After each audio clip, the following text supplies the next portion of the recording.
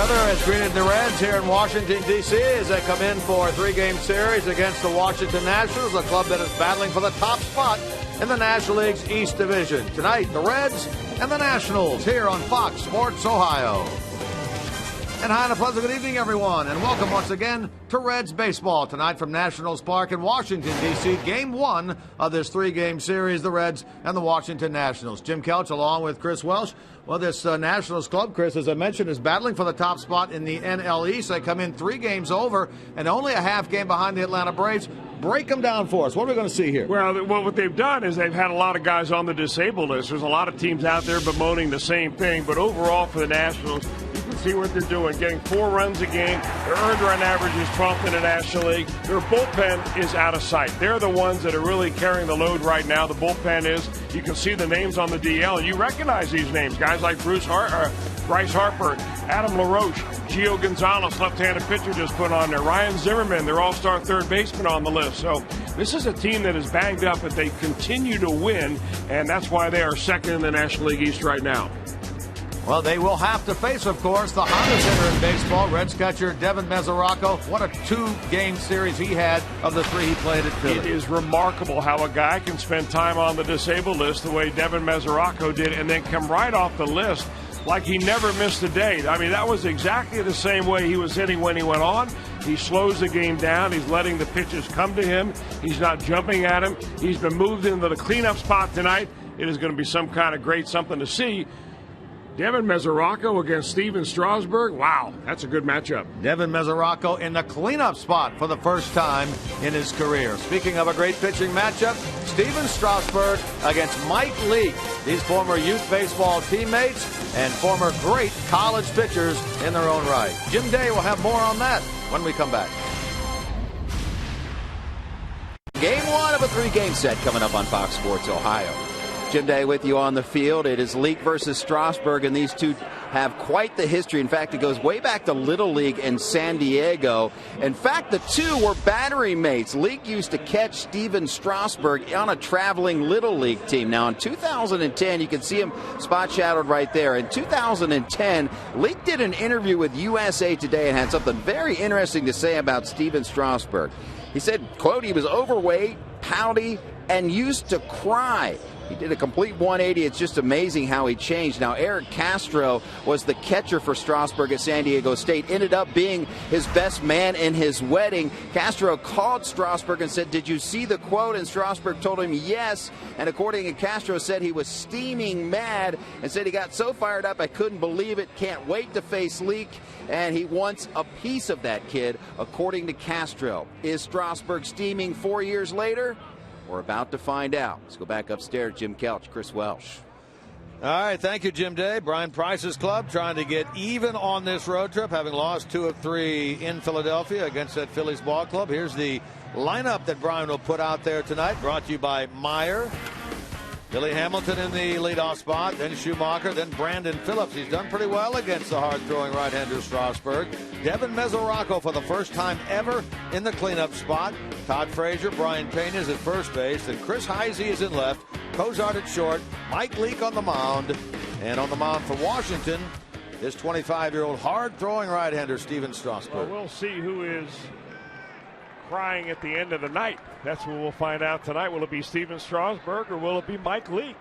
Strasburg has faced the Reds twice. Leake has faced the Nationals 8 times, but this is the first time the two have hooked up together. Hamilton jumps in there. He's ready to go. And the bunt is fouled, and what an effort right there by Wilson Ramos. What a way to start the game. Hamilton bunts, Ramos extends, 1 pitch, 1 out. Well, that is some kind of athletic move by the catcher Wilson Ramos as he comes out of his catcher's box fully extended. Knowing full well if you're going to get an easy out like that from Billy Hamilton, you might as well take it. Yeah, the first pitch hit Billy Hamilton has ever seen from Steven Strasburg. He tried to bunt it. Ramos has just been off the disabled list not long ago at all. He's only played, 9 games with this club this year. Made a great effort and made the play. Well, the Reds are getting Strasburg when he is on some kind of a roll. His last 5 ball games, his earned run average is under 2.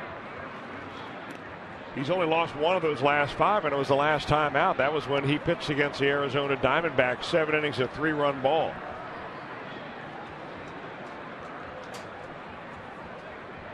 One win, one loss in the 2 starts he has made lifetime against Cincinnati. Both were at Great American Ballpark, so this is the first time he has faced the Reds here at his home park. His last time out was a loss. He lost at Arizona, allowing 3 runs in 7, but as Chris said, he really has been pitching very well. 5 consecutive quality starts, 6 on the year. He's tied for second coming into this game in strikeouts with 70.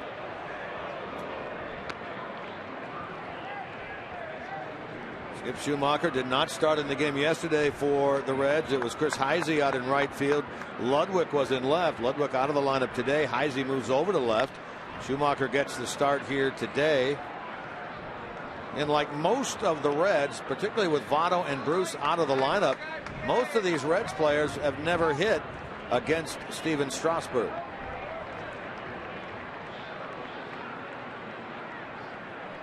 Schumacher 1 for 8 so far on the road trip.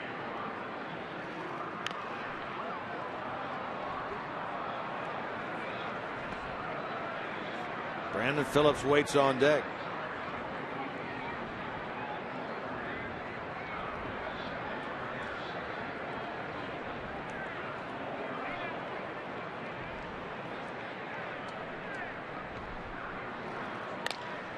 Hard hit by Schumacher and into the alley in right center. That's a hit. He'll make the big turn, test the arm of Denard Span, and get in there with a 1-out double. Good effort by Schumacher, and they know that Span does not have a very good arm at all, and Schumacher took advantage. Well, Skip Schumacher is telling Steven Strasburg, you cannot throw your fastball by me. He was pesky in there. He kept fouling him off. Strasburg finally comes out over the dish with a 96-mile-an-hour heater. And after seeing enough of him, Schumacher is able to center it and find a gap. Man, that guy's a scrappy player. It's his second double of the year with the Reds. He had been 2 for his last 15, but a good start for him here, giving the Reds an opportunity in the first. And they did score in the first inning in all 3 games at Philadelphia. Trying to get on the board first here.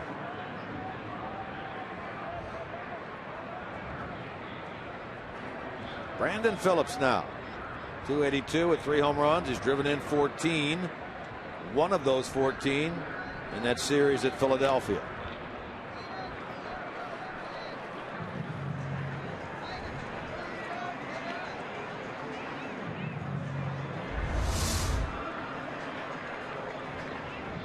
Wow, that one looked like it hurt. That's something off speed right there. Brandon's a pretty good fastball hitter in his own right. What Strasburg can do, though, when you're throwing 95 miles an hour and up, you get it up the ladder a little bit. It looks good. Hitters have a hard time getting on top of it. Schumacher leading away at second, down there on the bottom of the screen.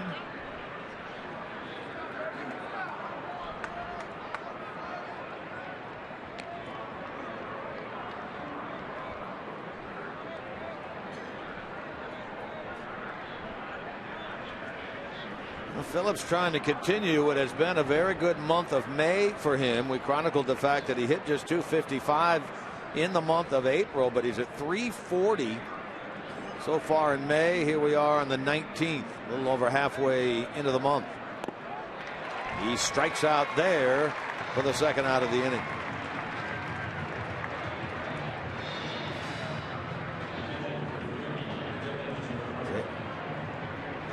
Here comes Devin Mesoraco.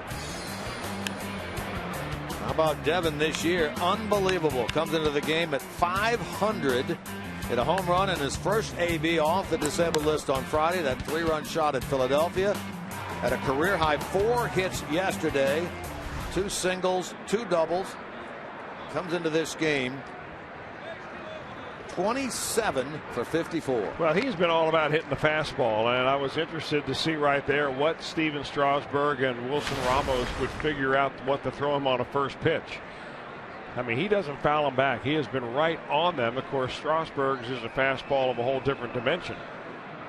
Yeah, Brian Price was talking about Mesoraco before the game, and he said, you know, it's not like he's feathering hits to right, chopping one over the third baseman's head. He is really, really hitting them hard. And he's pulling a lot of them, too. I mean, you know, you can play him to pull, but as hard as he's hitting the ball, it doesn't matter. Most of those balls are landing into the outfield, or as they did in Philadelphia, up in the seats. He has a hit in 14 of the 15 games in which he has played. He rips that ball to third. Nice play by Rendon. Low throw to first, but Dobbs digs it out, and Mesoraco retired. Top of the first comes to an end here at Nationals Park. Baseball on Fox Sports Ohio is brought to you by your local Ford dealer. Ford, go further. By Cincinnati USA Regional Tourism Network. Stay close to CincinnatiUSA.com. By AT&T, mobilizing your world. And by Skyline Chili, feeling good. It's Skyline time.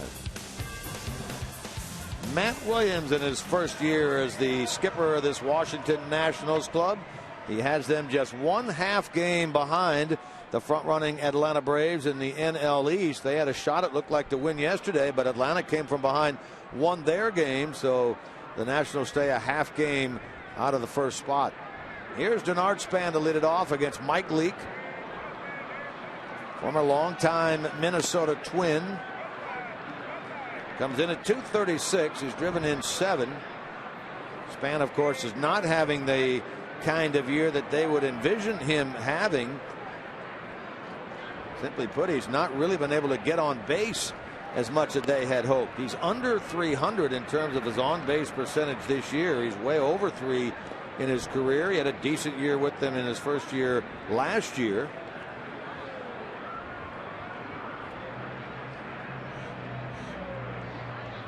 Spent a week on the disabled list, middle of April, after suffering a slight concussion. Meanwhile, Mike Leake, 2 wins, 3 losses, 3.09 ERA, 9th start, 5 quality starts, 3 of them in a row. His last 3 starts, an ERA of under 2. Yeah, and you can add all those up, and guess what? The Reds have lost each of his last 5 starts. Kind of mind-boggling. Yeah, well, sometimes you can't control, you know, how many runs you're going to receive and run support, but he keeps plugging away, and Brian Price extremely impressed with the innings quality of his work. I mean, I'm not sure what Denard Span's been looking for up there. I mean, he's seen at least 3 or 4 fastballs, and maybe he didn't see them. Take a look at the Nationals lineup put forth by Matt Williams, brought to you by Meyer. Denard Span, Anthony Rendon, and then Jason Worth. He's done very well career-wise against Leake. Ramos, Desmond, and Dobbs. Danny Espinosa, the 7-hitter, then Nate McLeod, and then the pitcher, Steven Strasburg. Here's Rendon. He has, in effect, taken over down at third base for Ryan Zimmerman. Zimmerman, of course, is on the disabled list with a right thumb fracture. He had x-rays a little less than a week ago, and the thumb is healing, but not nearly as quickly as they had hoped it would. So Rendon, who was going to battle for the job at second base out of spring training, ends up being the everyday third baseman. Well, for Zimmerman, the problems are really deeper than just the thumb. He's had shoulder problems for a long time. He's had trouble throwing, and it's too bad because a player of the quality of Zimmerman, you want to see stars in the major leagues, and unfortunately he's been injured. But there is talk of moving Ryan Zimmerman to left field when he comes back off the disabled list from this thumb injury. And if they do that, Rendon will be the everyday third baseman. They want to get this kid in the lineup somewhere. They really like his ability, his swing. Yeah, I read the story in the Washington Post yesterday that talked about a possibility that Zimmerman's been taking fly balls out in left field, shagging during batting practice. Well, no one will come out and say, yeah, we're thinking about that. Everybody has a coy look on their face, I guess, when they're asked.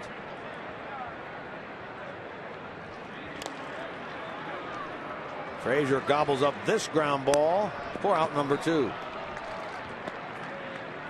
Reds defensively behind Mike Leake look like this, brought to you by your Ford dealers. The outfield tonight includes Heisey, who started in right field yesterday, in left tonight. Hamilton in center, Schumacher in right. Frazier, Cozart, Phillips, Pena third to first. Mike Leake throws to Devin Mesoraco.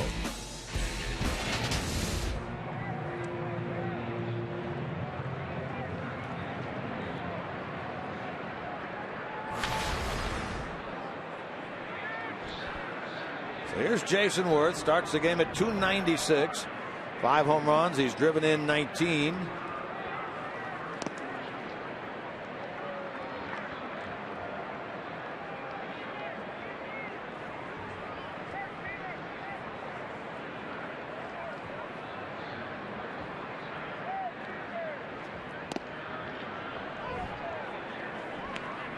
Leake got a ball and a strike. Worth, of course, signed that big deal, 7-year, $126 million deal. And he still has, after this year, 3 years remaining on that contract. Of course, he was a big member of that Philadelphia Phillies club that won the World Series in 08 against Tampa Bay, then lost the following year to the Yankees. Well, for Jason Worth in that particular ball club, and really in his tenure with the Phillies, he was more of a complimentary player. There were other players like Chase Utley, for instance, or Jimmy Rollins and Ryan Howard, who were the main guys, and he was a complimentary player and really excelled. But when he had to come over here, he was the main guy, and it took him a while to get adjusted to that. He had a great month in May, as you saw with that stat, over 320 batting average. But they need him really to carry the ball club now while some of these other hitters are out.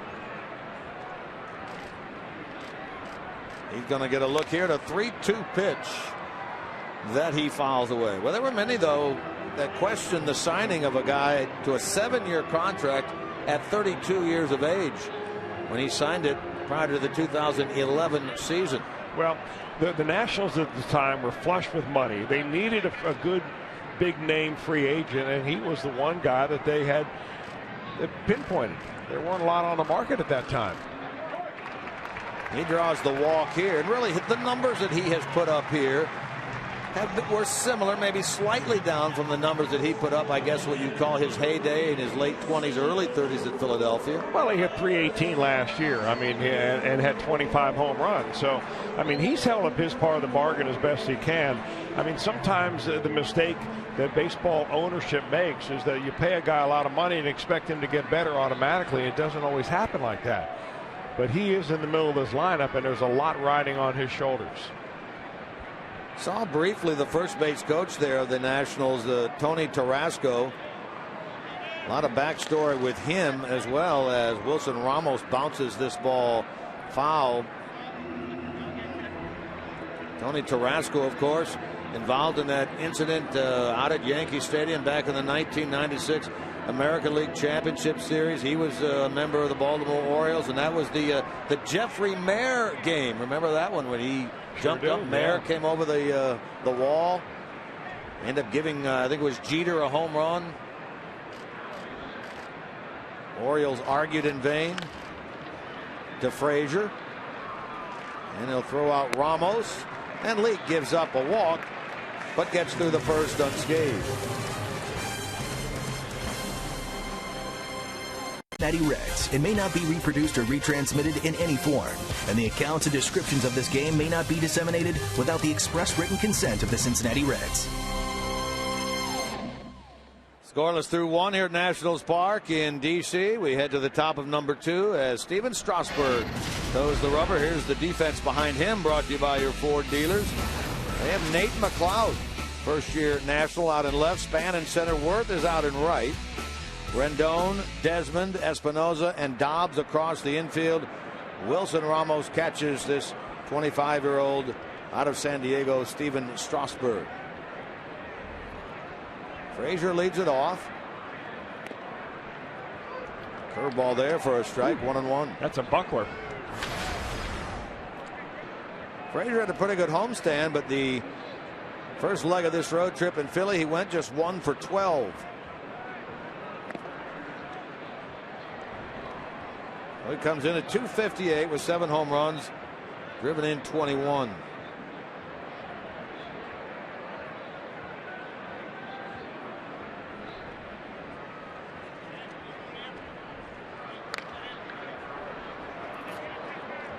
Worth Moving to his left for this ball by Frazier. Jason dropped the ball. How about that? He dropped that ball out in right field.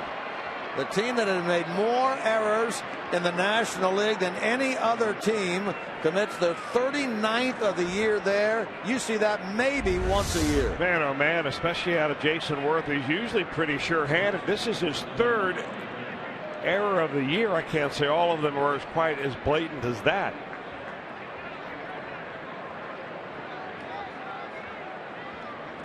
Yeah, you could see it hit the heel of the glove, but wow. So a golden opportunity for the Reds. A two-base error on Worth. Frazier out at second to start the inning. I guess from Worth's standpoint, at least he did that here at home and not, say, up in Philadelphia. Yeah, that'd be worse for him.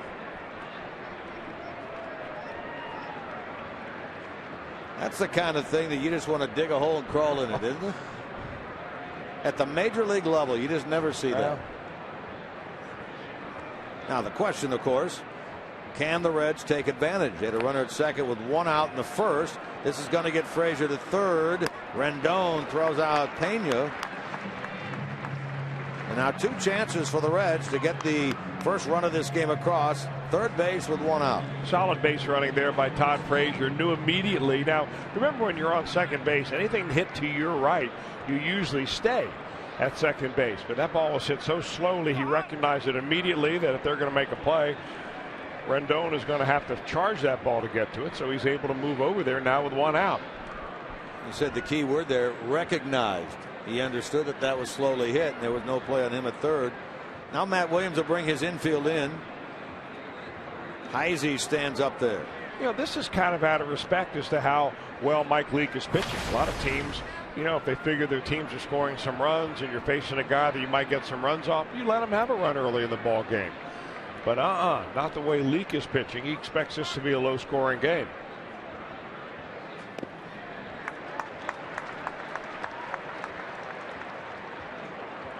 Look at the difference here. Fielding comparison between these two clubs. Reds the best in the major leagues, and the Nationals, other than the Cleveland Indians, the worst in the big leagues.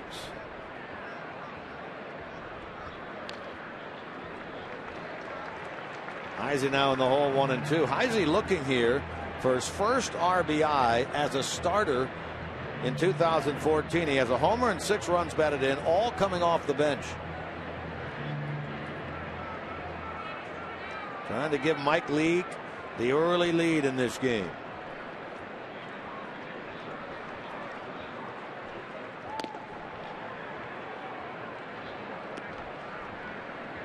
Heisey, like Billy Hamilton, like Schumacher, like Pena, like Mesoraco, all seeing Strasburg for the first time in their careers.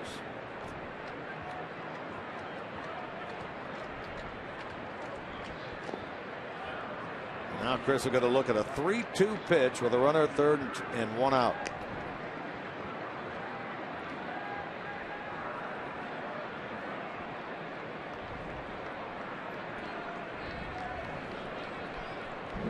Nationals a winner yesterday, 6-3 over the Mets. They took 2 out of 3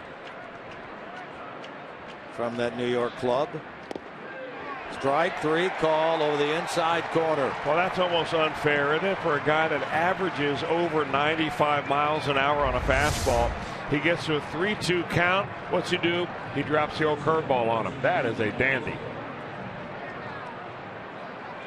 You gotta have a lot of confidence in that pitch to throw that there, don't you? Well, I mean, he figures also he's getting down the bottom of the order, and if he loses Heisey, he's got the number 8 hitter and then the pitcher coming up. But of course, as Strasburg well knows, Mike Leake, no ordinary hitting pitcher. So now it's Kozart's opportunity with 2 men out. Zach had a hit yesterday. He's 1 for 4. He comes into this game at 206. He's driven in 11.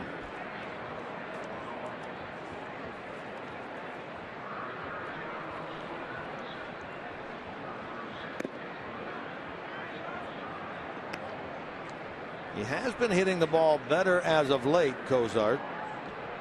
2 hits in the Philadelphia series, but Zach in his last 16 just under 300 at 293. Looking for something here to give the Reds the lead.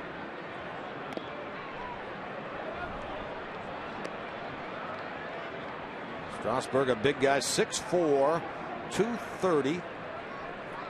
Big time collegiate career, San Diego State. First overall pick in the 2009 draft. 2-2 now to Kozar.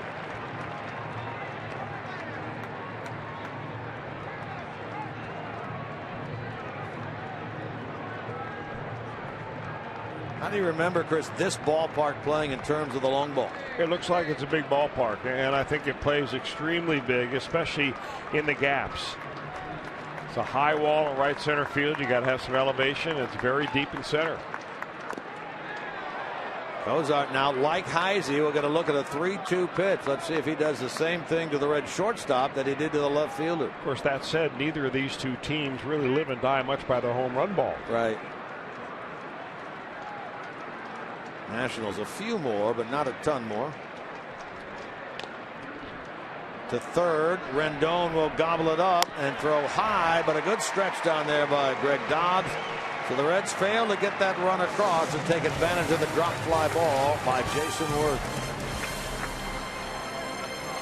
Serious lawyers for serious injuries. Call 1-800-ELK Ohio. Let's talk runs, a record when you score first. Reds over 500 by 1, but that's not very good in the National League. The Nationals 10-13 when the opponents score first. That's the most in the National League. And maybe it's good the Reds didn't score in the second inning. Well, we'll keep our fingers crossed on that. Ian Desmond leads things off for the Nationals here in the bottom of the second.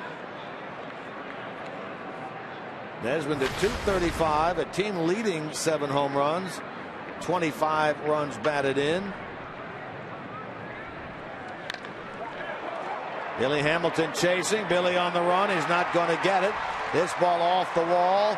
Desmond will end up at second with a leadoff double, and now the Nationals have their first real opportunity to get on the board. Desmond with double number 6. Even Billy couldn't catch up with that ball. Well, Desmond hits it hard, and what he seemed to have done this year and last year is really get stronger and stronger and hit the ball harder. His slugging percentages are way up over the last couple of years than when he broke in. And he's rounding himself in one of the more complete shortstops around the National League. Reportedly turned down a big-time extension in spring training to eventually sign a 2-year deal to avoid arbitration. But he'll be a free agent after 2015, and he's putting some numbers up. Offensively, he is everything you could hope for. It's the other end of the game that they are worried about him. Fly ball to right. Schumacher nearing the line, makes the catch. That'll easily get Desmond over to third. So Greg Dobbs, the veteran, doing some of the fill-in work at first base with Adam LaRoche out due to injury, moves the runner to third.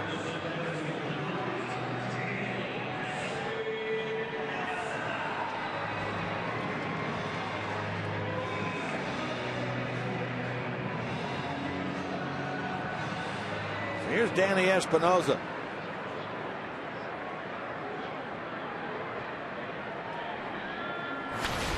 He's at .221 with 6 home runs, 10 runs batted in.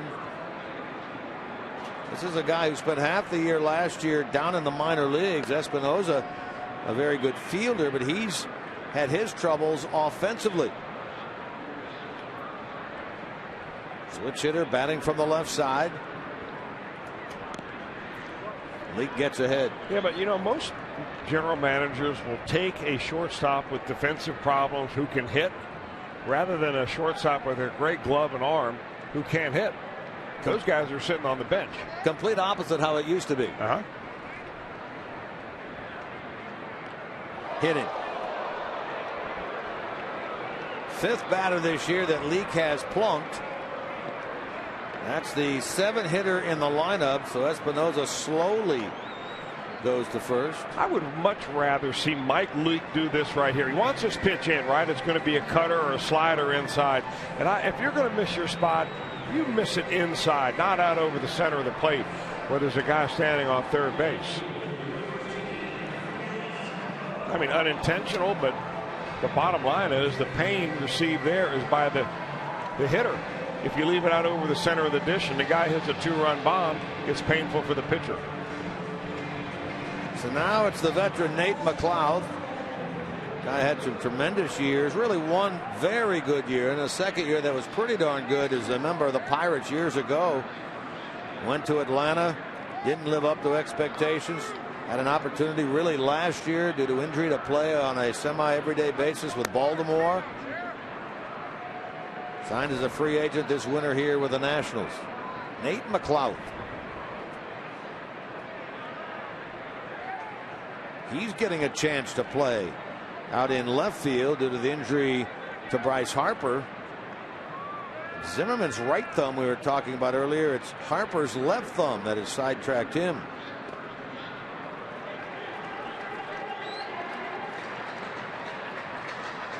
McLeod playing.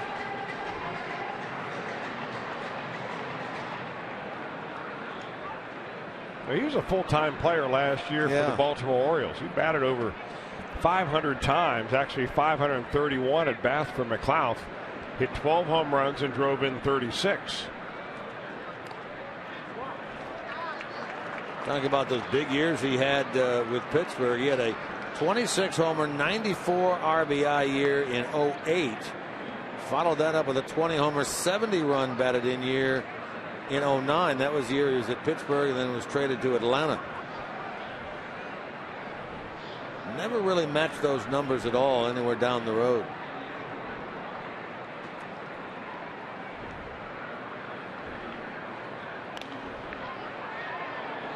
Big out right here if the Reds can get it with a pitcher spot on deck. Double by Desmond into center field, started the inning. Espinosa hit by a pitch, so the Nationals have them at the corners with one out. Well, McLeod has not hit into a ground ball double play yet this year. That's what Mike Leake is looking for.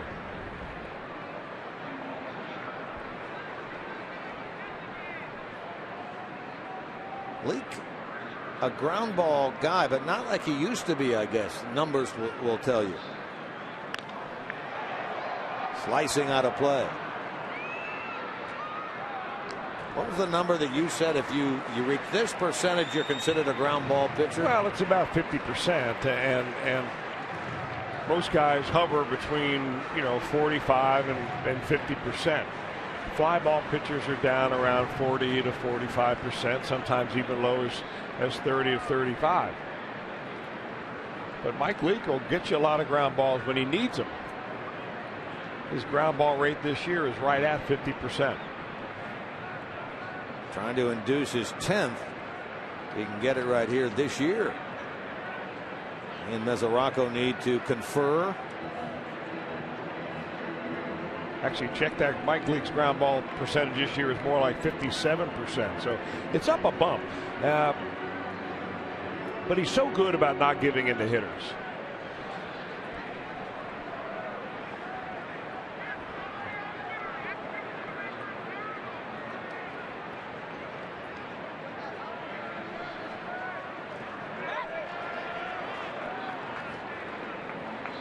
Leake wants the appeal. Yeah, that was a decision pitch right there. He really wanted to get a strikeout out of that pitch, and he throws that little slider so well.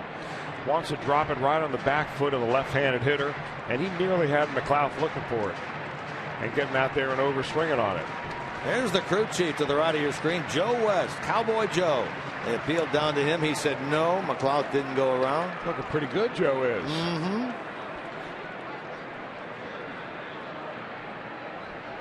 Marty Foster, our man behind the plate tonight. Rob Drake at first, Alan Porter at second, the aforementioned Joe West at third. Reds in here for the one and only time this year. They were here for a 4-game series last year, very early on in April.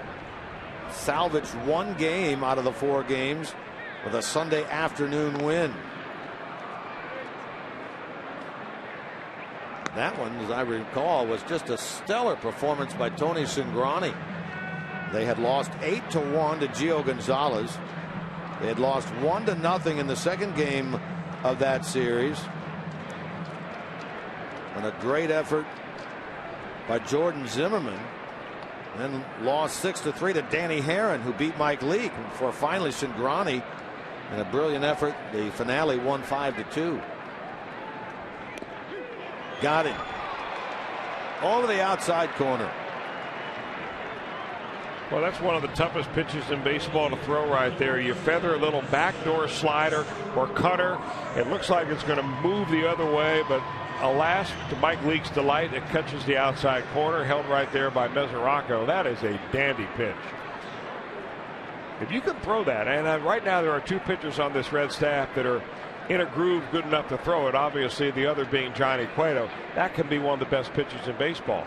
Problem is, it's very difficult to just get it right on that edge. Cueto, of course, will pitch here tomorrow night, the second game of this series. He'll go against Doug Fister, another one of the many players that spent time on the disabled list for this Washington club. Former Detroit Tiger, had some success over there.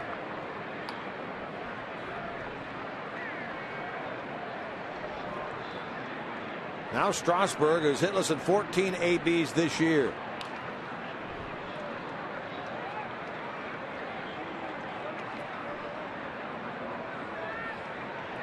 Career rise, a 154 hitter, Strasburg. Leake will try to get him, and if he can do that, then the two will flip-flop, and Leake will face Strasburg in the top of the third to lead things off.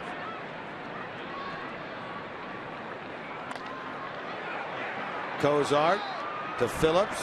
Short way to get the force on Danny Espinosa, and a nice job by Mike Leake to work around. Two runners on with one out. Strasburg was the talk of baseball coming out of San Diego, where he was hitting 100 miles an hour. This is what they did in 2009. Mike Leake was 16-1, Strasburg 13-1, but they finished first and second in the NCAA and Division I in earned run average. And so you could tell just based on their college stats that they had pretty good pro careers ahead of them. Obviously, both of them taken high in the draft, and here they are both facing each other in the major leagues tonight. And Strasburg just grounded out against Leake, and now Leake bats against Strasburg. Here's the way the draft came out. Everybody knew the Washington Nationals were going to take Steven Strasburg #1. The Reds did not pick until the 8th pick of that first round, and they surprised a lot of people when they took Mike Leake. Because when you size up physically a #1 draft pick, what you see in your mind, a profile, is Steven Strasburg, 6'4", 225, throwing 95 miles an hour and maybe even 100. But believe it or not, with Mike Leake, they've gotten a lot better results than they have from Steven Strasburg. Let's take a look at what they've done here in the major league so far. Mike Leake has had more starts because Strasburg has missed some time with Tommy John surgery. He's also had some other injuries. They're both about 10 or 12 games above 500. Earned run average is very close, but as far as overall picks and starts and so on, you got to give the edge to Mike Leake. And the other part of it is this: Steven Strasburg, as the #1 pick in the nation that year, received $7.5 million. That is more than $5 million more than what Mike Leake got. So if you talk about return on investment, Reds are going way ahead of what the Washington Nationals have gotten. Well, and as you said earlier, they go about getting guys out in a totally different manner.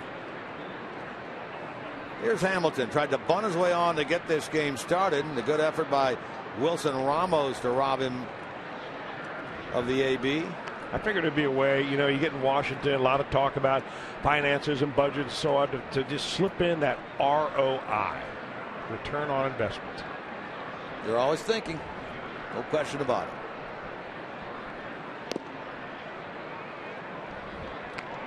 Hilly will get a look at a 3-0 pitch.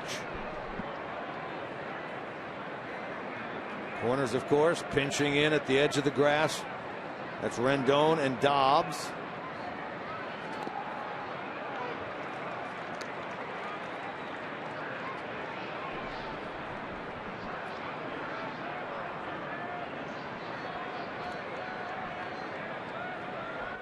Talked about the Nationals wanting to get Span on base more. Reds Same way with Billy Hamilton, and he'll be on here. He draws only his 7th walk of the year. And the leadoff man off of the runner on. And each now the first 3 innings in this game for the Reds.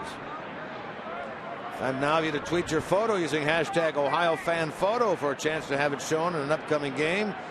Brought to you by AT&T. That's our fan photo of the game. We'll show you one for tonight a little bit later on.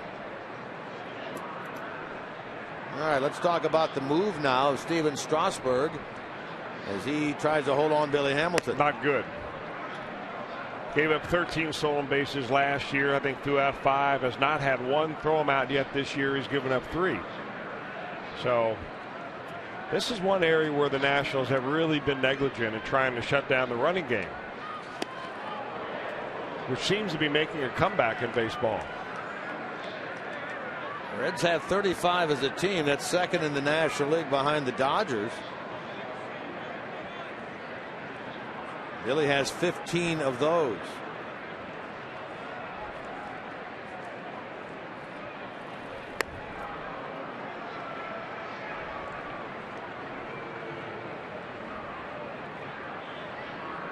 That was one of the things that Stephen Strasburg came to spring training really wanting to work on, is a slide step, being more compact with a runner at first base. It was a track meet last year against the Nationals. They've improved a little bit this year, but he's still a big guy with kind of a long delivery. And no matter how you try to tighten it up, he's still going to be a big guy with a long delivery. And if you're a Nationals fan or a coach, you certainly do, or Steve McCatty, the pitching coach, you don't want him to be so worried about not giving up a stolen base that he loses some of that stuff that he has going to the plate.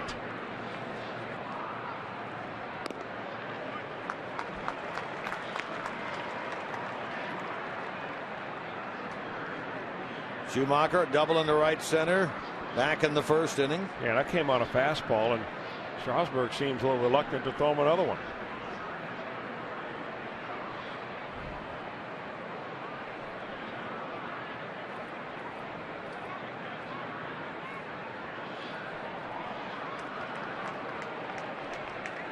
He's in his head, I can tell you. I can guarantee you that.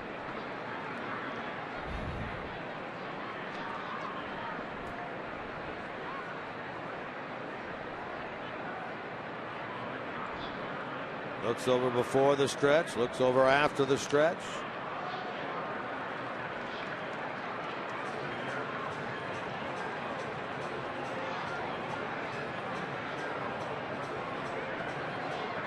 He's reading Hamilton. Hamilton reading Strasburg. Brian Price taking it all in from the Reds dugout third base side. Billy 15 out of 20 so far this year in stolen bases. Mentioned he's tied for second in the league in that department. D. Gordon of the Dodgers at 25. There goes the runner. One hopper to the second baseman Espinoza. But with Hamilton on the move, the Reds have still another opportunity with a runner in scoring position. Now there are 2 out.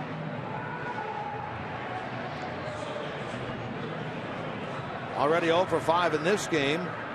The Reds were a dismal 3 for 25. Runners in scoring position in the Phillies series. So they're trying to get it done here with Brandon Phillips. Brandon struck out his first time.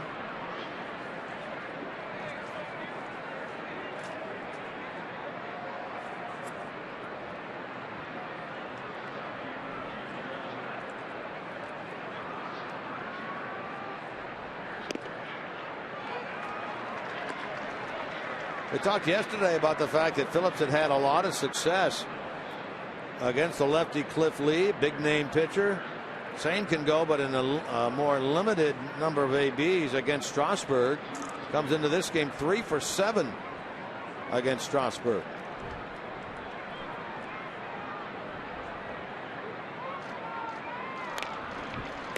Right at Dobbs, who makes the catch. Phillips 0 for 2. And another stranded base runner for the Reds, who have stranded 3 already in this game. Ballpark, take advantage of the Memorial Weekend offer Let's purchase 2 tickets for only $22 and see the Reds and the Cardinals. Plus, don't miss a weekend full of fireworks, giveaways, and fun. Head to GABP this weekend. Take advantage of the 2 for $22 ticket deal. If you'd like tickets, 513-381-REDS. Select Kroger locations or Reds.com. Scoreless into the bottom of the third. Top of the Nationals order, Denard Span. Leaked quickly ahead of him. 0-2. Span career-wise just shy of 350 in terms of his on-base percentage. That was down a little bit last year in the 320, high 320 range. As you mentioned earlier, he's under 300 at 288 at the start of this game in terms of getting on base.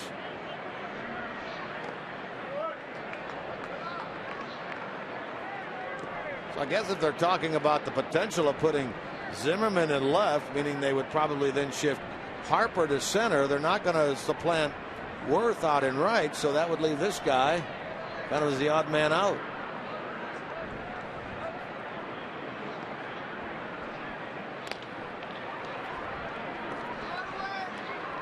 Phillips makes the play. Leadoff man retired. So Mike Leake gets the first out of the inning. Mike is our Steel Power Tool performer of the night. Look at these numbers as you compare April to May. Yeah, the funny thing here is that the difference in run support. He had a higher earned run average in April, but he got a lot more runs in support. Here he is pitching his tail off in the month of May, and they're not getting any runs for him.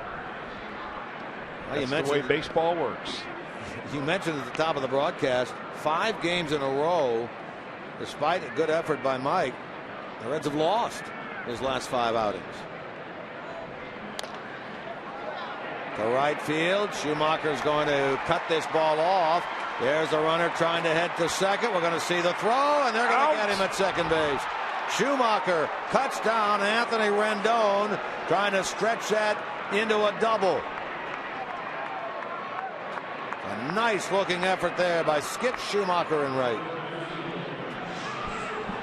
Tell you what, very quiet signing when they got Skip Schumacher, but you know, everybody who I had talked to prior to spring training, whether you're from, you know, the Cardinals or anybody else around the league, just had nothing but great things to say about Schumacher. I mean, a gamer. He brings a certain level of intensity to this ball club that is desperately needed. And being forced to play, of course, because Jay Bruce is on the list and Votto's out and so on. But man, oh man, that's a good play right there. That's a perfect throw all the way in the air. Cozart took it and slapped the tag on Rendon. So instead of a runner at second and 1 out, bases clear, 2 out for Jason Worth. Outfielder who was converted to a second baseman for the Cardinals, did a very good job there for a couple of years. He can play any of the outfield spots. He just showed he has a pretty darn good and accurate arm. We saw a good outfield throw from Billy Hamilton in Philadelphia from center to third. See one here from right to second by Schumacher. So Hamilton and Schumacher assists from the outfield in this road trip. You know, that's the kind of play that I'm not so sure that the way they try to judge how good your team is defensively, whether you get really the full credit of how important that play is.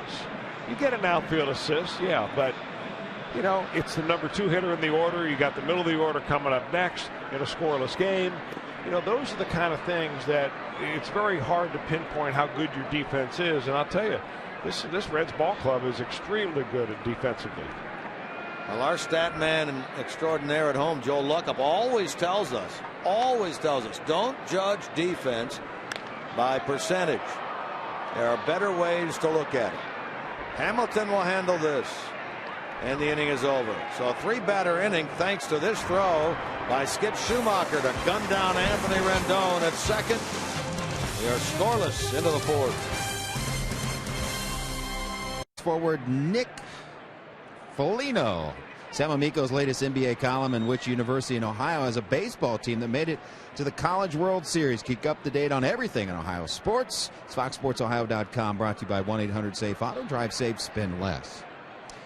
Jim Day with you, and Devin Mesoraco stepping in here to lead off the inning for Cincinnati. Now, oftentimes over the years, I have asked players over and over, hey, where do you want to hit in the lineup? And they say, you know what, it doesn't matter. They give me the standard politically correct answer. It doesn't matter, just happy to be here. Anywhere they put me, anywhere I can help the team. Well, I asked Devin Mesoraco if he wanted to be moved up in the lineup and hit in the middle of the order. And he said, without even hesitating, I absolutely want to hit in the middle of the lineup. I absolutely want to be a guy that they count on to drive in runs. I want that pressure. I want to be that guy.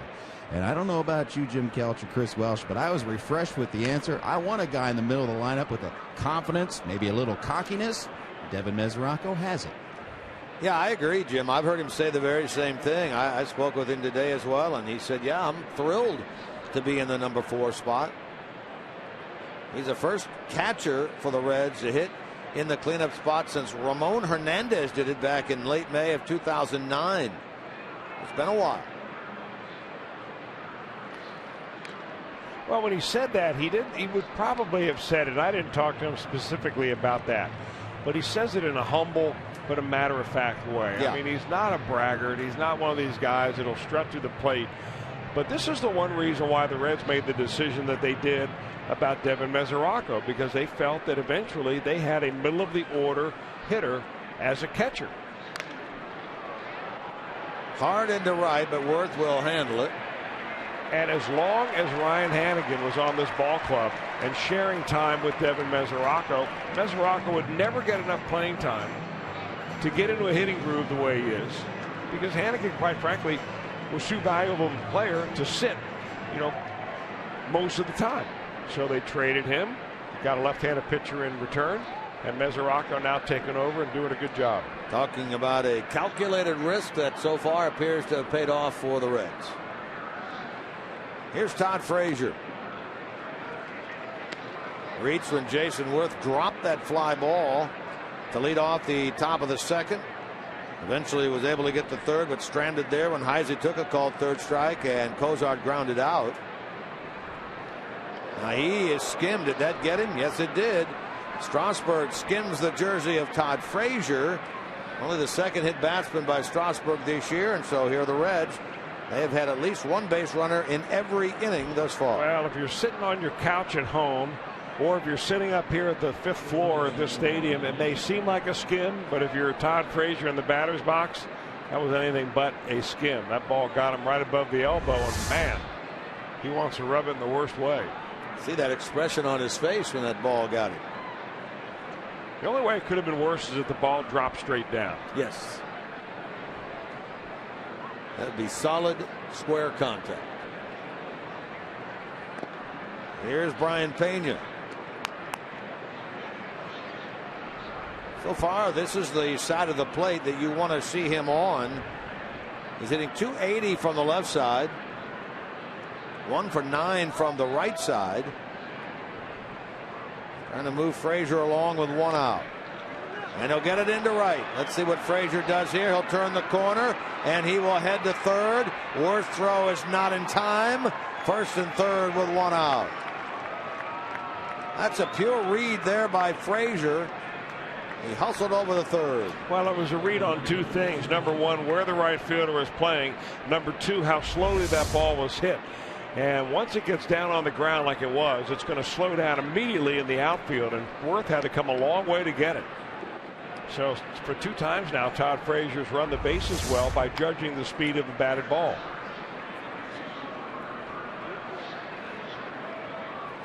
All right, here the Reds are now with another opportunity. Heisey had one with a runner at third, 1 out in the second. He has one in the fourth. Runners at the corners, 1 out in the fourth. Shows bunt. Ball 1. Well, you got to be aware of this. And Zach Cozart has been the guy who's been on third base several times over the years when Chris Heisey's done this. And Steve Smith knows it because we've seen it happen before. So I'm sure he told Todd Frazier, be aware if he happens to drop one down right here, you need to be off and going. Runner from first takes off. Now he's going to try to hustle back to the bag, and he does. Well, Brian Pena's been watching those Billy Hamilton highlights. Boy, you just had to wonder there. Did Brian maybe think he saw something sign-wise? That's a hit and run, it looked like. Or did Heisey well, not no, that was a hit and run swing by Heisey, and I think that's probably what they were trying to do. Now he's looking around saying, did I see something wrong here? No harm, no foul.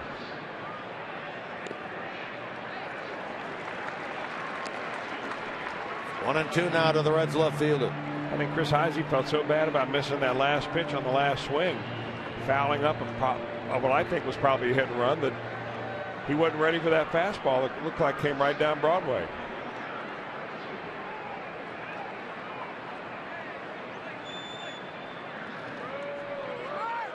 There goes Pena. Now here comes Frazier, and the Reds will take the lead, and now Pena will be tagged out.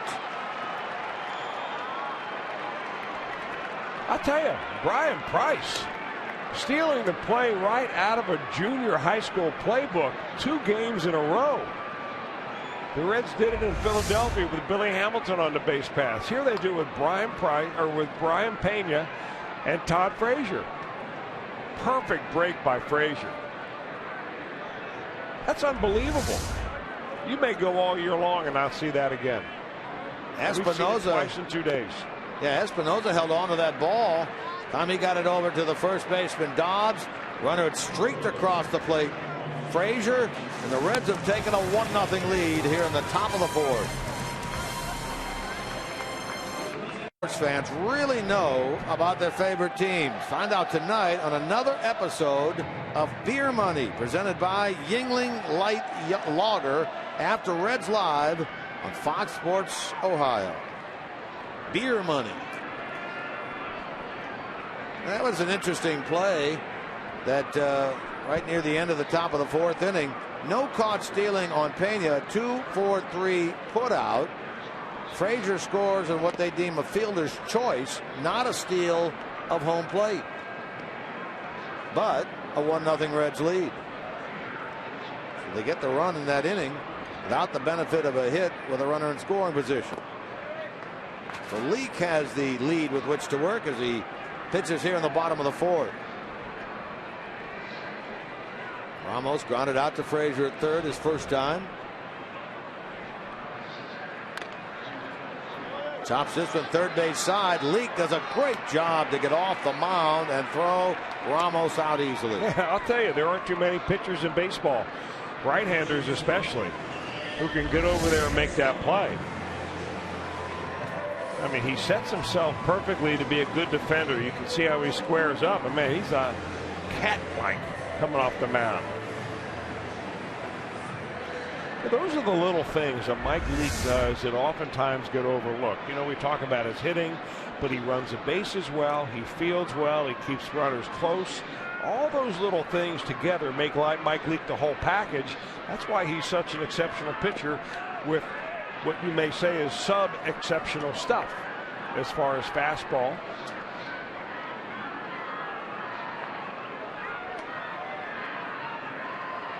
Ian Desmond doubled his first time.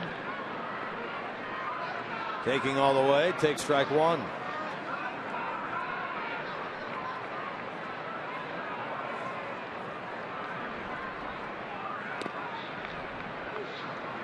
Desmond, the longest tenured member of the Nationals organization, was actually drafted when they were still the Montreal Expos. We were talking about a player yesterday like that, Cliff Lee.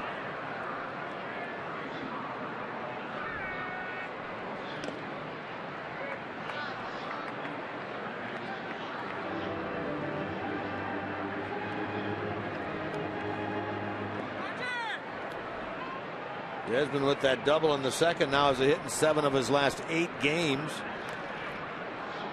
Has reached base in 21 of his last 22. That's a pretty aggressive swing right there from the shortstop. Desmond has never been a guy that'll walk a lot, but he's chasing more pitches. He's much more aggressive early in the count now than he's ever been before. Young man from the Sarasota, Florida. Used to come around and watch the Reds do a little spring training. He is caught looking there for the second out of the inning. Third strikeout by Lee. Just a reminder, coming up a little bit later on in tonight's broadcast, our Miller Time moment of the game. Brought to you by Miller Lite. See, there we are, way up at the top of the ballpark right there. Way at the top. Players look like ants down there on the field.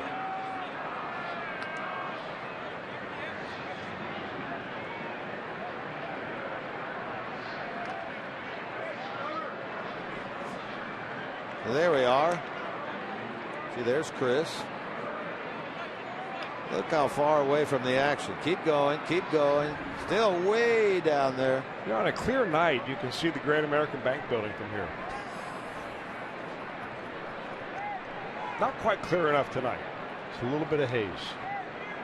See, now that's a funny line.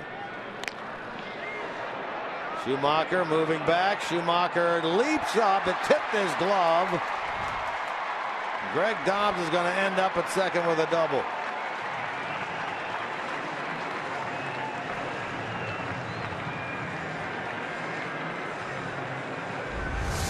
And I really believe that Schumacher thought he had this ball. He timed it maybe just a little bit early, but boy, that's a good effort. That long outfielder's glove, he just couldn't quite corral it. He needs a little sticker right there at the top of the fingers in that glove.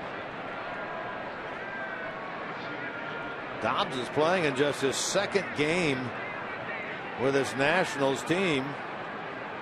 After starting the year with Miami, he's been down in the Marlins the last couple of years.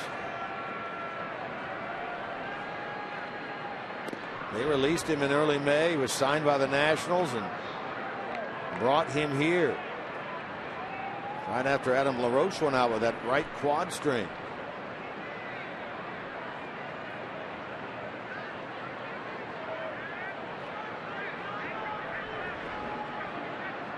Now it's Danny Espinosa.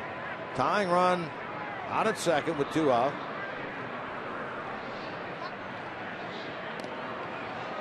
Great pitch there by Leake.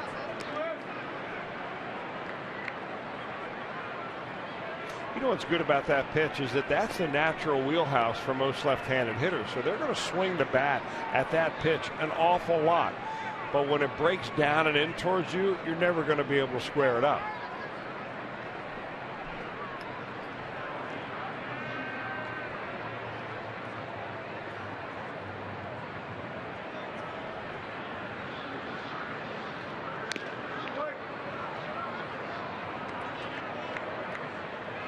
Good setup pitch there. You throw the ball as hard as you can, eye high. And now you've got the hitter thinking, all right, I've just seen his hardest fastball.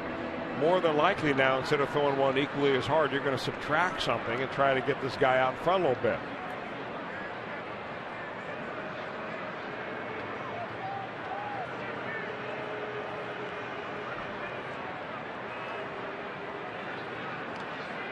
That came right back with the heat.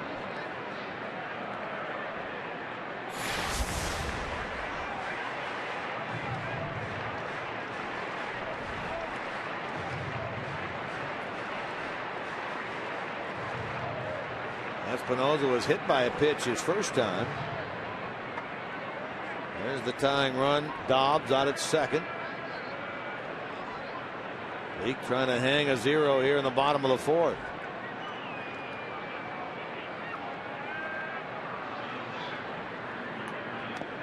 Did he go? He did, says the home plate umpire Marty Foster. Strikeout number 4 for Mike Leake. Ohio is brought to you by the JTM Food Group. Let's create great dishes together. By Toyota. For over 30 Toyota offers, visit buyatoyota.com. And by B-Dubs. Spend $30 on a gift card for dads and grads, and they'll give you a $5 bonus. That's Buffalo Wild Wings. Wings, beer, sports. Washington Monument, you know, that just reopened. It had been, a 2 or 3 year project to fix that. They had some issues with the Washington Monument. And it just reopened to the public earlier this spring.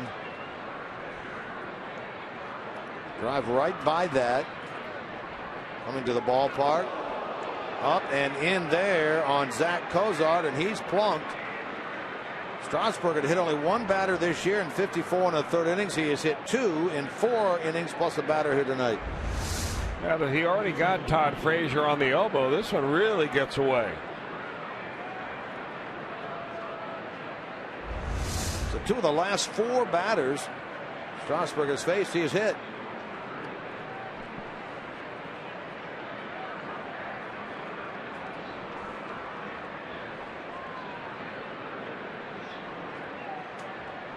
Now Leake will show bunt and miss for strike 1.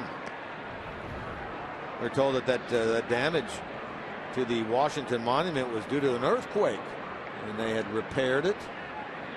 Last year when we were here, there were scaffoldings all over the place over there. I thought when you said issues, you had just picked up some Washington vernacular politispeak. The only politispeak I know is from watching House of Cards. The only thing I know.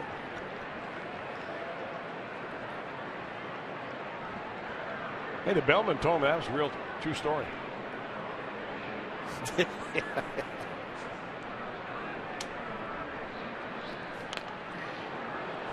Leak in the hole, 2 strikes.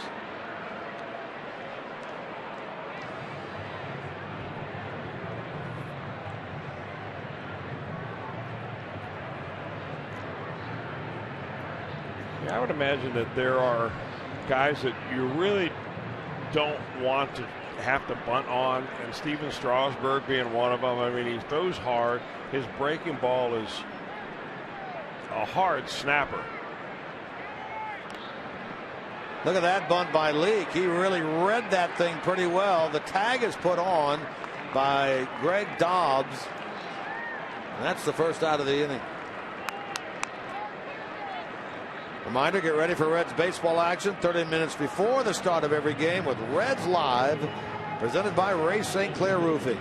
Right here in your exclusive home of Reds baseball, Fox Sports Ohio. Jeff Pecoro, Brian Giesenslaw, Man Things back at our Cincinnati studios. Credit Leake with a sacrifice bunt, his second of the year, that goes 3 unassisted. More opportunities for the Reds with runners in scoring position. First one goes to Billy Hamilton. Corners cheat in. Rendon at third, Dobbs at first. Billy has 6 runs batted in, but none in the month of May. Love to pick one up right here.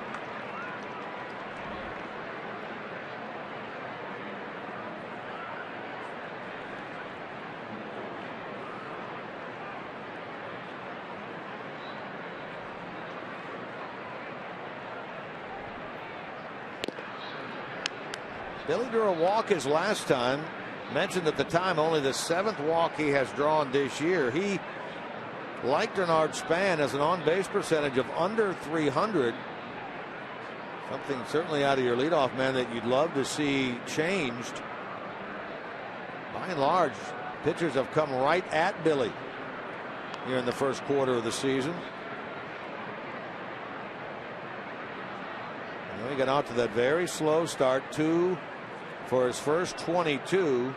But to his credit, has done a very good job since that time, right up near 300. Swings at a bad ball there, and he's in the hole.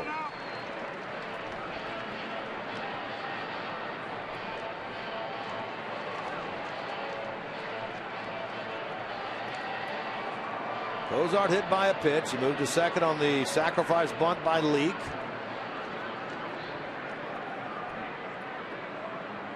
Schumacher waits on deck. Red trying to add to their 1-0 lead.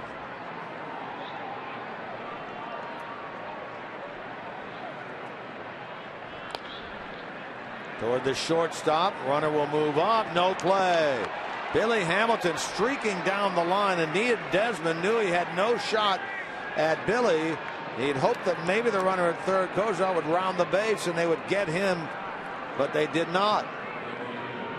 This is why it is so important for Billy Hamilton simply to put the ball in play. Stay away from the pop-up, stay away from the strikeout, put the ball on the ground, and use your wheels, young man. And he does it right here. This ball like a swinging bunt. And Desmond's thinking the best thing I can do right here is to see if I can get Zach Cozart snapping going around third base. Steve Smith, third base coach, right on top of that, hollering at Cozart to stay on the base. And he did. An infield hit for Hamilton. And now Schumacher has the opportunity.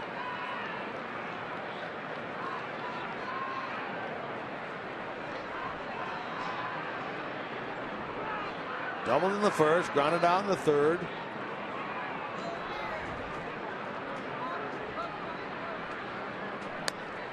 You know, kind of interesting there, because thinking about the strikeout in Billy Hamilton, the same goes for the rest of the ball club. And the Reds this year, really against the grain of what they've done over the last few years, is that they're striking out far fewer times than ever. In fact, they rank second best in the league for the hardest team to strike out, only behind the Colorado Rockies. So it changes the complexion of the inning entirely for the Reds right here. Trying to add another run on the game. You got a speedster on first. You got a man on third, one out. Will Schumacher give Billy Hamilton another pitch? Maybe try to steal a base.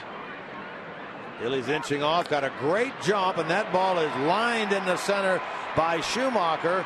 Cozart will score. Hamilton to third. 2-0 Cincinnati as Schumacher comes up with his second hit. What a jump Hamilton had there. Well, what a jump, and also a good move by Brian Price to have Schumacher in the number 2 slot, because if Billy Hamilton gets on, he's going to see a lot of fastballs, and Schumacher has already proven 2 times in this ball game that he can hit the Steven Strasburg heater. Both of them for base hits. Billy was 4 steps around second before Span even picked that ball up in center.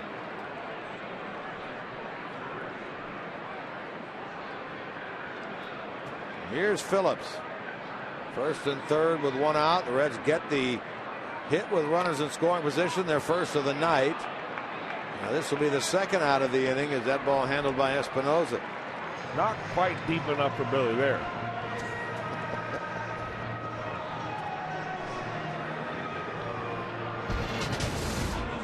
Now here's Mesoraco. This is our IGS bringing the energy feature of the night. Reds catchers at bat 1,000 have 2 or more doubles and at least 1 RBI in a game.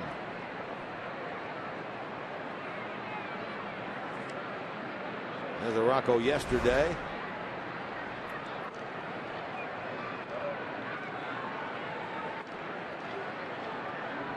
Devin has hit safely in 14 of the 15 in which he has played. Never faced Strasburg prior to tonight. He's grounded out and flied out.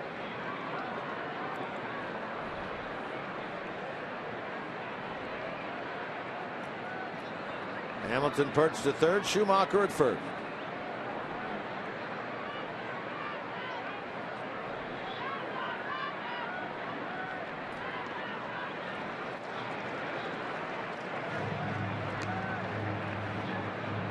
Well, he hit a rocket at the third baseman his first time up. Mesoraco did on a fastball that he got from Strasburg, and he's not seen another since. First pitch to this at bat, a changeup. Last pitch, a breaking ball.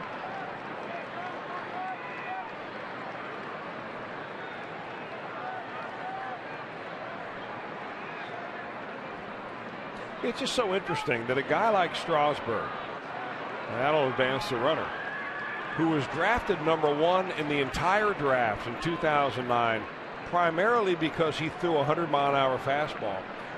It's his auxiliary pitches now that have made him a good pitcher. His changeup and his curveball. The pitches that are getting hit tonight is the pitch that he's getting hit, the pitch that got him drafted. He throws his fastball, averages 94, 95. Throws it almost 60% of the time. A lot of changeups, a lot of curveballs. It just goes to show you, big league hitters, 95 is hitting speed nowadays. Same thing can really be said for Aroldis Chapman, can't it? Yeah.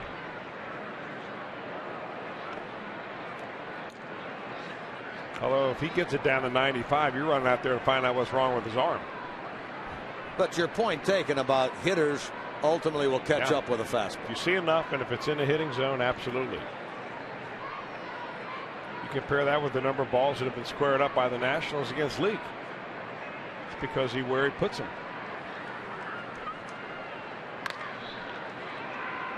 To Desmond. And the inning is over, but the Reds add a run. Big hit by Skip Schumacher. And it's 2-0 Cincinnati in the middle of the fifth. Jim Day back with you, and tomorrow is a big day here in Washington, and one that the Reds have been waiting a long time for, and that is Matt Latos will throw the simulated game tomorrow, and we hope it's his final step in a long road back from elbow problems. Jay Bruce, by the way, feeling great and will be one of the hitters in that simulated game. Also updating you on Joey Votto, and unfortunately the news is the same as yesterday. Brian Price said he's still in Cincinnati, he's still getting treatment. No word whether or not he will join the Reds here in D.C. or wait until he gets home, or no word whether he will go on the DL. Brian Price says it's a day-to-day situation. I followed up and asked him whether or not or how long they can go one man short on the bench, and he said that's also a day-to-day situation.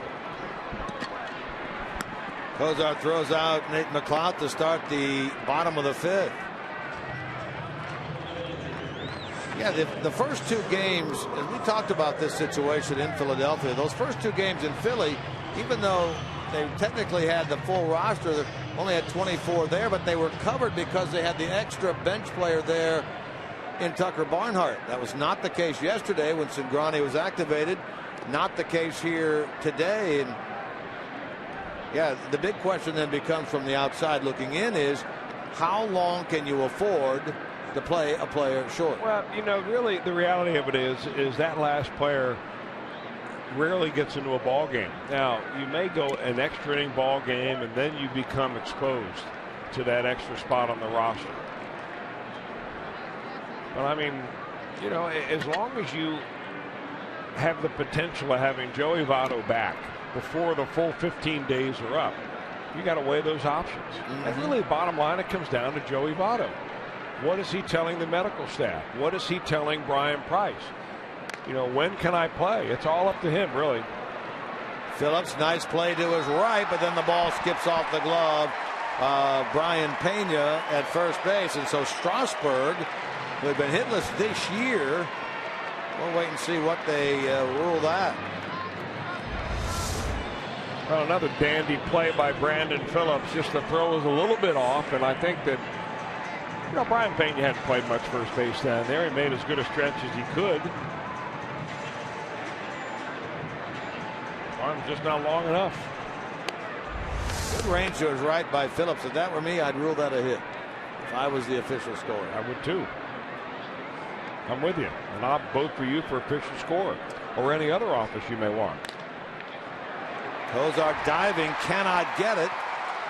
So back-to-back hits for the Nationals as Strasburg is given a hit on that ball, and now Denard Span aboard for the first time.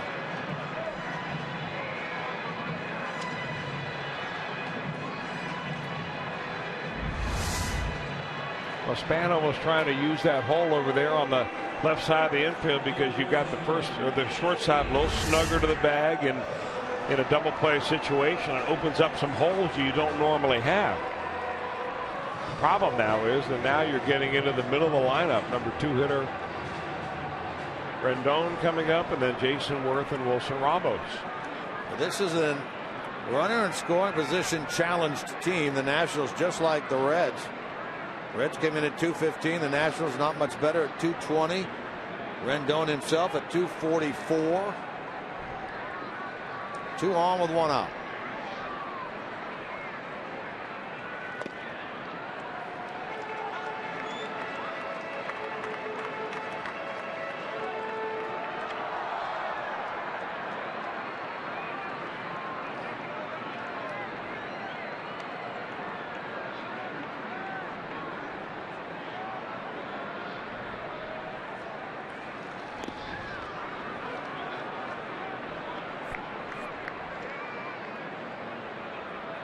Rendon has bounced out, singled into right.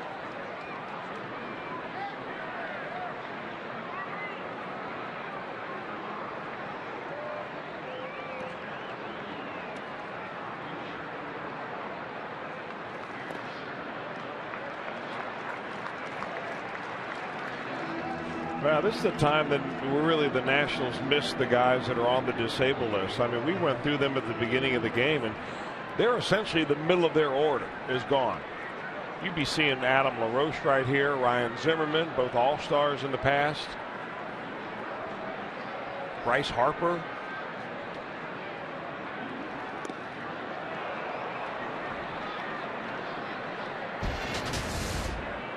This is what I'm talking about right here. These are the guys that are out on the disabled list right now. And these first three, I mean, that's the middle of the order.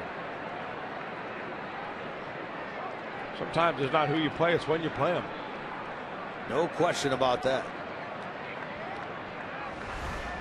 Rendon had a terrible swing at that 2-1 pitch.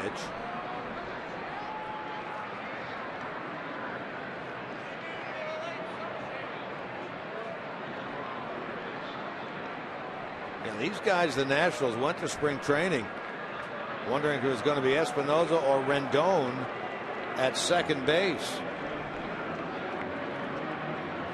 Rendon actually started on opening day at second. Once Zimmerman was hurt, Rendon moved over to third. So he's getting everyday playing time anyway from Matt Williams' club.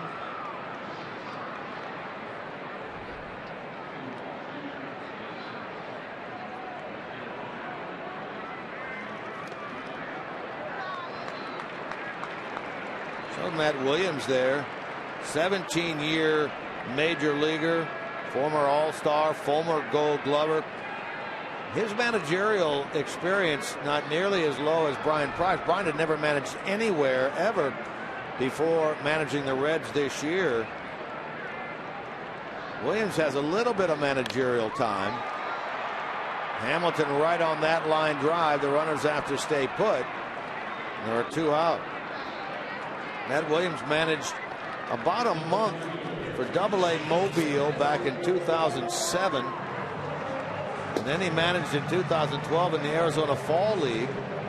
He has been, of course, a coach out at the Arizona Diamondbacks for Kirk Gibson. He was a member of that 2001 World Series championship team. Gets an opportunity here to take over this Nationals club when Davey Johnson retired at the end of last year as a manager.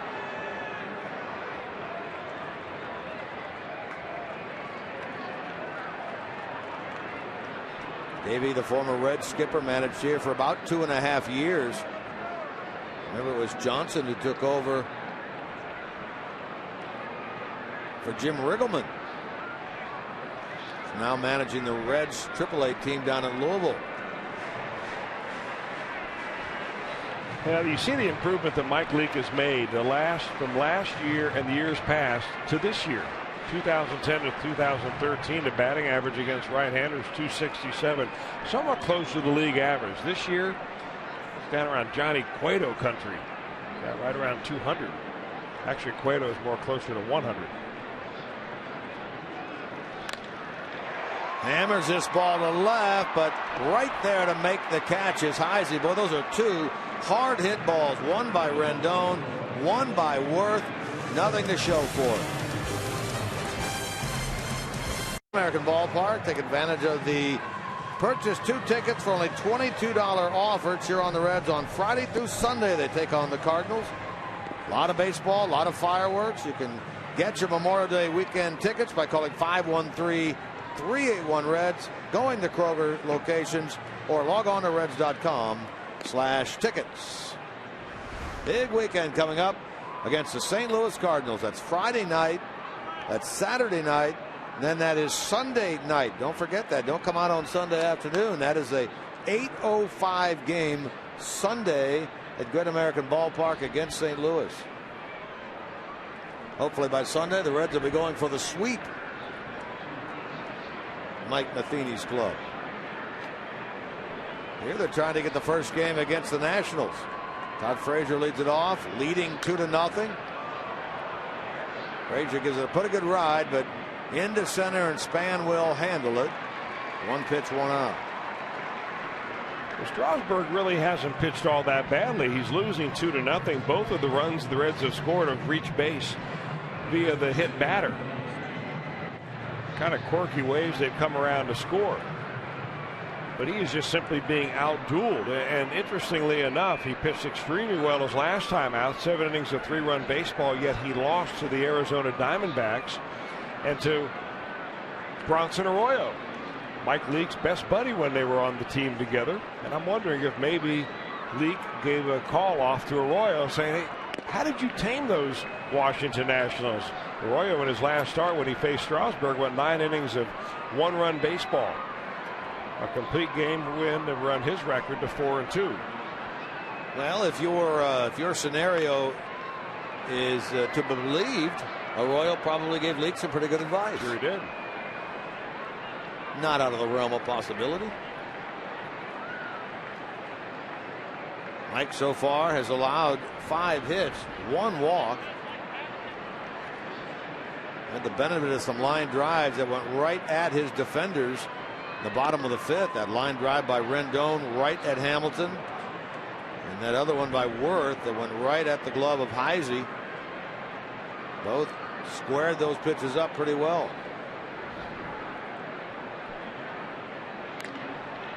Over the pitcher's head toward Espinoza for the 2nd out. Interesting that neither pitcher has been able to have a 1-2-3 inning tonight. In fact, until now, that's the first time here in the 6th inning that Strasburg is able to retire the first 2 in an inning. Leake's done it twice. Now it'll be Chris Heisey. He's had a couple of opportunities tonight, one in the 2nd, one in the 4th, with runners in scoring position. He has struck out both times. He's now 1 for his last 19. He's really had a tough go of it this month of May.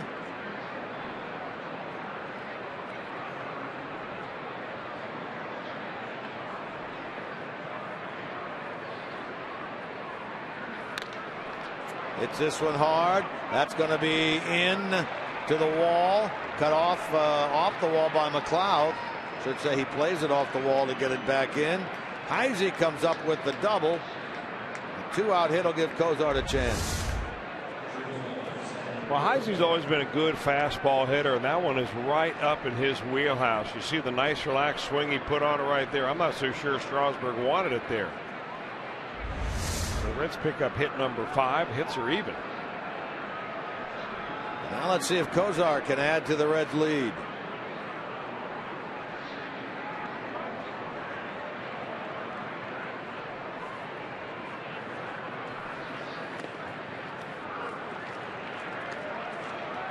Hit by pitch, scored his last time. Yeah, after being hit by the pitch the last time up, you can see why he buckled a little bit on that curveball. Last time he saw one coming in like that, it got him. There's a fastball that he's a little late on, and hits it down the right field line, and it is Jason Worth in foul territory that handles it. So Cozart retired. Reds leave a runner. They're 6. Tom Brenneman sits down with Reds closer Aroldis Chapman, talks to him about his return to the mound.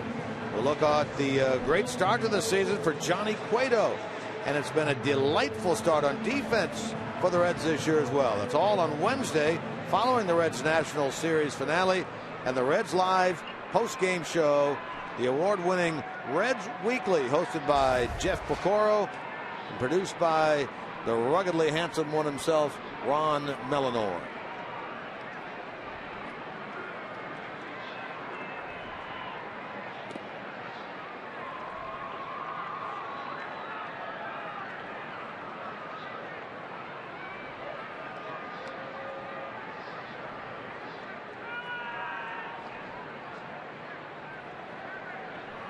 Ramos to get it started here in the bottom of the 6th inning. He's 0 for 2. Time on the disabled list earlier this year with a hand fracture. His left hand Missed a little over a month. It happened in the first series of the year.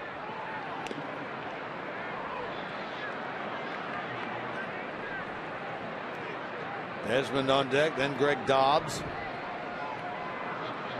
Run in the fourth, run in the fifth. 2-0 Reds. Nationals bat here in the sixth. Frazier. And on over to Pena for out number one. For 3 times he's hit the ball on the ground, and 3 times he has easily been retired. Here's Ian Desmond.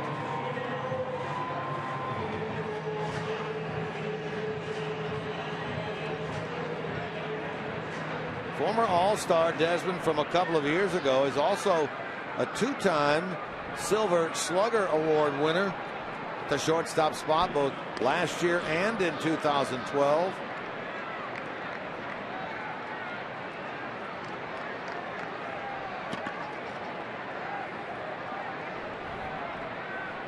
His double and called out on strikes.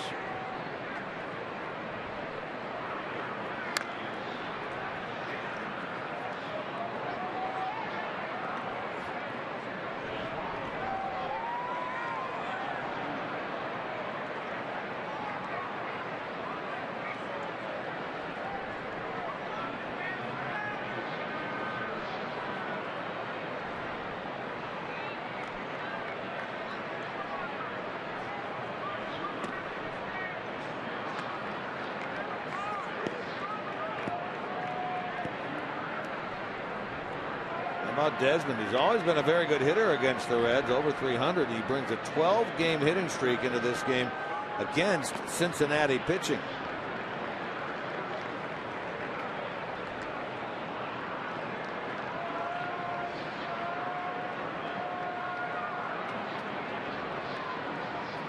Nichols been able to get the leadoff man in each of the 6 innings, save 1. That's when Desmond led off the second with that double. Now the National shortstop will look at a 3-2 pitch with 1 man out. Dobbs on deck.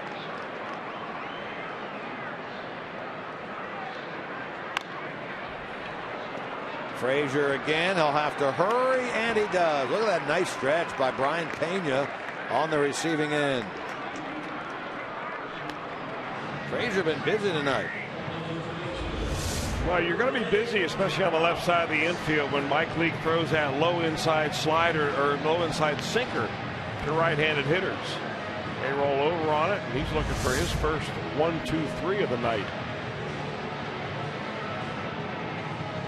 Well, if he gets it, it'll be the first one of the evening on either side. Greg Dobbs is 1 for 2. Talked about Leake and his prowess for the ground ball. He has an 8 ground ball out so far tonight.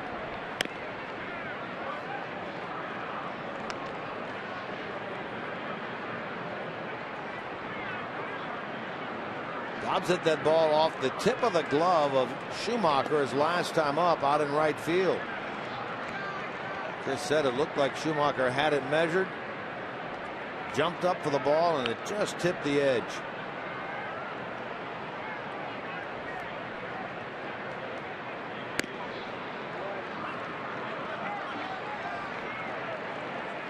Now 3-0.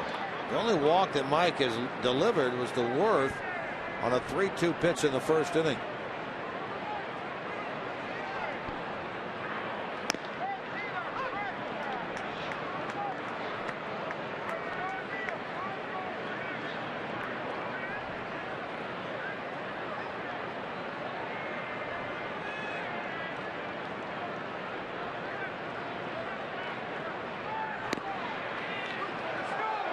A little bit of a late strike call by Marty Foster there, as Greg Dobbs had started to take off to first base. Somebody saying something from the Nationals dugout. What do you think? The one at the top of your screen labeled number 5. You be the judge. Maybe it was Matt Williams who was shouting out at Marty Foster. Toward left field. Heisey got a good jump on it, and he'll handle it. There's your first 1, 2, 3 inning of the night. It's turned in by Mike Leake. A game summary. Mike Leake has done a heck of a job on the mound. He's struck out 4, given up 5 hits in this game. And how about the defense behind him? Skip Schumacher gunning down the runner, Anthony Rendon at second base. Mike liked that. And then here's that runner scoring from third, Frazier, on the throw through to second base. And then Schumacher lining this ball up the middle, Planey Cozart. Through all that, it's a 2-0 Reds lead. That's tonight's Honda game summary. So good pitching by Lee, good defense behind him, taking advantage of opportunities that have presented themselves. Reds on the good side of things so far here. Play into the 7th. Lee got a sacrifice bunt his last time. Popped up back in the 3rd.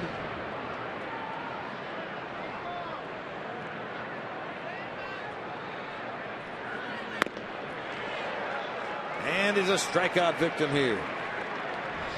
Number 4 for Strasburg. Follow every Reds game with the MLB.com at-bat on your favorite mobile phone or tablet. Get live look-ins, instant replay, scores, stats, audio, free MLB.com TV game of the day, and more. Download on the App Store or visit Reds.com today.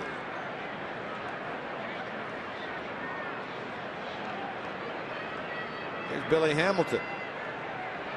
Hit that slow roller to the shortstop his last time, which Ian Desmond quickly realized once he fielded that ball he had no shot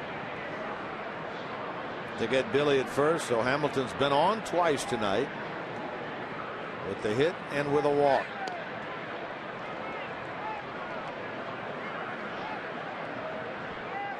Schumacher on deck.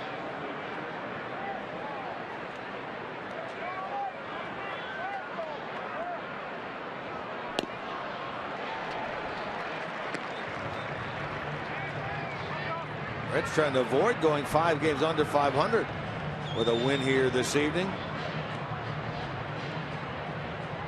Their worst mark of the year was when they were 4 wins and 9 losses. Trying to avoid equaling that at 5 under here tonight. There's a ball hit into center, and Billy Hamilton, he turned that pitch right around, right back up the middle. So 2 hits and 3 times on base for the Red center fielder. Yeah, more to worry about now for Strasburg. Sounded like a broken bat. Maybe he got it right in on the hands right there. Didn't hit it all that well, but who cares? All we want to see is Billy Hamilton on the base paths. Trademark shot. It was early in his career. I've heard Billy tell the story on the Winter Caravan that he was joking around in the batting cage when he was playing with the Dayton club, taking some hits from the left side. Hitting coach back then kind of liked it. He said, why don't you try switch hitting? He did. Turned out pretty well for him. You know, it's amazing that he took up switch hitting that late in his career. I mean, normally kids, if you're going to be a switch hitter by the time you get to college or in pro ball, you will have done it, you know, maybe when you're a young teen, 12, 13, 14 years old, just about the time they start throwing curveballs. And you have to learn how to hit the ball the other way. That's when you turn over and be a switch hitter. He's going. Here's the throw. It's high and late. Stolen base for Billy Hamilton, number 16. We've said it so many different times that in order to catch Billy Hamilton stealing, everything has to go right. Pitcher has to get rid of it quickly. The pop time of the catcher has to be very good, and the throw has to be on the money. And here with the throw high, there's no way that Desmond can get that tag down in time. See Desmond, though, he's got his foot in front of the bag right there. He's like partially blocking the second base bag, knowing that Billy Hamilton's going to go in there head first. We might get another shot at looking at that and see what sometimes fielders will do. So get the runner over to third as Schumacher rolls out to the right side 4-3. Take another look here. Here's another look at that. Look where Desmond's foot is, right here, right in front of the bag right there. So Billy Hamilton's got to reach around it in order to get it there. And it's really dangerous for a couple of reasons. One, you can get stepped on. The other two, you jam your fingers not into the bag but into his hand. Of course, he's got that little hand protector there. Remember, it was a man that's standing right behind him there, Joe West, who initially made him take that off. Out at Great American Ballpark. Hamilton got caught off the bag now at third. Ramos will send it to the shortstop, and they put the tag on. Desmond does that. Inning is over. Billy's arguing down there about something.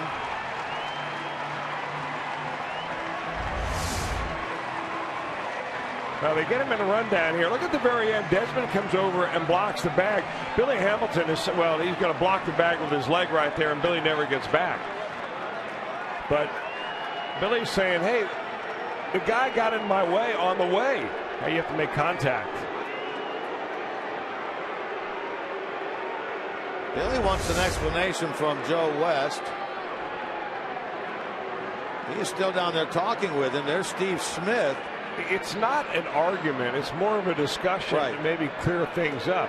Now, Brian Price can ask for a replay on this, and I'm not sure what the point of contest is here.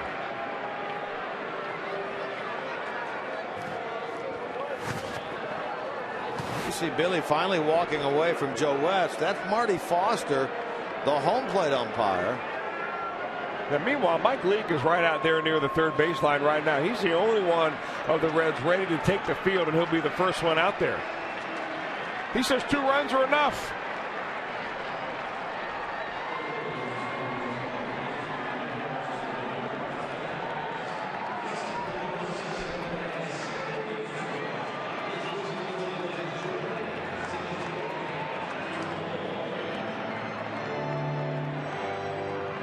That was a strange ending, Chris, to the top of the 7th. Well, it looked like Billy Hamilton was going to steal home, and then he realizes about 3/4 of the way he didn't get a good enough jump. And I'm still not sure what the point of conversation was down there between Billy Hamilton and the third base umpire Joe West, and then eventually Brian Price and the home plate umpire Marty Foster.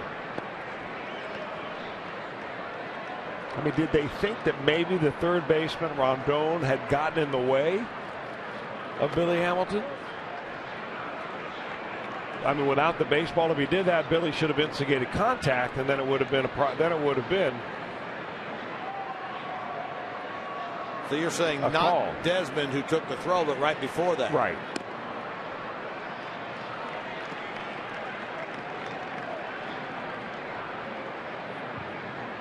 Or maybe what Billy Hamilton is saying that I don't know. It does go down as a caught stealing for Billy. 2-5, 2-6 with the shortstop Desmond putting on the tag.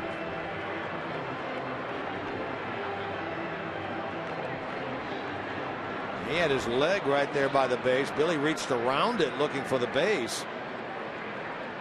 Desmond clearly had the tag on in time.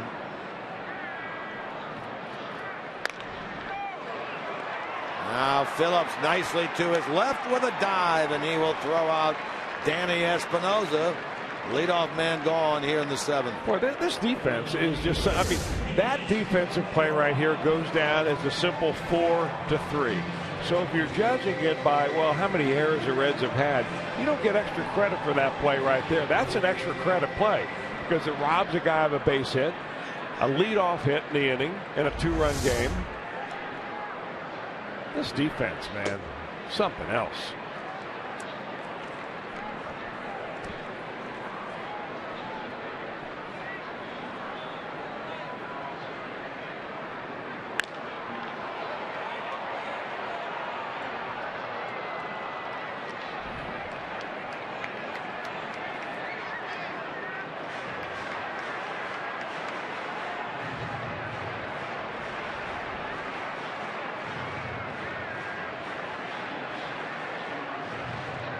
Action in the Nationals bullpen now as right-hander Ryan Matthews just up from their AAA club at Syracuse with the disabling of Gio Gonzalez.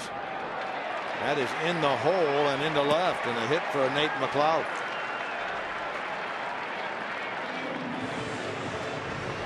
Well, make sure you get out to the Holy Grail Friday night before the Reds and the Cardinals start that 3-game series. Answer our Reds trivia questions and you'll win great prizes and be featured on Reds Live.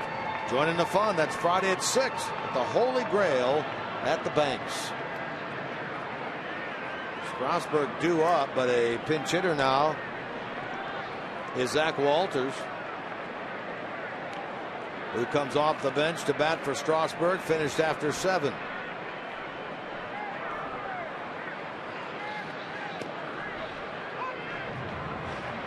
Switch hitter batting from the left side. He's at 192 on the year with 3 home runs, 4 RBIs, 2 for 15 with 2 pinch hit home runs this year for Zach Walters. That means he probably can hit a fastball. That's why that first pitch Mike Leake threw him a little breaking ball. Tease him out there. Short lead at first by McLeod.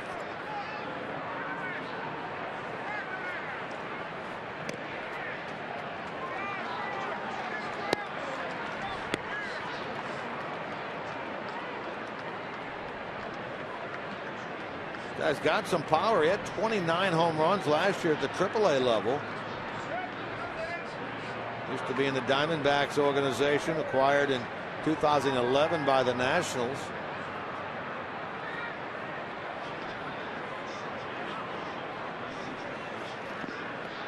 And that one right off the glove. It looked like a Mesoraco, and back to the screen. Major cross up there.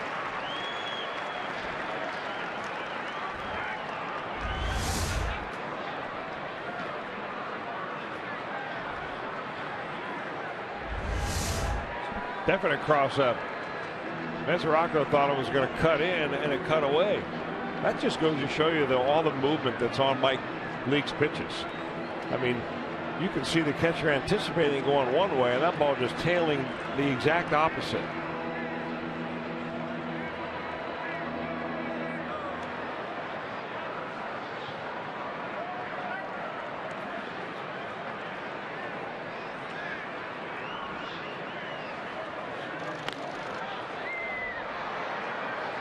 Not a play by Walters. He has 5 hits with this team this year. 3 of them have been home runs.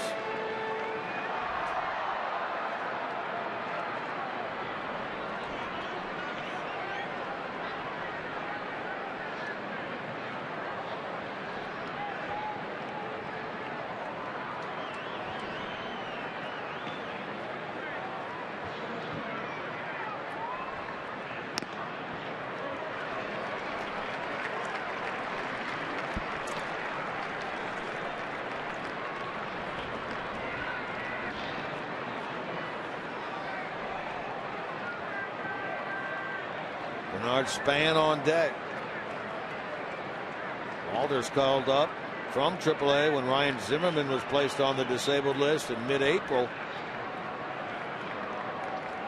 Batting for Strasburg, who goes 7, allows 2 runs, 6 hits, a walk, and 4 strikeouts through 96 pitches.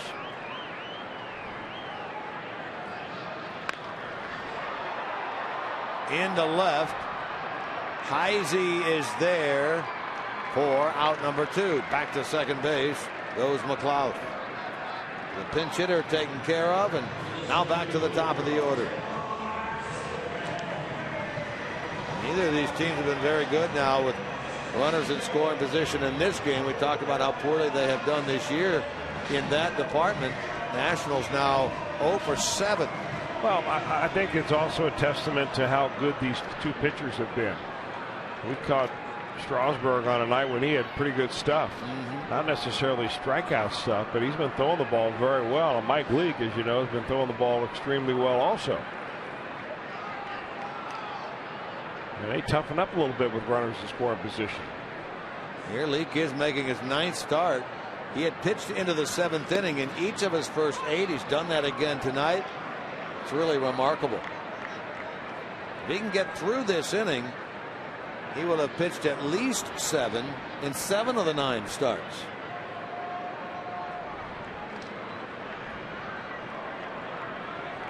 Span is 1 for 3. He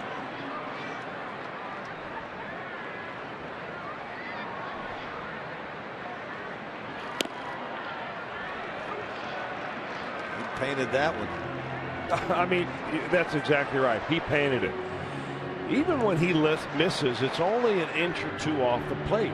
That's why he gets guys chasing pitches. But here, this just completely fools Span.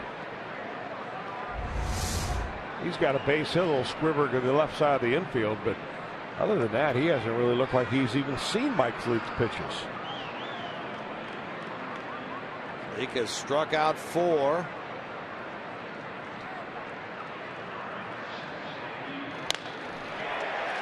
Into right field, going to produce the Nationals' first run. On an 0-2 pitch, a base hit into right by Span.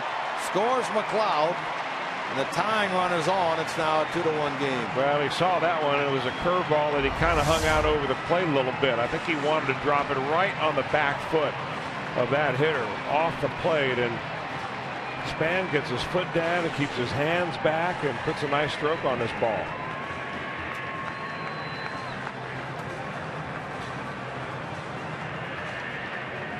Ryan Price to the mound. Wow. And that's going to be it. Reds will make a pitching change. They've had action in the Tag Ohio fan photo, but let's take a look at tonight's fan photo of the game, brought to you by AT&T. How about Samantha at Wilson's M04 or M04? Wilson's M04. They are obviously a Aroldis Chapman fan. That's our AT&T fan photo of the night. Mike Leake, 6 2/3, a run on 7 hits, a walk and 4 strikeouts. The runner at first, Span, is his responsibility. Sam LeCure will come on, try to get the final out here in the bottom of the 7th. That out, hopefully, would be Anthony Rendon. Well, the good news about this part of the Nationals lineup is that they're right-handed. I mean, if they had Adam LaRoche in there, you'd be thinking about a different strategy as to who you get out of the bullpen. Sam LeCure, 63 games last year. This is game number 16 for Sam this year.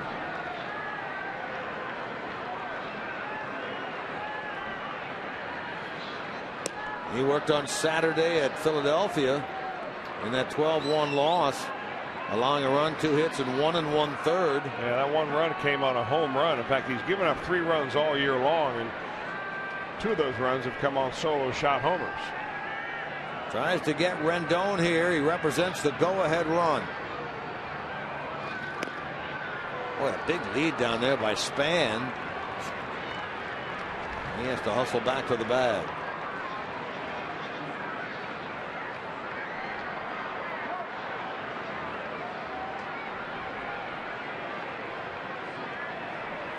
Span can steal a base. He's 5 for 5 this year.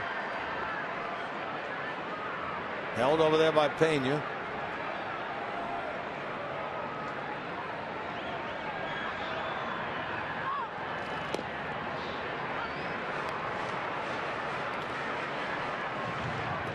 Had a good time to leave him out there when that's a tying run, and maybe that's why Sam got the call. 3rd best in the National League in the last 3 years with that inherited runners. How many he comes in with on base and how many he strands out there.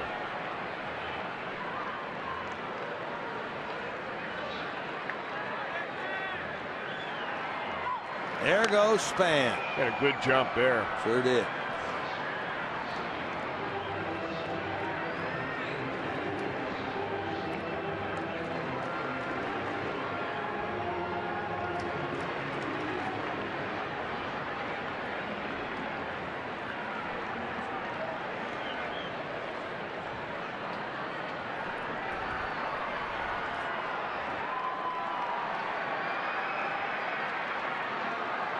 One-out single by McLeod. A wild pitch. It really should have been a pass ball charged against Mesoraco on that cross-up. And the RBI single by Span. Now LeCure trying to get Rendon. At 2-2. 2-1 Reds, bottom of the 7th.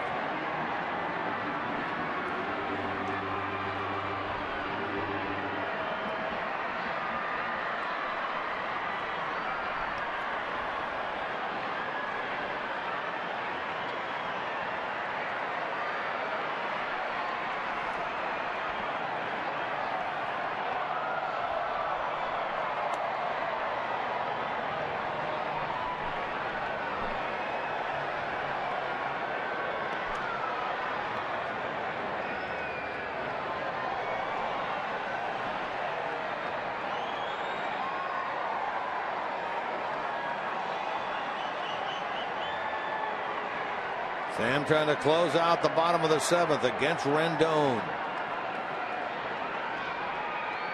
Span inching off, but doesn't go. Cozart, Phillips the short way. Out at second is Span. And there's an inherited runner stranded. Good work by Sam LeCure. Line done on Mike Lee. See your Red Lake sick on St. Louis. Plus Friday, stick around after the game for a spectacular post-game fireworks show. It's presented by PNC Bank.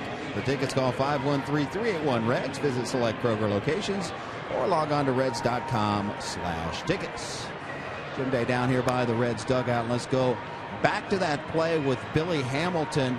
Indeed, he was trying to steal home, guys, and Steven Strasburg altered his windup, and Billy thought that he actually stepped off the rubber in the process. You take another look at it as Billy, with Strasburg working out of the windup on third base, he sped up his windup. Billy thought that he balked, and that's what they were arguing about.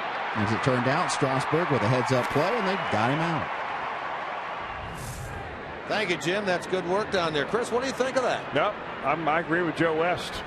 And explain. Nothing wrong. You can speed it up the same way you can slow it down. I mean, what you can do is start and stop. But I mean, it was still a delivery. I mean, he's on the rubber. He's taking his sign.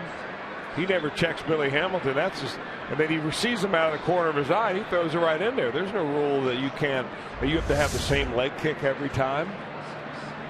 Okay, that's good. All you got to do is step to the plate and throw. I mean, you can't step towards third and throw to the plate. Now, what Jim mentioned, he could have stepped off and then thrown home as well, right? Yeah, but he had already started his delivery, and Billy Hamilton didn't start running towards home until he saw him start his delivery. That is not the starter, Steven Strasburg, on the mound. That's Ryan Mattis.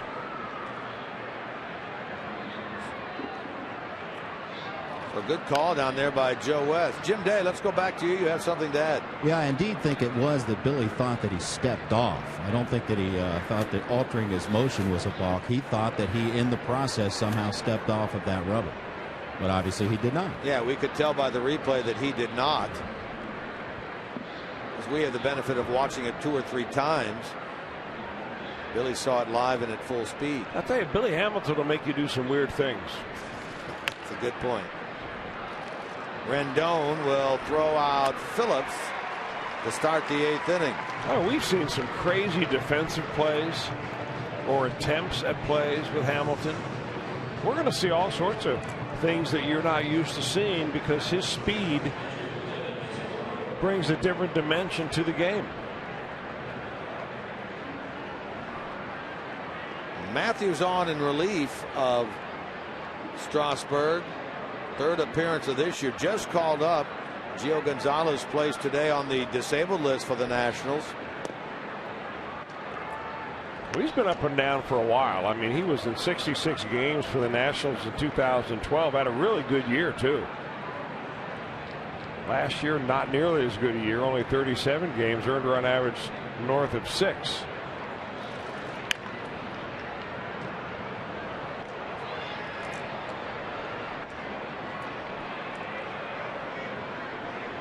Dealing with Devin Mesoraco, who so far tonight, nothing out of 3. He's grounded out, flied out, grounded out.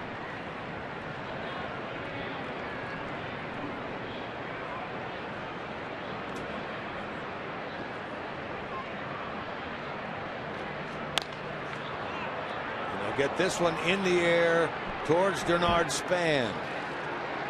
Being able to handle him tonight now. Devin 0 for 4. Reminder to stay with us after Reds baseball. Fox Sports Ohio will break it down. First chance to chat with the manager of the Reds, Brian Price, and Reds players. It's Reds Live, brought to you by King's Honda and the King's Auto Mall. 2 out.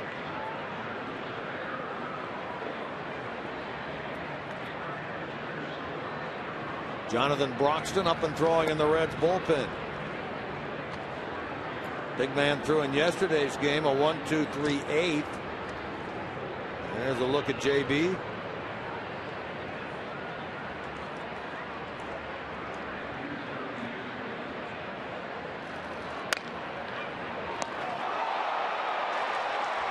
Nice play to his left there by Espinoza. And on the first to retire, Todd Frazier. Brought to you by Miller Lite. How about this defensive gem by the right fielder, Skip Schumacher, and the ball hit by Rendon. He looks at it, says, I think I can test the arm of that guy. And how about the throw? Schumacher dead on the money to Cozart, who puts the tag on the sliding third baseman Rendon. Mike Leake, he likes it a lot. That's tonight's Miller Time moment of the night. Meanwhile, on the mound, third pitcher of the evening for Brian Price's club, the big man, Jonathan Broxton, is in. Now, the big man already has 5 saves on the year. Not a save situation on the 8th inning. It'll probably be Chapman if we get that far, but he is in now for the 11th game. Has thrown the ball extremely well. 121 batting average against. Earned run average under 1. He's allowed only 1 run all year. He gets Jason Wirth to lead things off, trying to protect a 1-run lead at 2-1.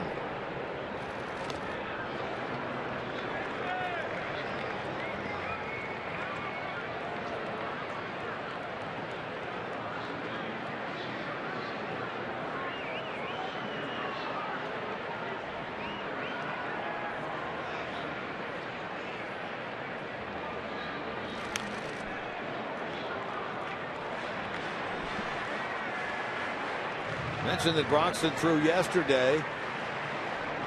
Throwing again today. This marks only the 2nd time this year that he's thrown in back-to-back games. He did it out in Pittsburgh, April 23rd, 24th. He does it here tonight after working in Philadelphia yesterday afternoon. Sporting that under 1 ERA.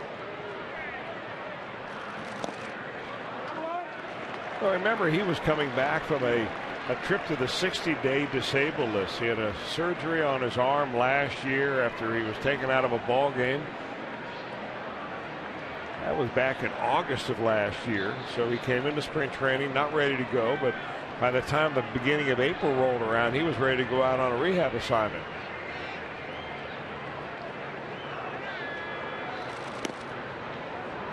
Correct me if I'm wrong, but didn't he have that flexor mass surgery similar to the injury that Matt Latos suffered, a strain of that flexor mass, wasn't it? Yeah, I'm not sure if the surgeries were similar or not. I think Matt Latos had the strain, more of some bone chips taken out.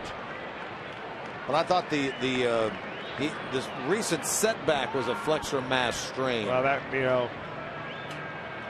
could be wrong. I kind of boil it down like this: your elbow's barking or your shoulder's barking. Or in his case, his knee was barking too.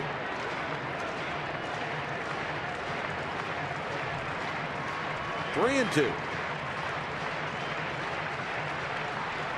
If you want me to get any more technical than that, then it's time to operate. More technical than that, we need to call in the cowboy. There you go. Our own personal doctor. To operate or just to consult? Okay. Wirth into center field. Hamilton runs it down. Nicely done by the center fielder. And Wirth feels like, I'm sure, he's been robbed twice tonight. Back in the 5th on that line drive to left, and now this one by Hamilton. I'll tell you, a big outfield like this, you really get to appreciate the speed of Billy Hamilton. He got a good jump, combine that with an excellent speed.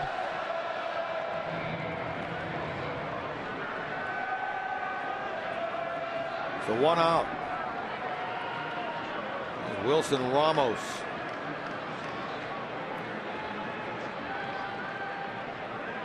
Three times he's grounded out.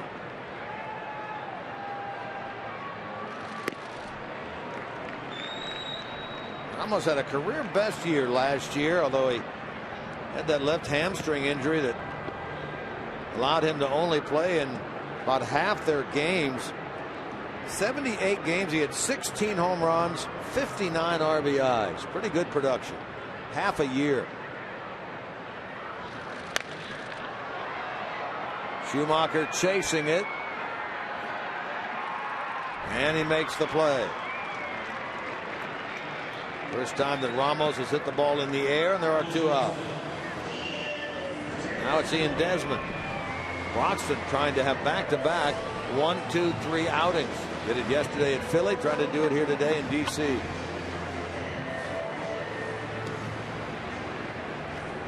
He loads up that splitter every time, doesn't he? You can see him pushing that ball between those fingers.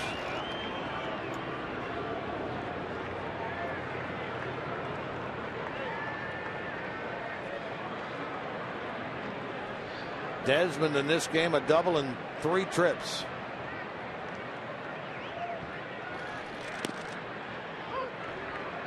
That's the first pitch strike.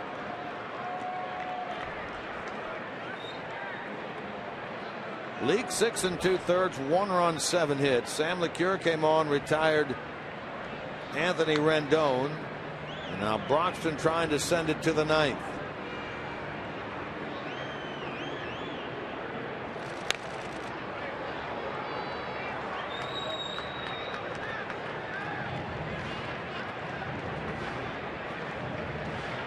Desmond's double back in the second means he's reached base now in 21 of his last 22 games.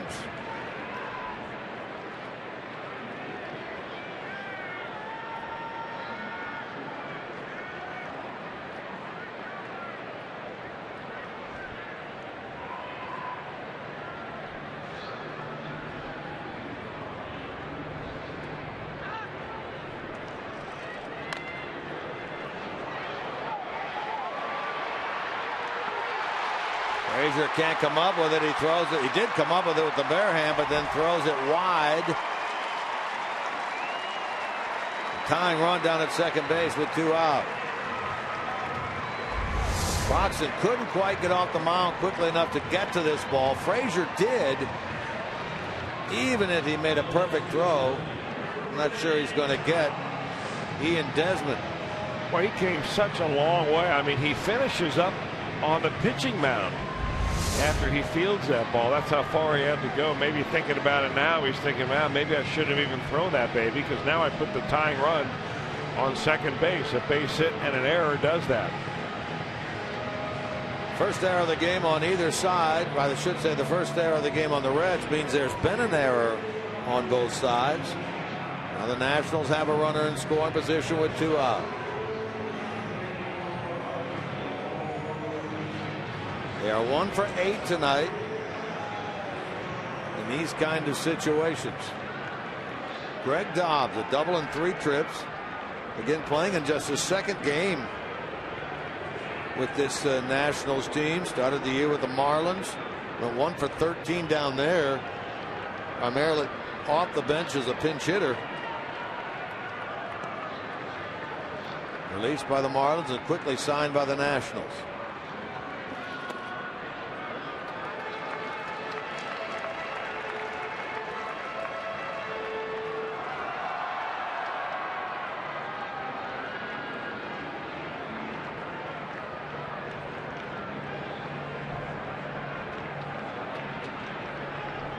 Both managers watching intently from their respective dugouts.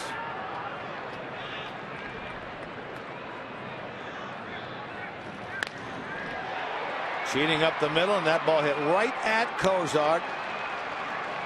Dobbs is gone, and so are the Nationals in the bottom of the 8th.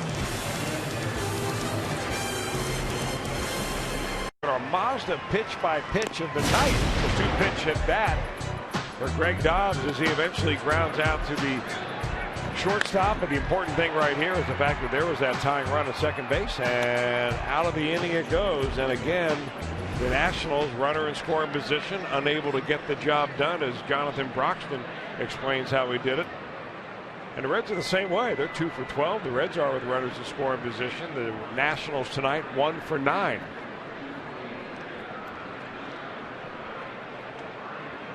Well, now the Reds come up here in the 9th inning. Love to add at least a run with Pena leading it off. Ryan Matthews still out there.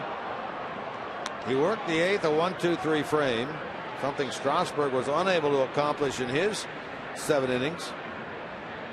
Ryan Pena tonight 1 for 3. It was Pena that took off from first base, got into a bit of a rundown when Frazier was at third back in the 4th inning. Frazier then took off. Throw home was late. Todd was not credited with a steal of home, but a fielder's choice defensively against Washington. That made it 1-0 Reds at the time. They added a run in the 5th, gave up a run in the 7th, bat here in the 9th, leading 2-1.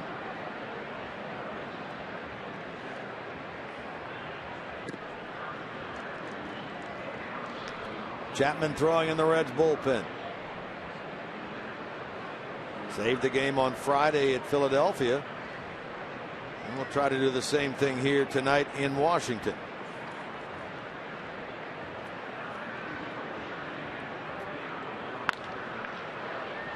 Toward left field. Nate McLeod will handle that. So 4 batters faced, 4 retired by Ryan Matthews. There's the missile.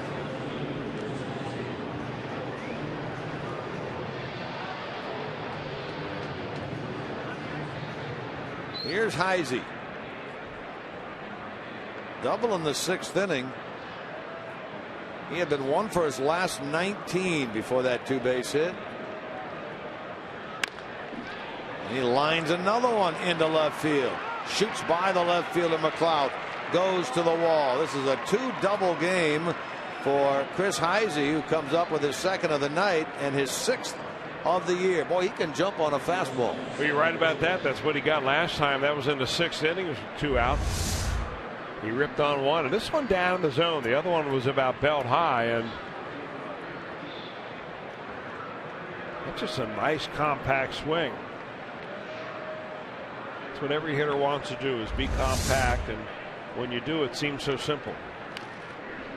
Cozart up now. Roger Bernardina, the former National, is in the on-deck circle. He would bat for Broxton. There's Roger.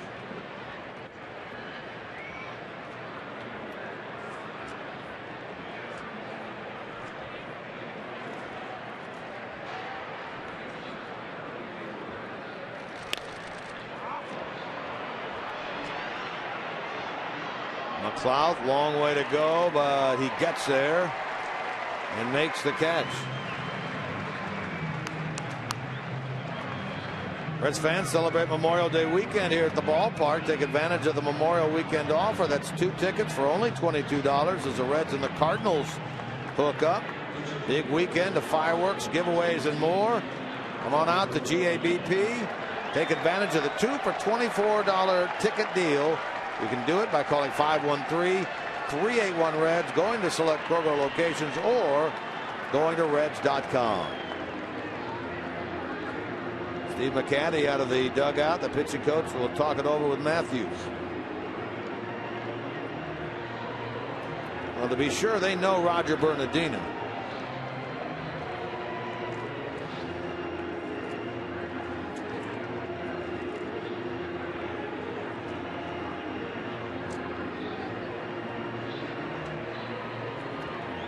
Roger got an opportunity to play in the game yesterday. Came on as a 7th inning pinch hitter and had a base hit actually against Cliff Lee. He had performed very well against Lee in his career and did it again yesterday.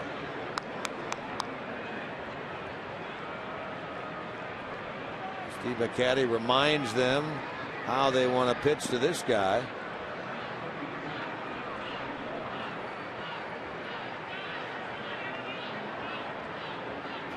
Bernardina, drafted by Montreal back in 01. His entire big league career until last year had been spent with the Nationals.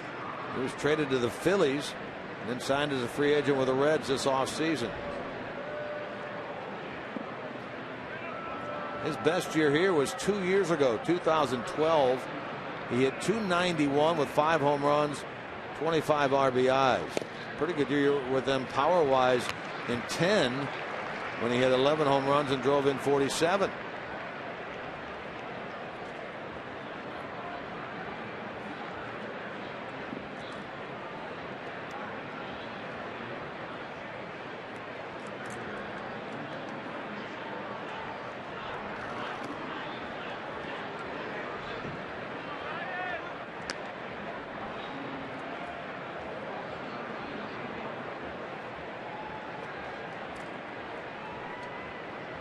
Izzy out at second base. Boy, a hit here would be big. Bernardino will more likely than not stay in the game. Move on into the outfield. We've seen Brian Price do that on any number of occasions. More likely than not, subbing out for Skip Schumacher. Broxton goes an inning, gives up a hit. Unscathed on the scoreboard. 2-1 Reds, ninth inning.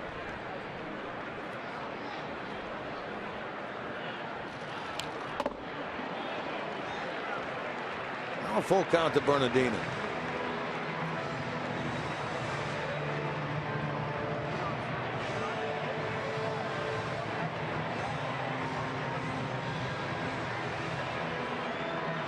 His former teammates Matthews and Bernardino have never faced one another, so they square off for the first time ever here in this game tonight.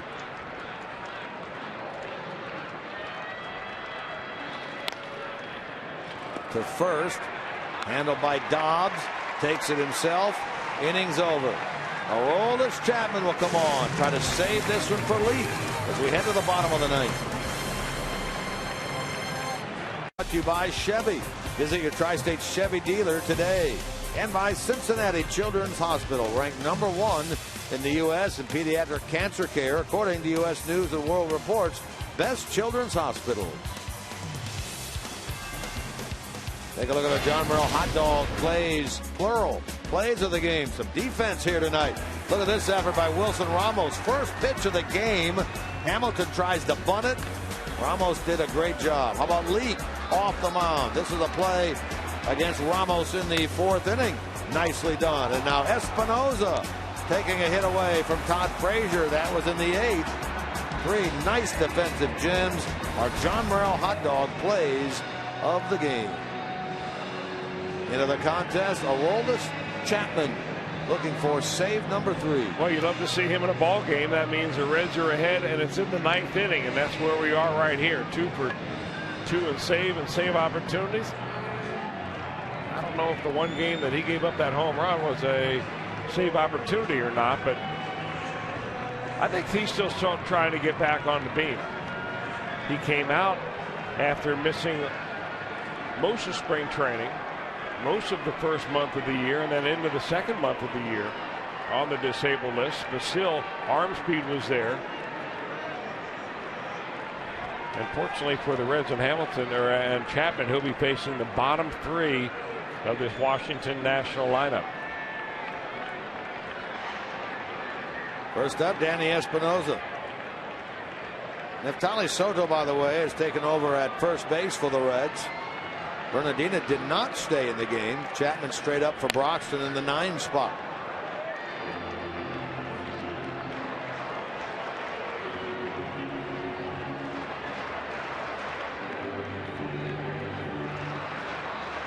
There's Soto.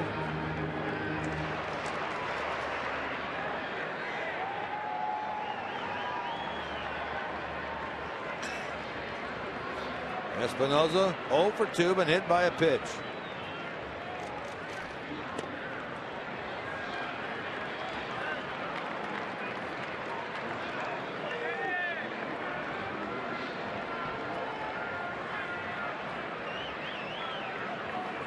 Kevin Franzen, the former Philly, appears as if he will bat in the 9 spot. And bounces away from Mesoraco. 2-1.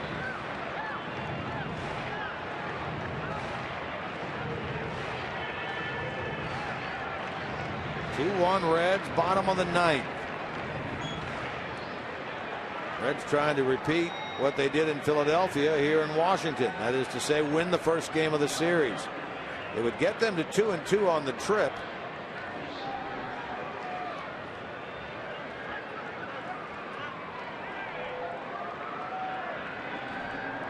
Tomorrow night, Johnny Cueto. He'll go against Doug Fister. All 3 misses low.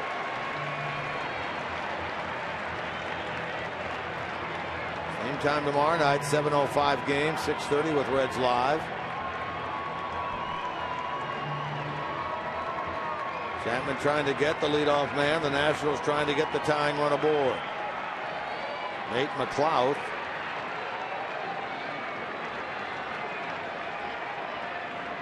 Due next. Down the left field line. That's a fair ball for Espinosa. Into the corner. Dives at the 336 mark. And the Nationals second baseman gets his first hit of this game. And the tying run in scoring position to start the bottom of the ninth. How about that? 99 miles an hour. That is hitting speed. That was the speed at which Chapman gave up a home run last week. And that was the speed of this pitch as Espinosa rips it down the left field line.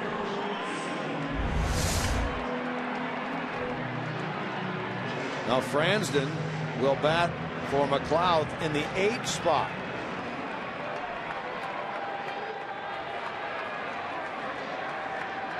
Kevin Fransden, the former Philly. Pinch hits for Nate McLeod. He's hitting .250 with his club with a homer and 6 RBIs. That home run was a pinch hit shot.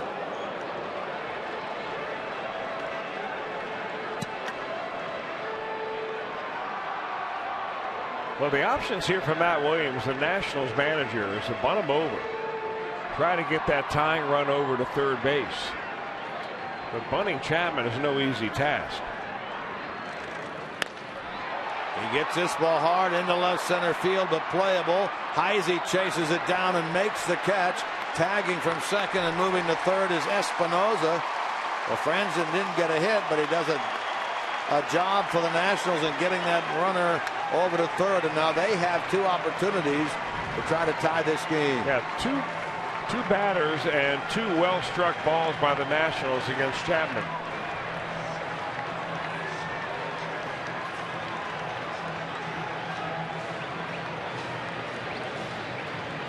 Pitcher spot now is due up. Scott Harrison. He's had a pretty good year. Will pinch hit. He's hitting .444, 8 out of 18. 2 for 4 as a pinch hitter. Of course, his brother Jerry used to play for the Reds. He's Major League Baseball's active leader with 12 career pinch hit home runs.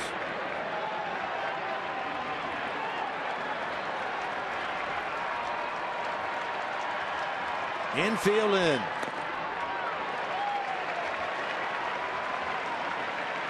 Scott Harrison 1 for 8 lifetime against Chapman.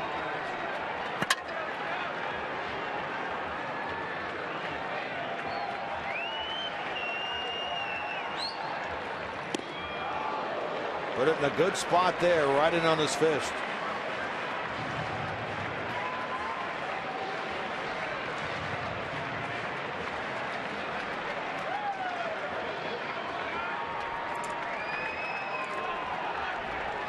On at third, Espinosa, 1 out. Same spot. This one he fouls back. Bernard Span is on deck. They can get Harrison here without a run scoring. Then that infield will move back to normal depth. Take their chances lefty against lefty.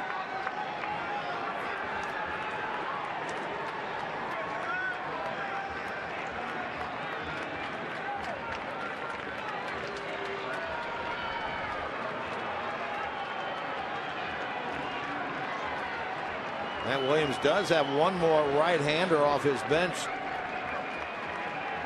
available to him. That's Tyler Moore, who does play a decent amount of first base. Hard in the left field. Heisey is going to make the catch, but the runner will tag Espinosa. He will score, and the pinch hitter gets the job done with a sacrifice fly. That's the first blown save of the year for Aroldis Chapman.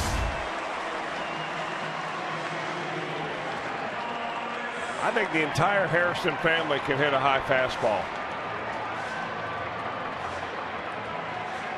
You get 3 hard hit balls in this inning. And they produce the tying run. We're 2-2 The base is empty. Now Denard Span will bat.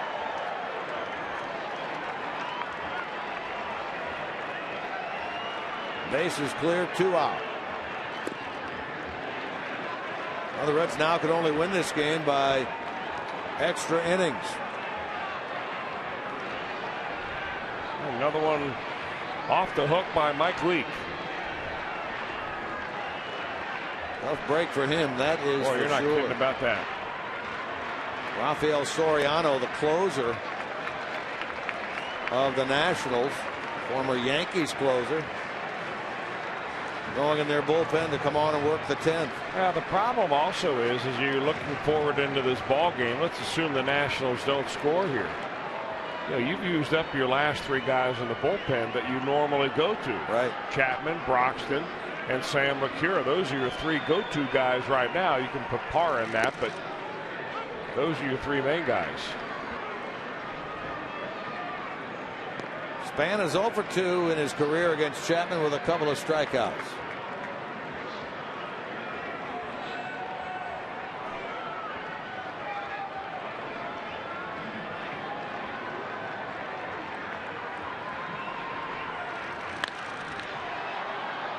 Into shallow left. Heisey handles it. He gets all 3 putouts, but unfortunately one of them, the ball hit by Scott Harrison, was deep enough to get Espinosa home. Reds will have the top of the order up. We play into the 10th. Link's Beef Jerky all season long. Jack Link's Beef Jerky. Feed your wild side. Extra innings in a 2-2 game. Top of the 10th from Nationals Park. Chapman, as he entered the dugout after giving up that run that tied things up, fires that glove down the tunnel. 2 saves on the year, his first blown save. Here's the closer now for the Nationals in a non-save situation.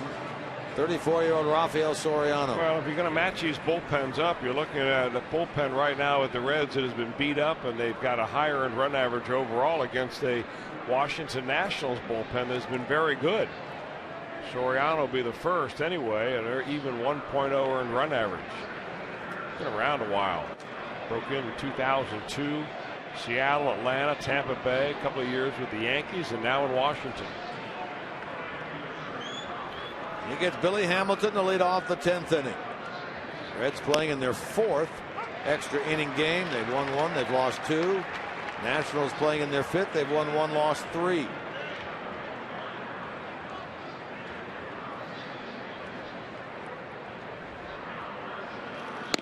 These 2 teams hooked up in an 11-inning game in Cincinnati last year. The Nationals won that one 7-6.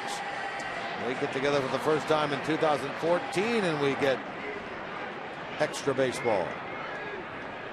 Billy's been on 3 times tonight, 2 via the hit, and he strikes out on 3 pitches here against Soriano. All high heaters, really not a whole lot to it as far as velocity goes, but he kept every one of them up around the letters.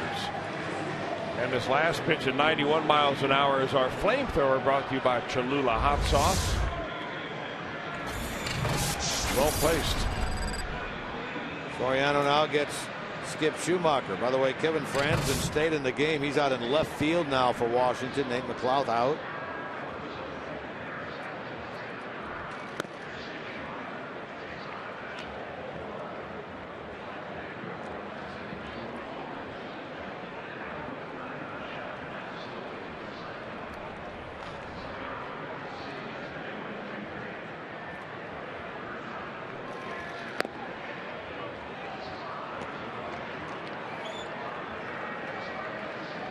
No accident at this juncture, Chris, in the Reds bullpen. Well, which would lead you to believe that Aroldis Chapman is in for at least 1 more inning.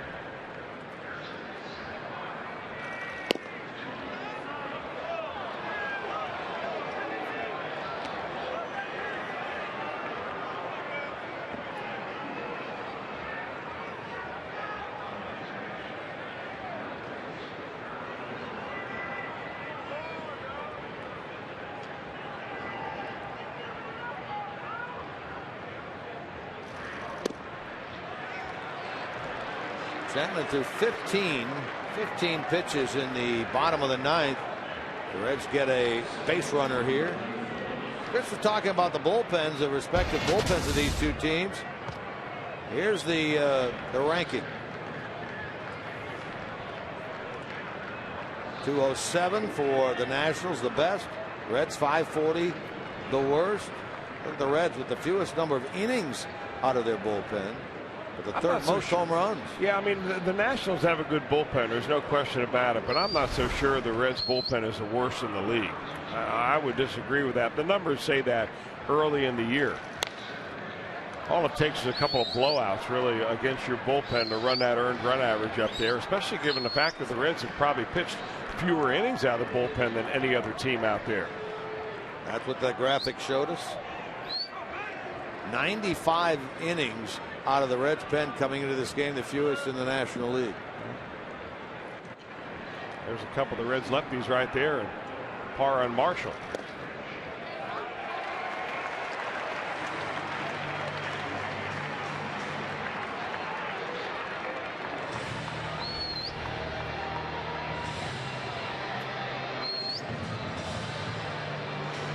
Phillips battling here against Soriano.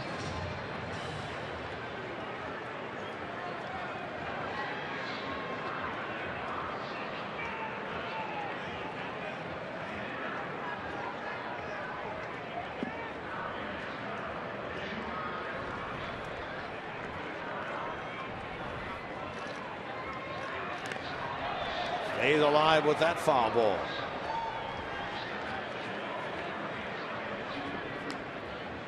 Well, Ramos got the worst of this one. Right off the throwing shoulder.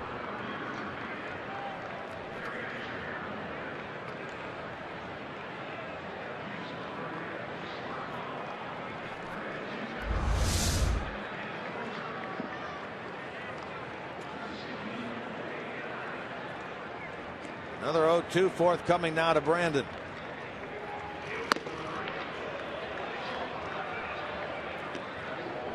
Phillips been quiet tonight. A strikeout, a line out, a pop up, and a ground out. Putting him now 3 for 14 on the road trip. Walk to Schumacher, has him out at first base.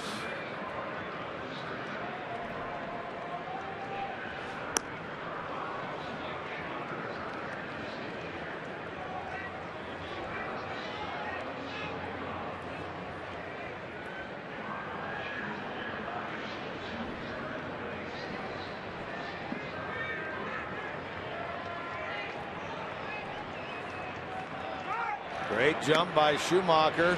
He steals second base. I mean, Soriano didn't appear to even look over there.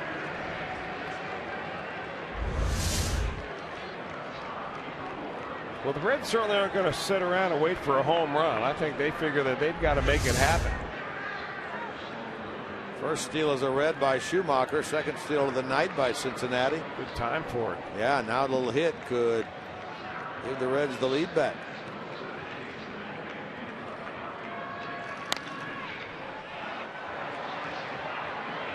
This one will get into the seats, elude the Nationals defenders.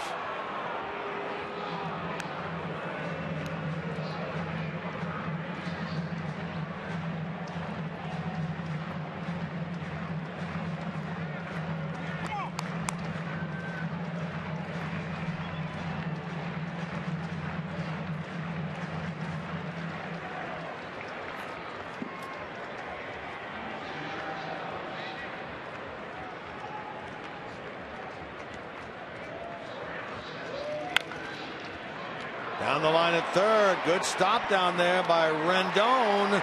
And an out at first base. Good stretch to the outfield side on the receiving end by Dobbs. But boy, credit Rendon with a heck of a play. That looked like it was headed to the corner. Well, National fans here are used to some pretty good glove work normally turned in by Ryan Zimmerman at third base. But this time, Rendon does a great job. I mean, that is a game saver right there. Backhand comes up throwing. Phillips has done that so many times to other hitters. He has it now turned around on him. Well, Mesoraco, he's had a quiet night tonight, 0 for 4. What a big chance right here for his first hit of the evening.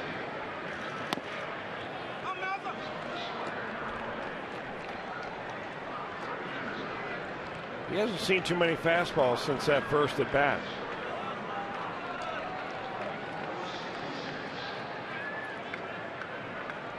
Only faced Soriano one time. He lined out.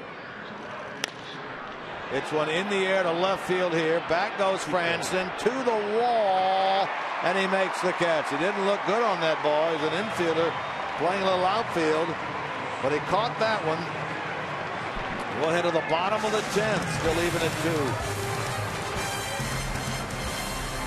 2. Every goal in every game with America's pregame only on Fox Sports 1. Tune into America's pregame weeknights at 6 p.m. Eastern, only on Fox Sports 1 and Fox Sports Go. Indeed, Aroldis Chapman goes back to the mound for his second inning of work. It'll mark the first time he's worked more than an inning in a game this year. Last time he did it was September the 14th last year at Milwaukee, when he worked an inning and a third, picking up a save. Last time he worked 2 innings was August 21st of last year at home against Arizona, also in a save situation. So here he is in the bottom of the 10th, trying to keep it a 2-2 game. He gets Rendon, who took that hit away from Phillips, leading it off.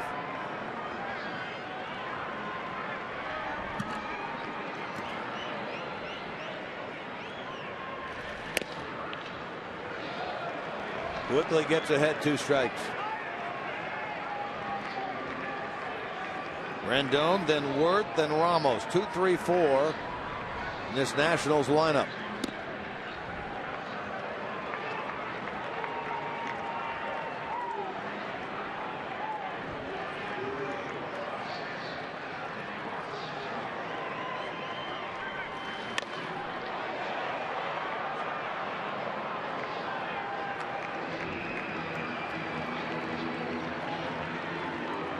Nationals have out hit the Reds 9-7. Each team has committed an error.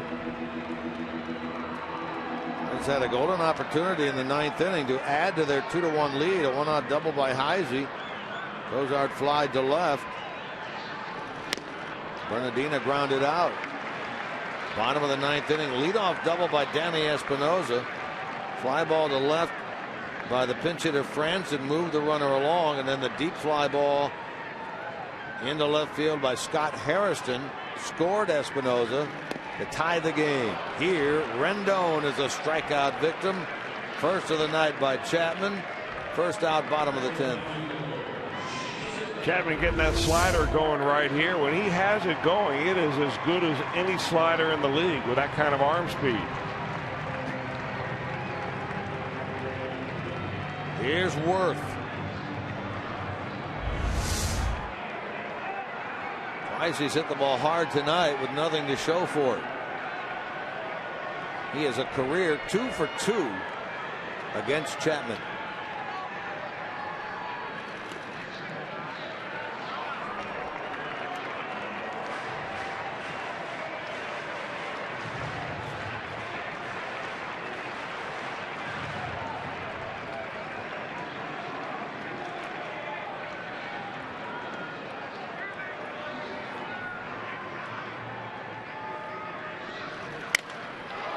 Broken bat to short, and Cozart will handle it.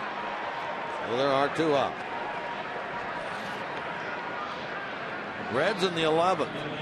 Frazier, Soto, and Heisey.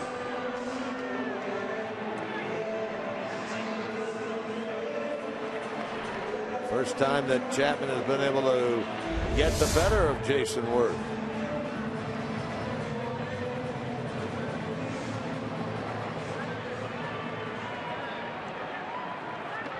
Action out of the Nationals bullpen is 22, Drew Storen.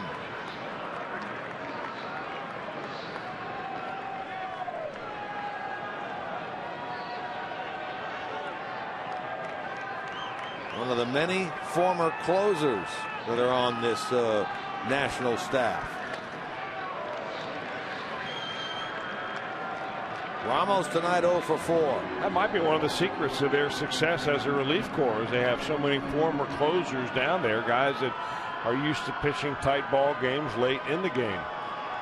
Soriano's their closer now. Storen, Clippard, Stammen has closed some games.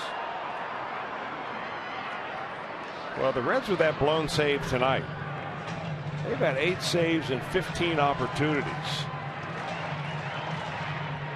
That is right down there among the bottom of all of Major League Baseball. You're counting all blown saves, not just ninth inning saves.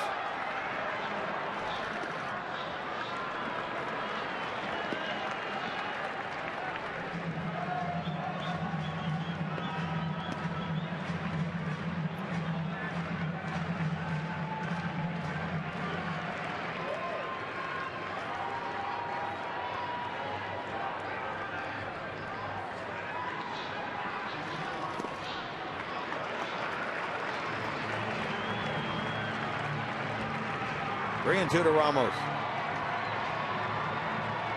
Ian Desmond waits next.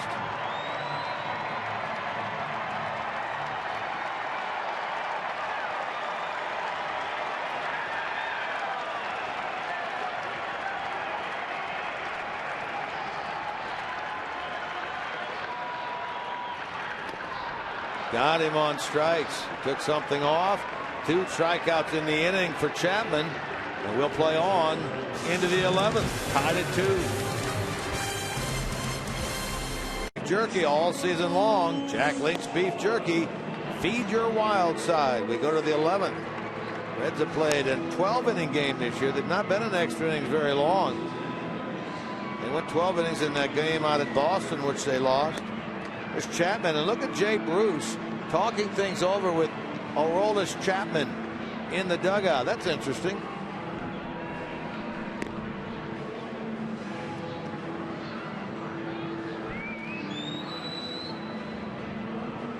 He appears, despite the fact he's on the DL, fully engaged with this Reds club. Fully conversant in some language, not sure which.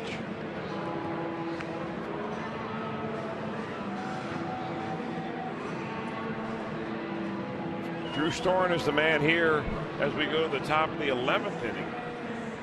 18th time for Storen, and typical Drew Storen year, 15 strikeouts, 1 base on balls. He gets Frazier, then Soto, then Heisey.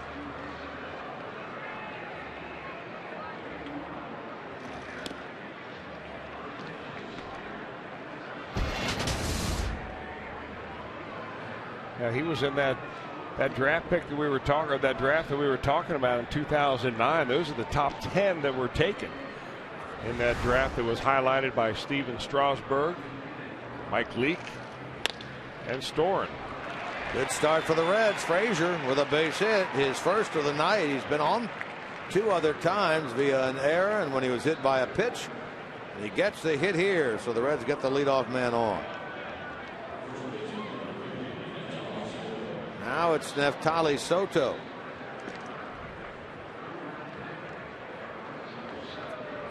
Soto started each of the last 2 games in Philadelphia, going 1 for 3 on Saturday and 0 for 4 yesterday. He's showing bunt. Oh, bunt and strikes. You know, the problem is when you go up there and bunt, if you square around too soon, you lose your perspective of the strike zone. And you start bunting at pitches that are well out of the zone, almost impossible to lay down.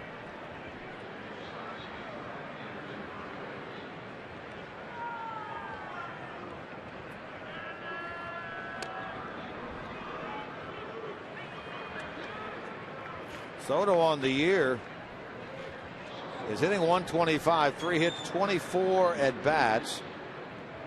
2 of his 3 hits have been as a pinch hitter, but he's 1 for his last 20. He is asked to move the runner along here.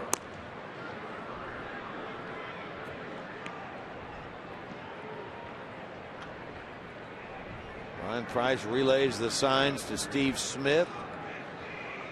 Relieves them on to the hitter. In this case, Soto is the former Nationals closer, Storen. Brings it to Soto. That is a foul ball.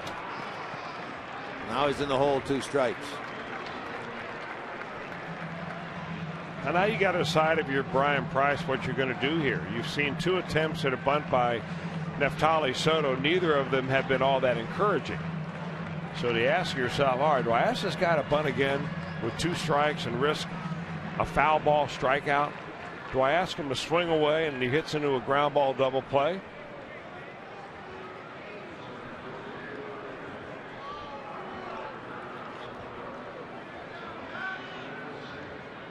He's still up in the front of the batter's box, which indicates to me he's probably got the bunt on.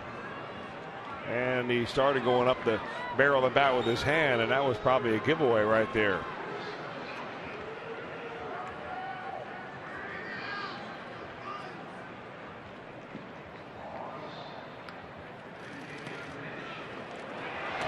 There they throw to first, and Frazier took off for second base, and the Reds moved the runner along without the benefit of a bunt by Soto.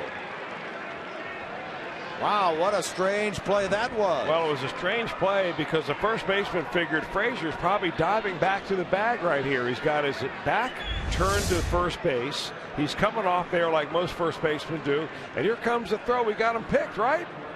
Oh, except Frazier forgot to go back to first. He went to second. Very odd play. We've seen some odd base running plays tonight. And now this changes everything here. Soto now just needs to get the ball to the right side.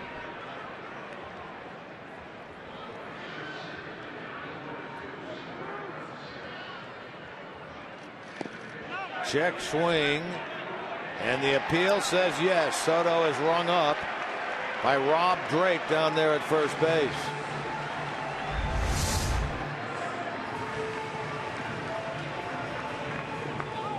Did a pretty good job there. It looked like him holding up. Yeah, I'll tell you what, I think he didn't get the benefit of the call there.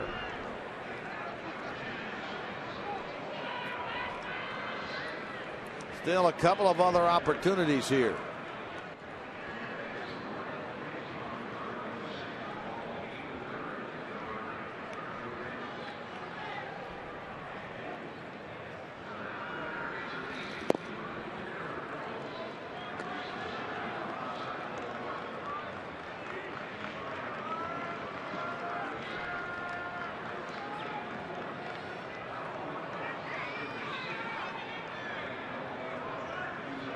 We've seen some crazy plays. We've seen some crazy scoring calls. They called that a wild pitch that allowed Frazier to go to second base. A ball that never got away from the catcher Ramos. In my mind, that's a stolen base because he had been moving off of first. I'm with you.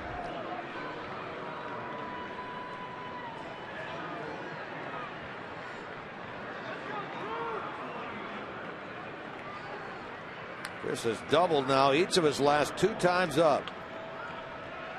It's a hitter's pitch here at 2-0. Now 3-0.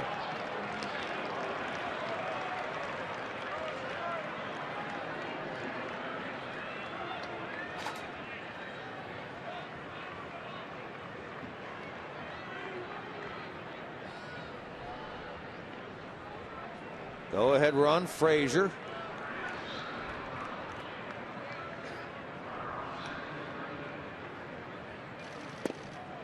3-1.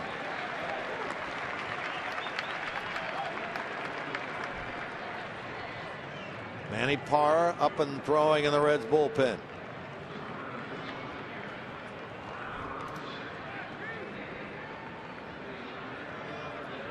Chapman 2 innings tonight for the first time since late August of last year.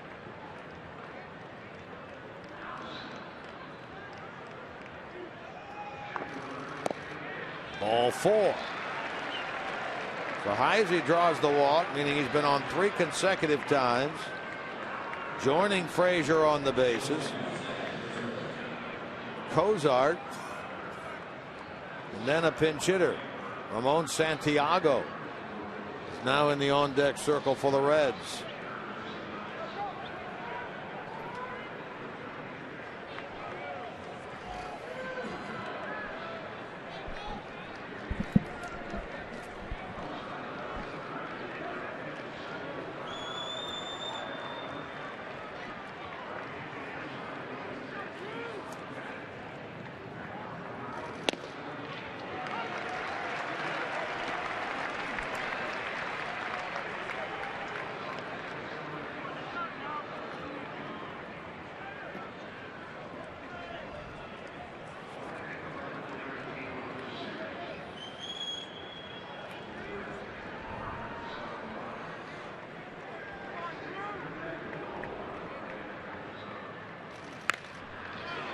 To third, caught to first, wide throw off the bag.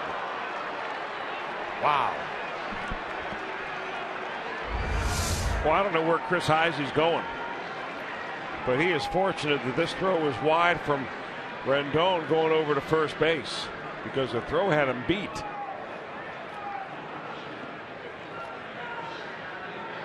Matt Williams out to take a look. And they're going to review it. He wants this to be reviewed. We haven't had one of these in a while. Matt Williams says to Rob Drake and Joe West, we want to take a look at that play. So this one is under review.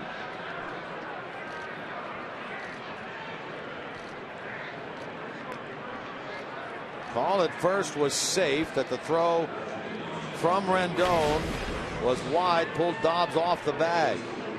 Boy, you know, you see these plays that are reviewed are very close a lot, but you rarely see one where the runner is kind of hung out there in limbo.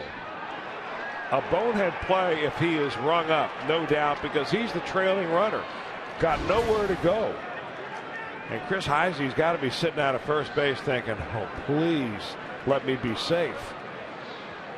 Rob Drake, the umpire who made the call on the left, the crew chief Joe West on the right, being reviewed in New York. These umpires are now out of it. All they're doing is waiting for the decision to be rendered and passed down to them. And remember, there can be no discussion once the decision is rendered. If Matt Williams wants to argue, remember what happened in Atlanta to Brian Price. They tried to tell him to hold back. He came out and was immediately ejected. So once the decision is rendered here, there'll be no discussion save a ejection from the game.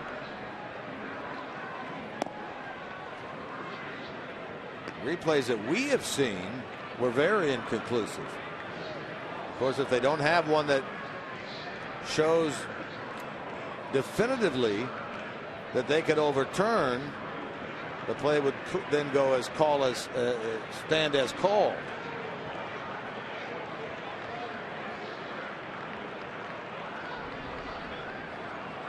Taking a while, isn't it?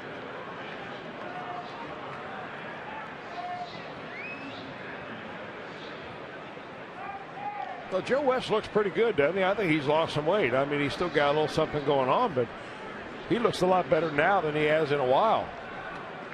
I mean, why we have a chance to take a look at him and talk about him. It's all that country music he sings. This is what they're going to try to take a look at least one of the angles. Looks to be some air in there, doesn't there? Well, I can't see. My monitor's smaller than yours, but maybe back in New York they've got a bigger screen. That certainly wouldn't be a replay that you could overturn on, though. Well, you think? Not on the monitor you're looking at. Or yours. We've seen no replays on the big board here in which they can show, meaning they probably don't have much to look at. Yeah.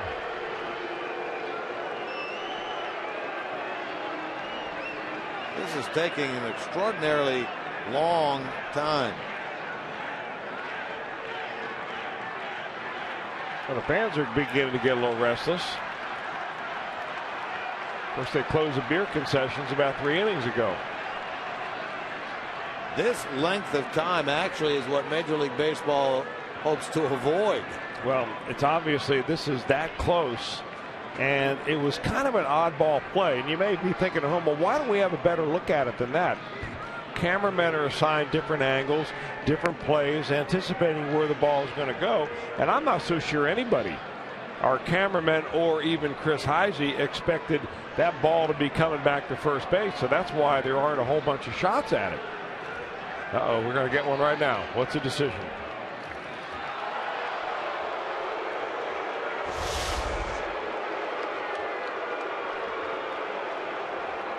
The play will go as called on the field. He'll stand safe at first base. Boy, that took a while. That was a big sigh of relief that you heard. Call stands is called at first base.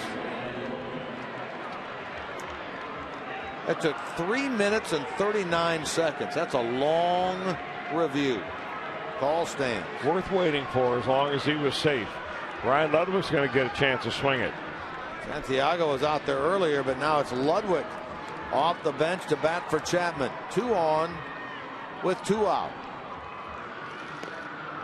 That one gets away from Ramos, and the runners will move up. Boy, now, if Ludwig can come up with something, 2 runs could potentially score. Ludwig's pinch hitting for the first time this year. Look at those numbers. 2 out runners in scoring position. Very, very good this year. That'll go down as a pass ball, by the way, on Ramos.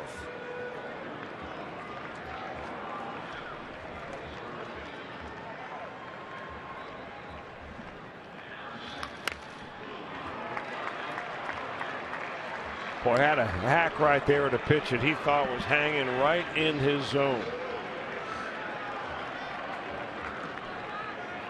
First pitch fastball went off the glove of the catcher. This is a breaking ball that he just kind of hangs right there, and Ryan just gets a hair underneath it.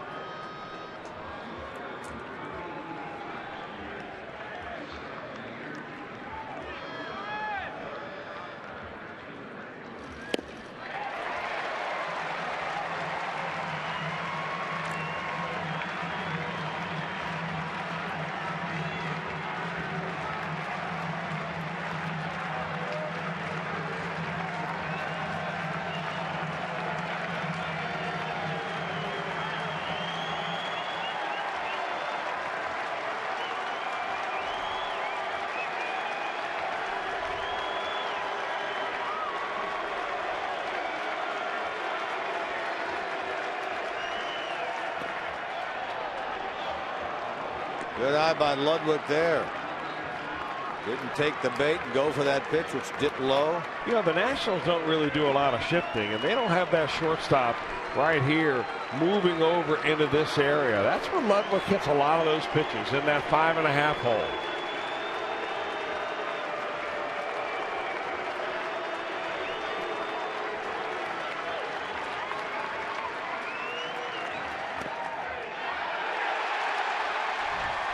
Ludwig run up by Marty Foster.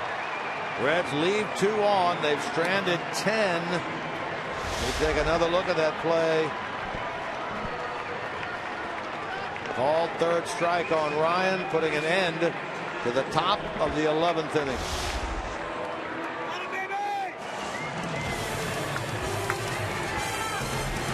In this 2-2 game in the 11th inning, the Reds get a run here on a rundown between first and second. A heads-up play by Frazier took a 1-0 lead in the top of the 4th inning. Then a base hit by Schumacher against Strasburg in the 5th. Plated Kozar to make it 2-0. This base hit made it 2-1. That's a single by Denard Span in the 7th. And then the sac fly in the bottom of the 9th inning by Scott Harrison. Scored Danny Espinosa, blown save. 2-2 game. Reds had a chance in the 10th, left a runner at second. Left runners at second and third in the 11th. And now Manny Parra will come on after a 2-inning outing by Aroldis Chapman to come on and pitch the 11th inning for the Reds. Parra is pitcher number 5. It would all started with Mike Leake, and another great outing by Leake, 6 2/3 of 1-run baseball. Desmond bats first, then Dobbs, then Espinosa. Parra trying to send it to the 12th. Reds can only win it, obviously, if this game moves forward. Desmond tonight 2 for 4.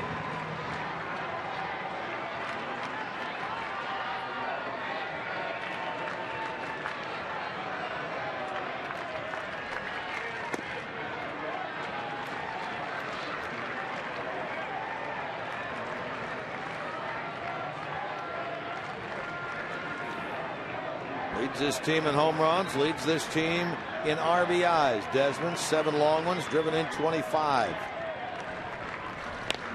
Catches a 1-1 pitch and hits it down the left field line, but luckily foul.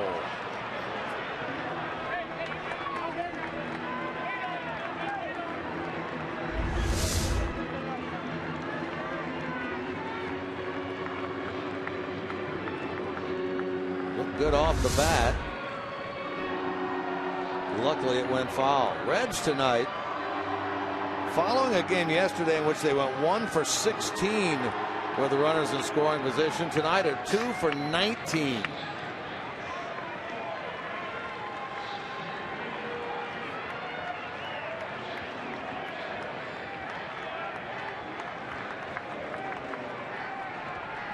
Nationals are 1 for 10, 2 for 19.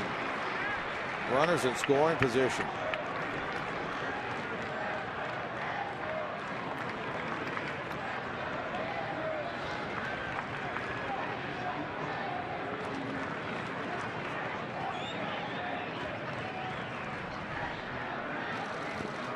Chase that breaking ball in the dirt as Arauco will throw Desmond out, and a good start to the bottom of the 11th.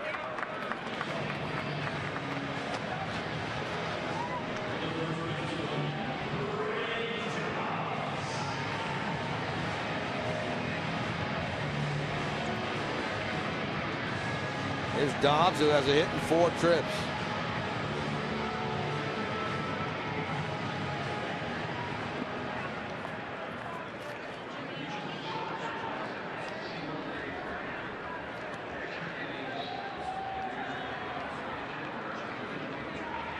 Parra worked twice in the Philly series. Worked on Friday in the 3-0 win, and then worked yesterday. So he's working in back-to-back games. Remember, he had that tough outing yesterday, 4 runs, 2 walks, 2 hits in 1 inning. Ballooned his ERA up over 6 from 3.95 to 6.14.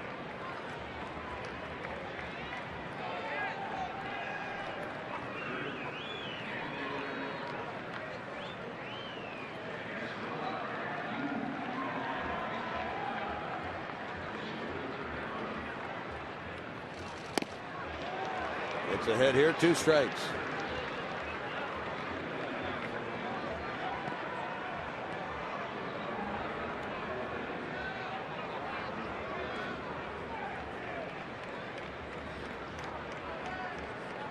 Danny Espinosa next.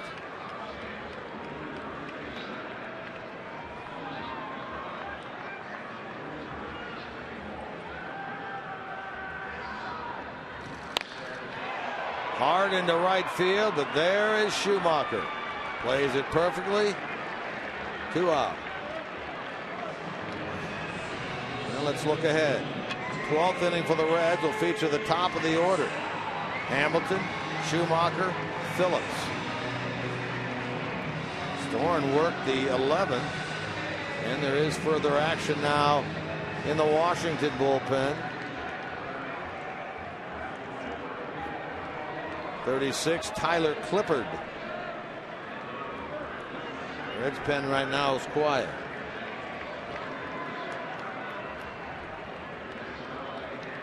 Espinosa, he scored the tying run in the bottom of the 9th. He doubled against Chapman to start that inning.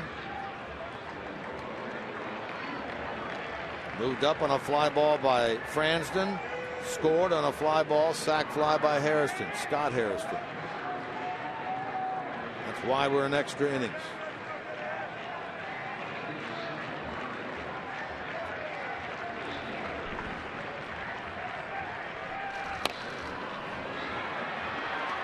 Parra gets to it, spins, throws, bounces away from Soto.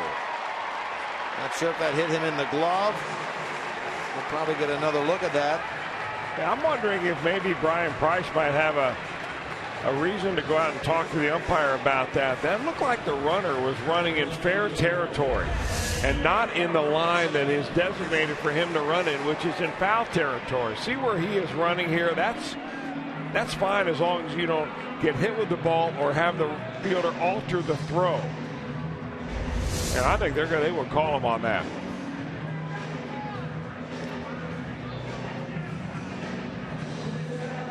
Marty Foster giving the explanation to Brian Price.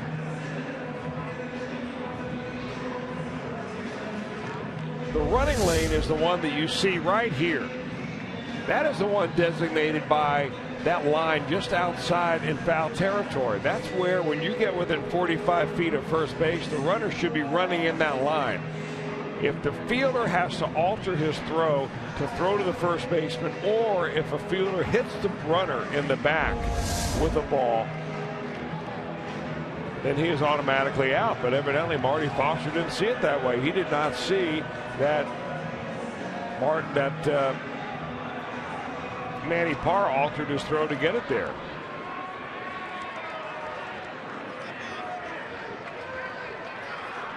I don't agree with that call. I'm convinced that's why the ball was dropped.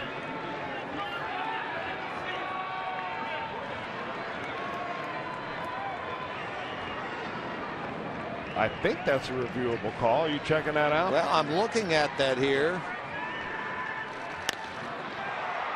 Left field with 2 men out. Going to be a moot point as Heisey will make the catch of this ball hit by Kevin Fransden, sending us to the 12th inning. We'll take a look at that. Let you know when we come back. The reviewable play sheet that I have doesn't list whether that play is reviewable or not. It has a list of most common plays. It has a list of boundary plays and base running plays, but on base running plays it does not specify whether that play is a reviewable play or not. Just by the way that was discussed down there between Brian Price and Marty Foster would lead you to believe that it is not, because it would appear that Brian Price could simply say, I want it reviewed. So that may be a play that is not reviewable. We'll try to find that. Out. Meanwhile, Tyler Clippard has entered the game as the 5th pitcher for the Nationals.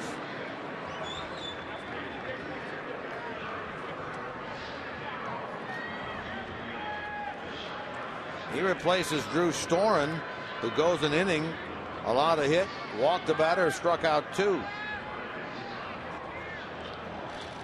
Billy Hamilton will lead it off.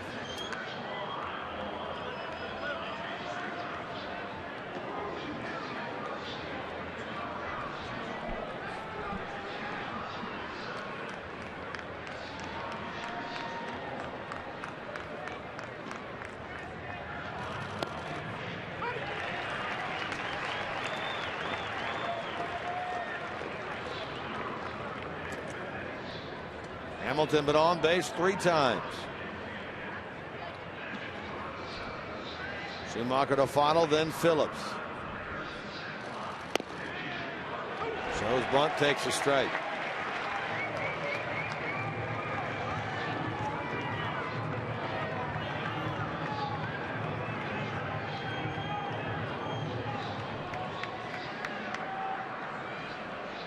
J.J. Hoover up and throwing in the Reds bullpen.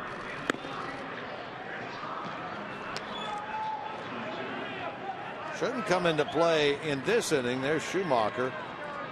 The Reds have now just 1 bench player left. That's Ramon Santiago. Yeah, that was the instance that we were talking about. When you do play short, normally it doesn't ever show up. Because normally you play through 9 innings. You pretty much stay according to your schedule of who you're going to use and so on. But when you play extra innings, that's that one extra guy. When you're playing with 24 and the other team is playing with 25, that could make a difference. Reds, of course, short a man, with Joey Votto not with the club. Back in Cincinnati, taking treatment on his strained quad. Hamilton doesn't get it. He strikes out.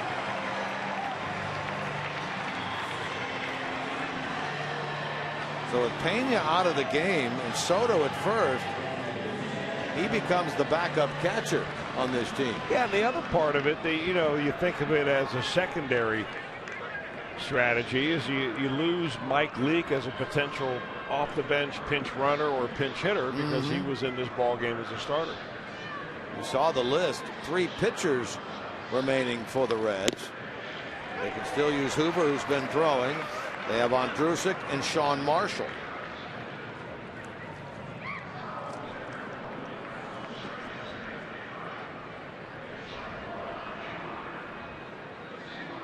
Nationals have 3 remaining also. Aaron Barrett, a right-hander, and then Jerry Blevins and Ross Detweiler are lefties. They have their backup catcher Jose Lobaton on the bench, and Tyler Moore, who's been playing some first base for them this year. Schumacher, he's been on 3 times tonight. A pair of hits, a run batted in, and a walk.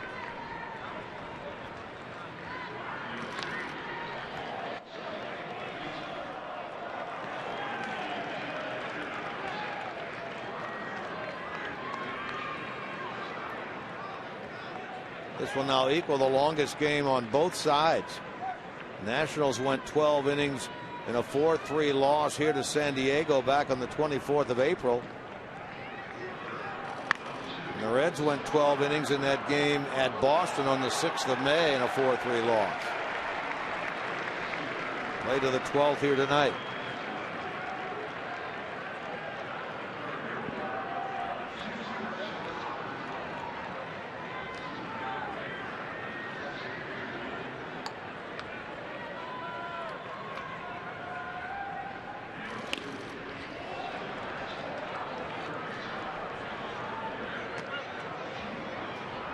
Boy, Schumacher being really pesky. Short swing, tough to get that fastball by him. The pitches that he has struggled with here, at least in this at bat, is that big curveball the Clipper throws in there.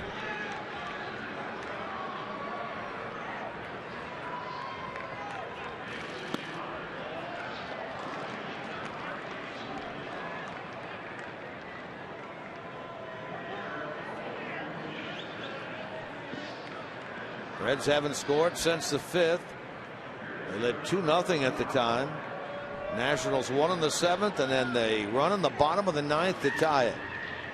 Hard to the shortstop, but played by Desmond. 2 out.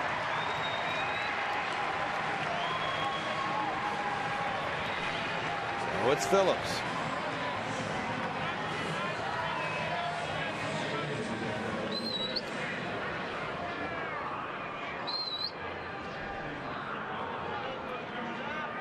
Brandon been very quiet tonight, 0 for 5, following a 1 for 4 performance yesterday.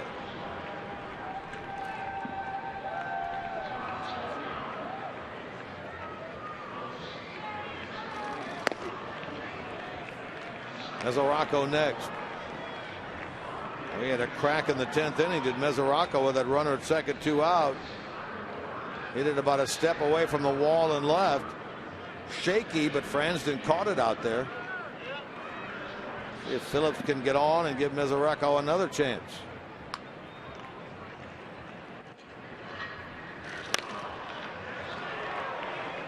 Foul ball. Dobbs. Inning over. Only the 2nd time tonight the Reds have been retired. 1, 2, 3. Nationals come up bottom of the 12th. And remaining coming into this inning, JJ follows Manny Parra.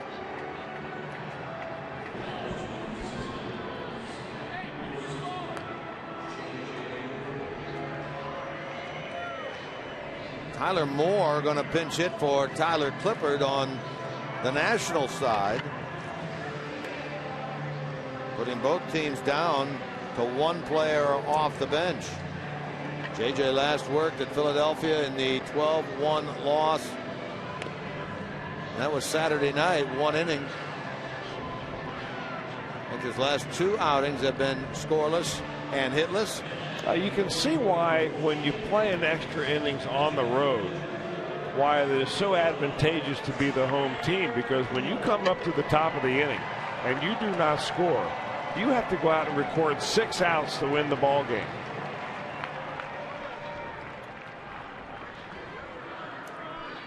So Moore leads it off here in the bottom of the 12th.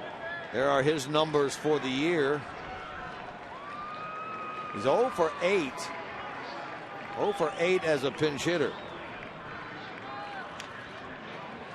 He's been getting a decent amount of playing time down at first base, with Adam LaRoche having been placed on the disabled list on the 11th a week ago.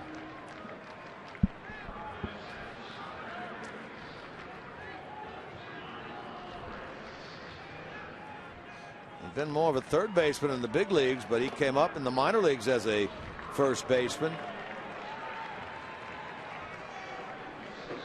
Batting here against Hoover to start the bottom of the 12th. Nationals have out hit the Reds 10-8. Hoover falls behind 2-1. Top of the order, featuring Denard Span, is next.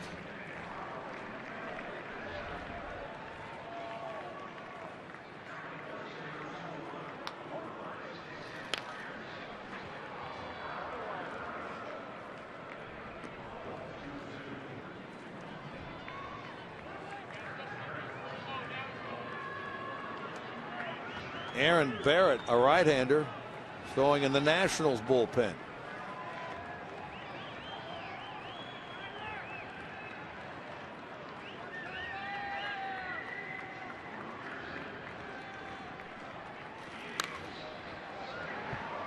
Popped up by Moore and out of play. 24,505, 24,505 tonight's attendance here at Nationals Park. Well, there certainly aren't that many in the ballpark now, which leads me to ask you the question, when do they stop running the subway? You know, I was going to take that over here, but changed our plan. We are being told midnight. You got less than an hour. All right. There's always, of course, the bus going back. You can hop on that. I know you don't like to wait,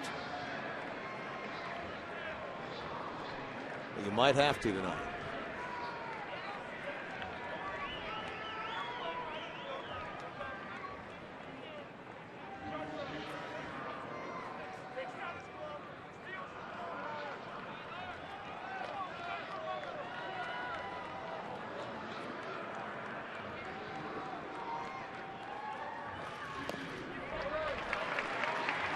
Full count now to Moore, leading off the bottom of the 12th.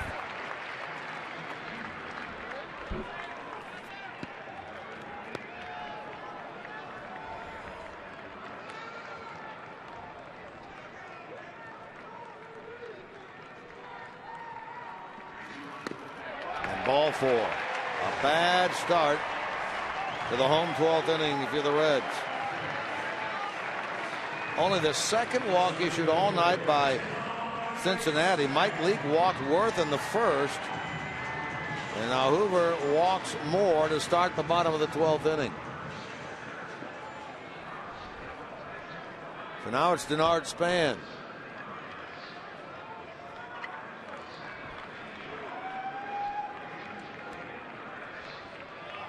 He is showing bunt. Takes ball 1. 2 hits and an RBI tonight for Span. Matt Williams wants to get that winning run into scoring position and then give Rendon and Worth the opportunity to drive him home. Frazier is a quarter of the way in down at third.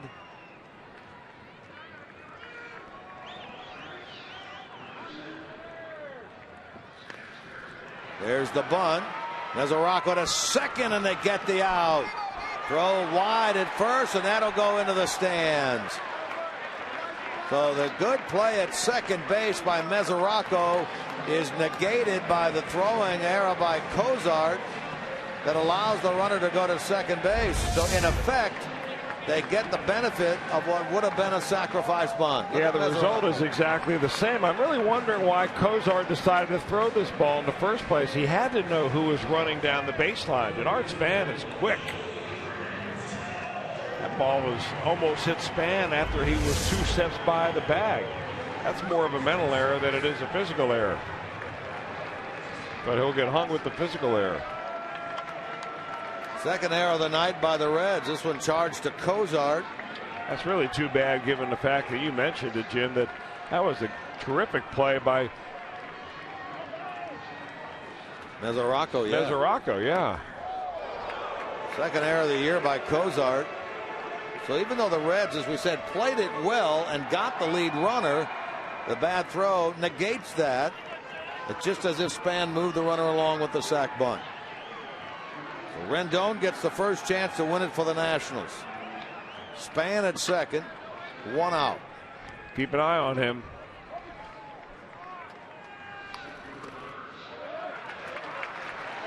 This is a tough situation for Brandon Phillips. Because you got to be close enough to second base to keep him somewhat honest. And Art Span can really run. And if you give him the idea that you're going to leave that area, he's going to get a walking lead.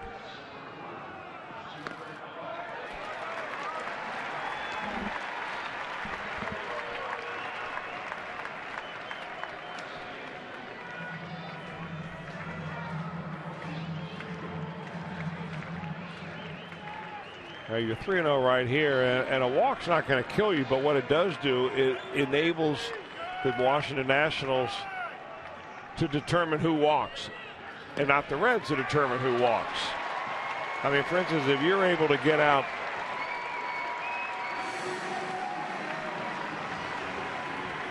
Anthony Rendon and you wanted to walk Jason Worth, now you can't do it. Right. Ryan Price, the manager, pays the visit to the mound here, not Jeff Pico. Well, the problem is there's 2 walks in the inning. And this is the one thing that has been kind of a bugaboo for J.J. Hoover really since spring training. He walked a lot of batters in spring training. He started the season off his first 4 ball games. He walked 5 batters in those. And then he went through a period of time where he didn't walk very many batters. His last couple of outings have been good. One against San Diego, the other day against Philadelphia. Good, strong outings.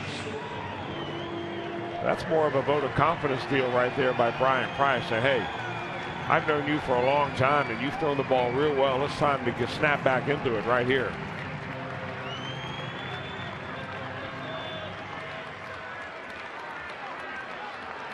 Here now is Worth. 0 for 4 with a walk tonight. Winning run, Span at second base, 1 out. And a strike. Boy. Look at these Rizzup numbers tonight. 2 for 19 for the Reds, 1 for 10 for the Nationals.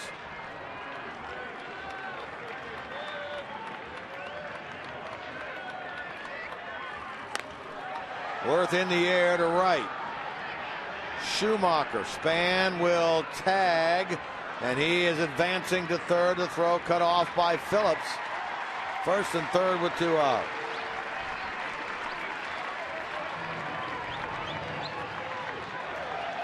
Now J.J. Hoover 1 out away from working around 2 walks here in the 12th inning. Ramos another one. Quiet tonight, 0 for 5.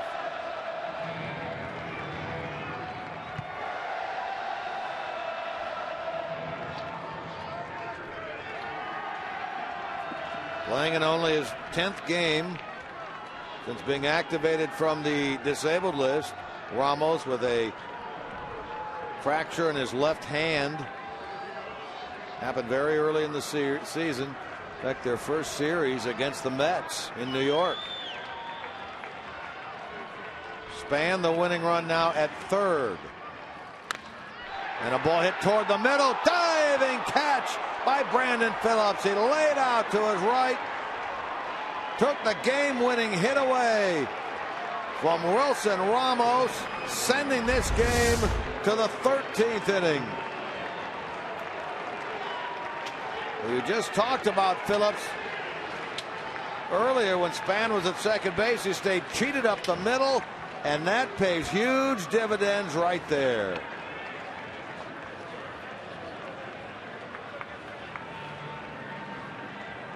that play in the dugout. Having a good time. Made a great play on that ball. Cheated up the middle. Snatched victory away from the Nationals by spearing that line drive by Ramos.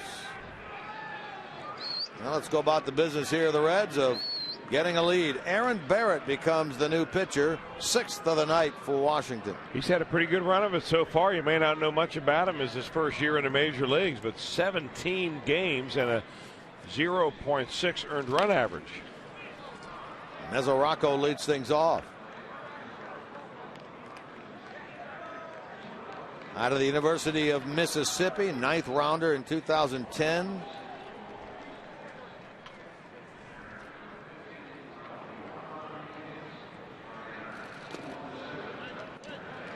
Devin tonight 0 for 5.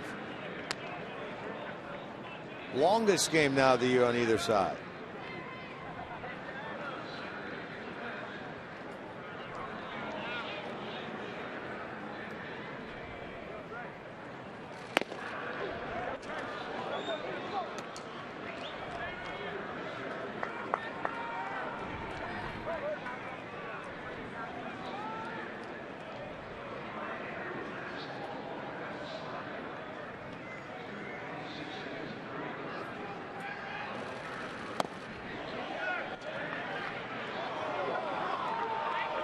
Barrett's 26 years old. He's from Evansville, Indiana. That might fall within the realm of Reds country. Yeah, right on the cusp there, I would think. Used to have a minor league team there, the Evansville Triplets. They may still, I'm not sure what league they're in. Well, years ago, they were a Detroit affiliate. Years and years ago. They had an independent league team most recently. Walk gives the Reds a base runner. Let's take a look back at Brandon Phillips. He's made some plays in this game. Espinosa there. Ramos here. Full extension by the Gold Glover right there. Game saver.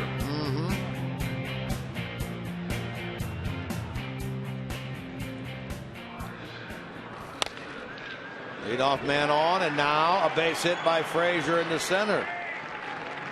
Good chance the Reds had in the 11th, and now here in the 13th. A Mesoraco walk and a Frazier base hit, his 2nd of the night.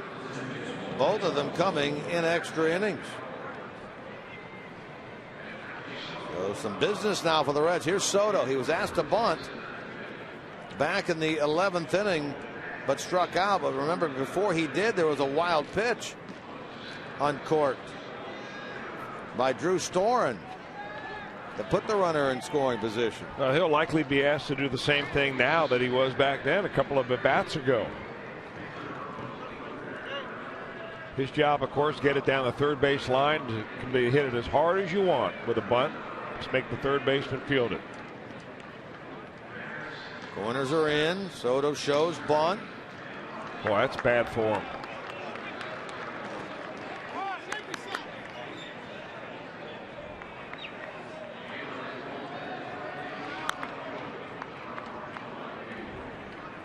It's all right. You keep telling yourself you can do it. Get your head right down near the bat. Watch that ball hit the barrel.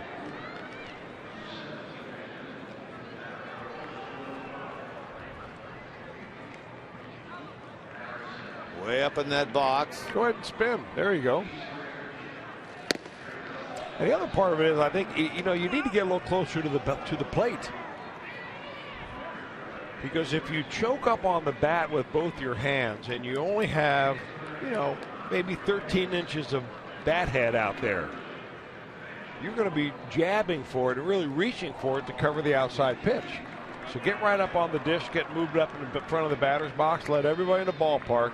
We all know you're bunting anyway. There you go. Well, he's moved up in the box, but he didn't move closer.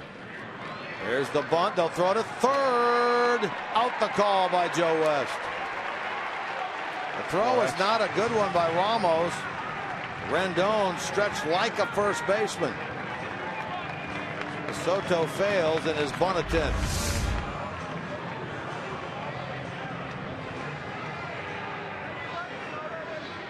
That's not good at all. So Mesoraco is out. 2-5. Brian Price out at third. Our replay clearly showed that he stayed on the base. And he got the thumbs down from Jay Bell, so he'll be back into the dugout. Frazier's now out at second base. On the failed sacrifice bunt, Soto runs at first. It's Heisey, after striking out his first 2 times up, had back-to-back doubles, then a walk. I'd love to see him get a hold of one right here.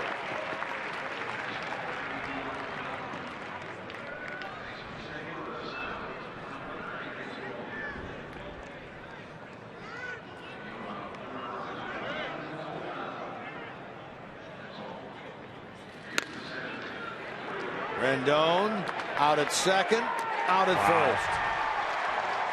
First double play of the night on either side. And we go to the bottom of the 13th, still tied at 2.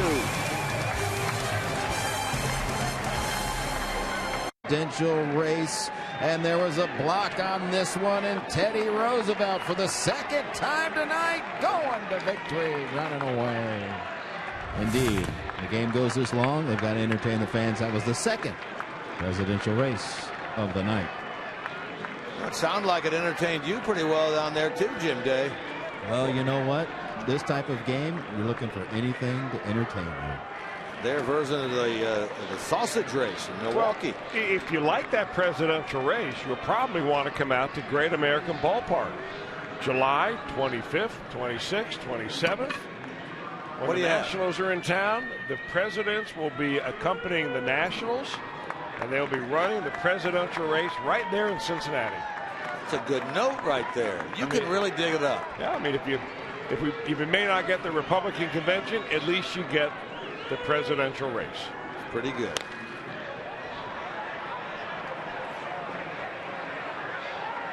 Soto over near the railing makes the play on that one.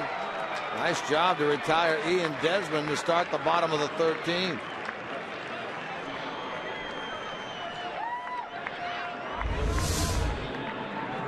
Over the tarpaulin roll goes the Reds first baseman. Nice play there. Good concentration.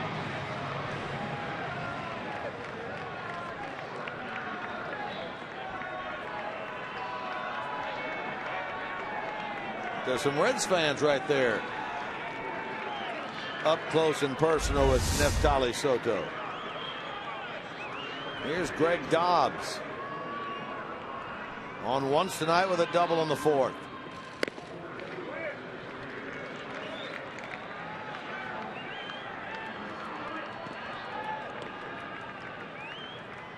J.J. Hoover trying to turn in a 2-inning outing tonight.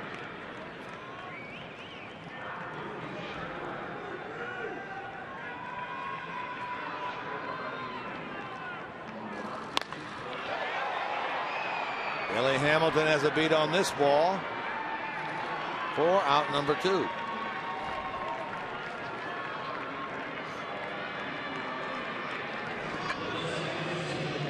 That'll be Danny Espinosa.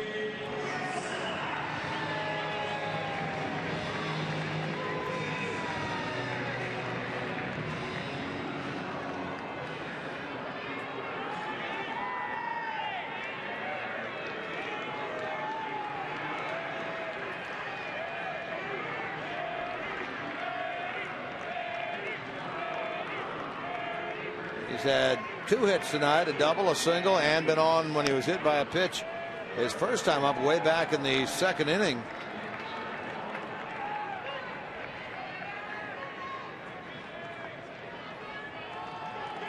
Switch hitter batting from the left side. Better average from this side of the plate. Hoover trying to have a 1-2-3 13th.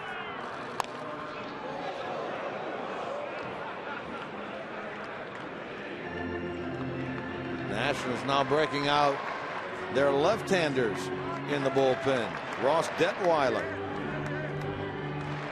They have Blevins and Detweiler and Stammen. That's Detweiler there, left in their bullpen. Reds have Marshall and Andrusik. and only Santiago on the bench. Game goes to the 14th. The pitcher spot's going to be due up second.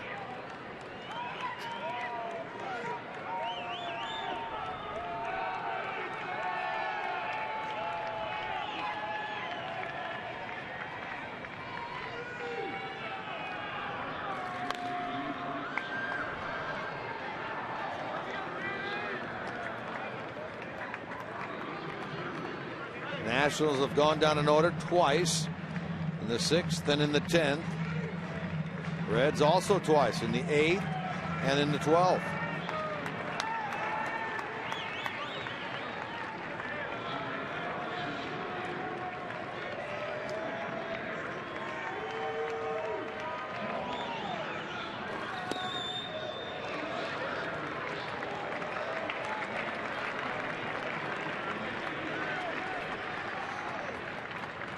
Kevin Fransden, who entered the game as a pinch hitter in the 9th inning, then stayed in left, is on deck.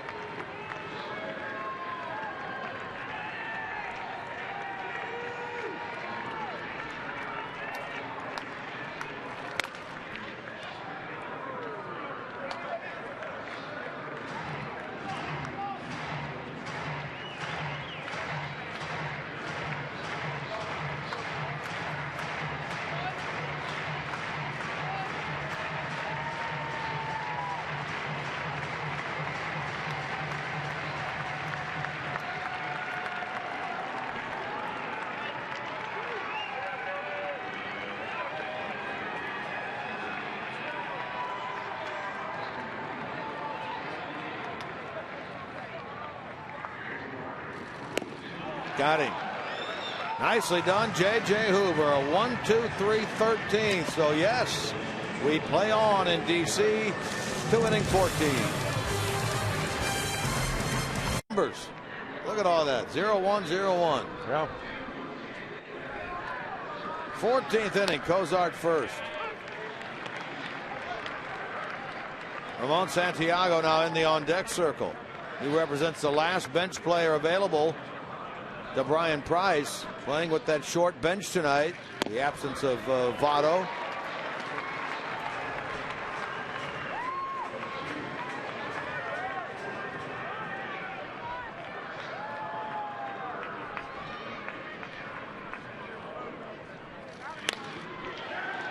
Into left for the second inning in a row. The Reds get the leadoff man on. This a hit by Cozart, his first of the night. The 10th of the evening for the Reds. A good positive start to the 14th inning. Now Ramon Santiago will bat for J.J. Hoover.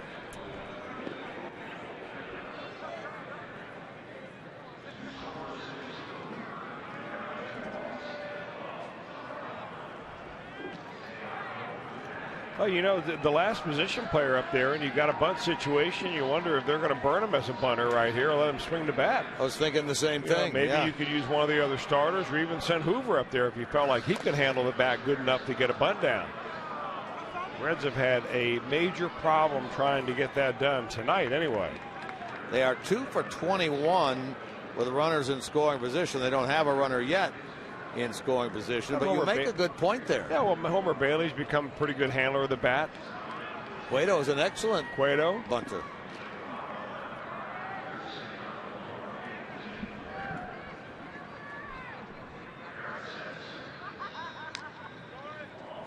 Showing bunt again, bunting it to first.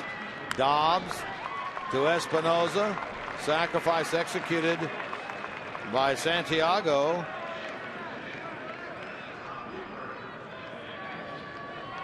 Now Cozart's in scoring position, and now Hamilton and Schumacher give the Reds a 1-2 opportunity here. Regain the lead in the 14th inning.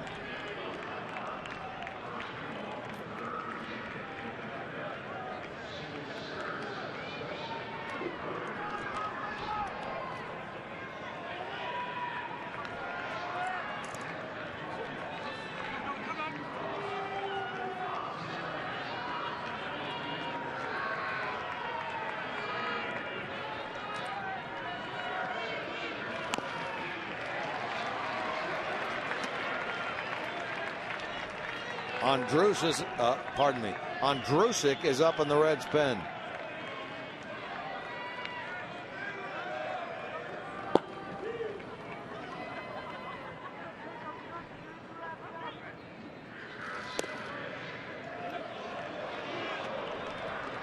All in a strike to Billy. Struck out each of his last 2 times up. It's been a multi-hit night for him. Infield single in the 5th. Single in the center in the 7th.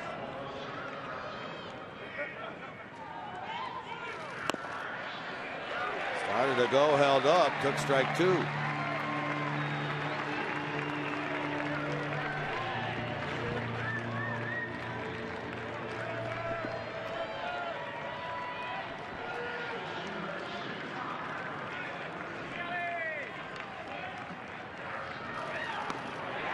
And now strike 3. They'll need to throw him out, and they do. So he has fanned the last 3 times.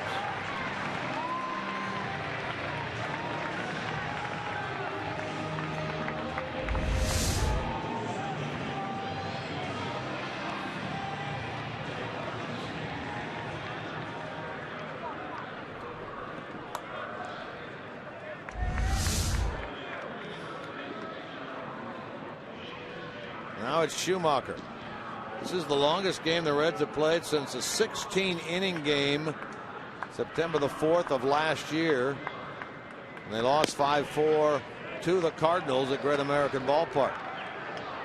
14th inning now. Hit by Schumacher could give the Reds the lead. He has a pair of hits, but nothing since the 5th.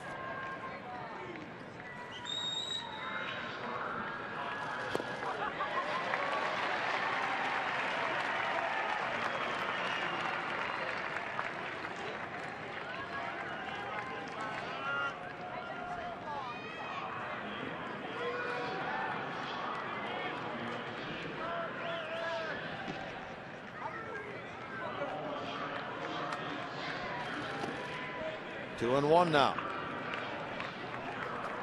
Phillips next.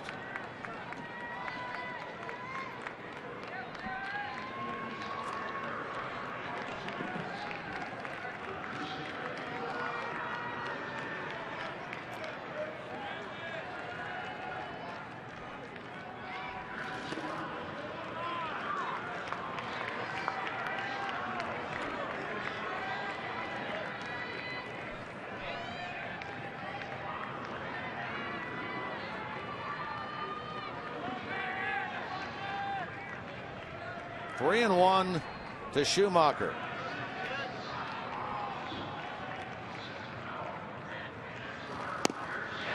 Three and two. Well, he keeps going back to that same spot, that little overhand breaking ball, 87 miles an hour. I don't know whether he calls it a curveball or a slider, but it just disappears on a lefty. Same pitch that Billy Hamilton went after and came up empty on, and Schumacher's yet to make good contact on it, or any contact on it. That was a closer in the minor leagues, Aaron Barrett. Gets the strikeout there, and a big bender that fell right across the plate. Strikeout number 2 for Barrett in the inning. And the Nationals will come up now in the bottom of the 14th. Second 7th inning stretch, or in this case the 14th inning stretch. These two teams have battled to a 2-2 score. Saves is here tonight, at least in t-shirt form. Spud.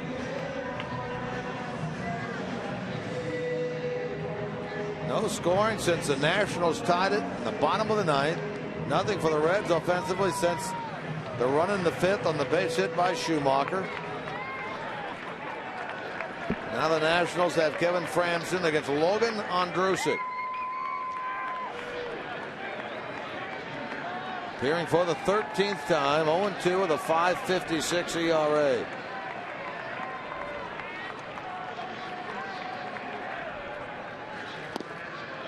Logan last worked on Saturday, an inning and a third of no-run, one-hit baseball in that loss at Philly. We had that bad outing, second game of the doubleheader against San Diego when he walked 3. Ripped into the left field corner. Fair ball by Franston. He's going to take it into second base. Heisey will get it in.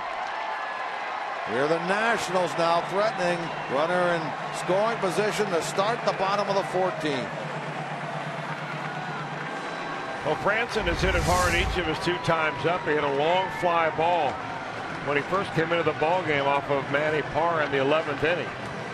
That ball rifled right down the line. The question was, will it hook enough to go foul? So now the Nationals are presented with the same opportunity the Reds have had, which is a runner in scoring position, a chance to move him over to third base, and we'll see how Matt Williams plays it. They will send up their last position player, Jose Lobaton, their backup catcher.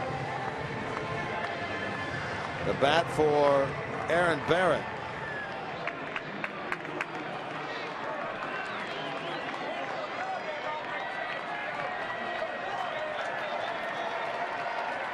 Unless they have an emergency catcher, this game goes on, they may need to leave him in the game.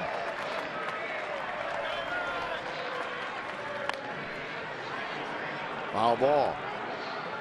Lobaton hitting .241. He's a switch hitter. A homer and 7 RBIs. First opportunity to pinch hit this year. He's a better hitter from this side of the plate at .250. The second time tonight that they've had a runner at second base and nobody out with a chance to drive him over with a, bunt him over, and they didn't do it. In fact, it was Franston last time who had a fly ball to advance the runner to third.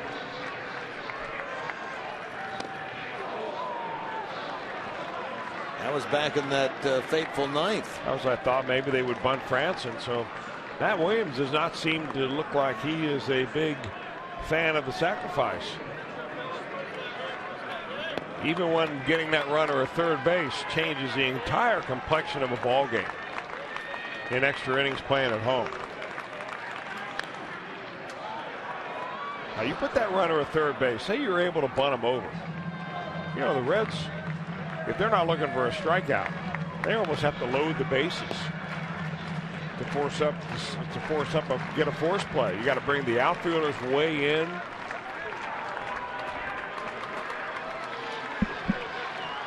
He's going to give himself 3 swinging chances to win this game, it appears.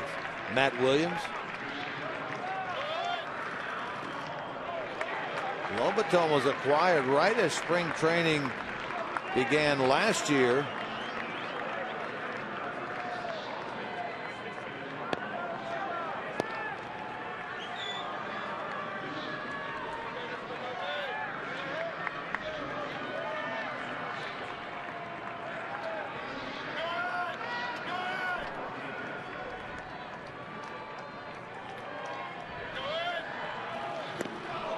Nice off-speed pitch and a strikeout of the pinch hitter, Lobaton. A good job by Logan Ondrusek. And that's got to be a big sigh of relief for the Reds right there. It looked like a splitter that he just got up there a little bit. Lobaton way out in front of it. Next chance goes to Denard Span.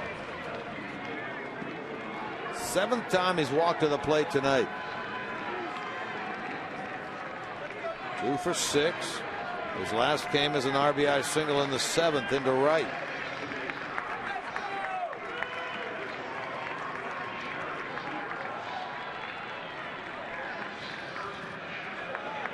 Chest protector block there. Boy, you're just trying to throw your body in front of that one. That hit about 3 feet in front of home plate. The old 57-footer.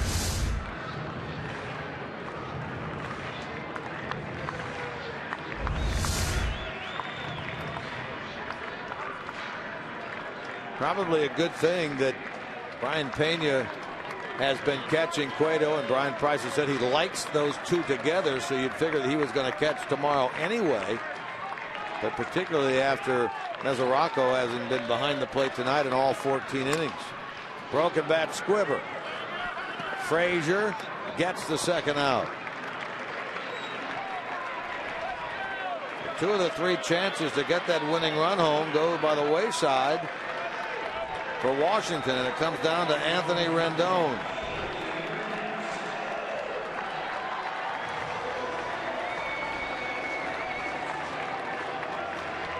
One for 5 with a walk tonight. Winning run at third. Cranston with 2 out.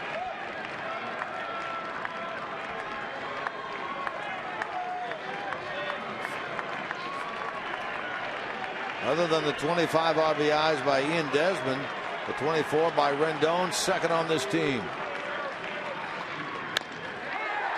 Line drive to center. Hamilton lays out and makes the catch. That's 2 of them on this night that have taken a win away, a potential victory from the Nationals. In the 12th by Phillips, and now in the 14th by Billy Hamilton.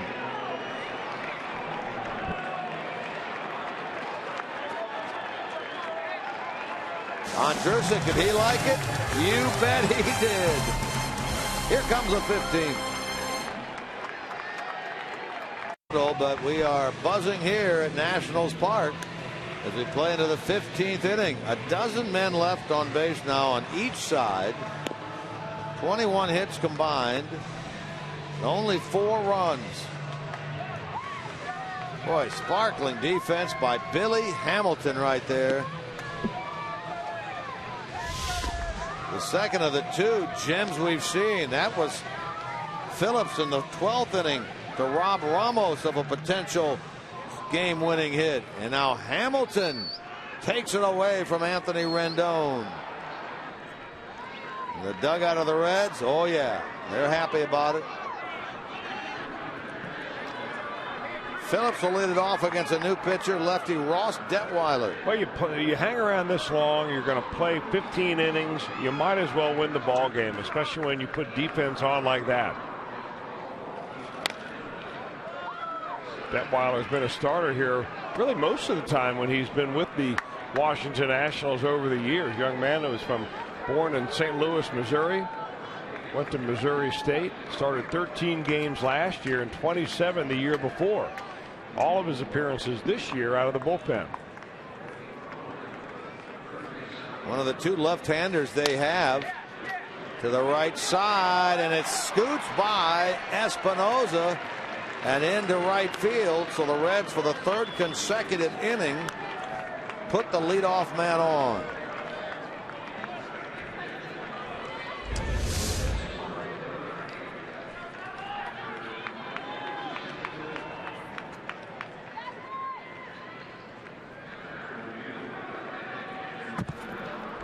May turn out to be a benefit for the Nationals today. They put Gio Gonzalez on the disabled list and activated Ryan Matthews, called him up a reliever. So they do have an extra relief pitcher. Popped up by Mesoraco. 1 out.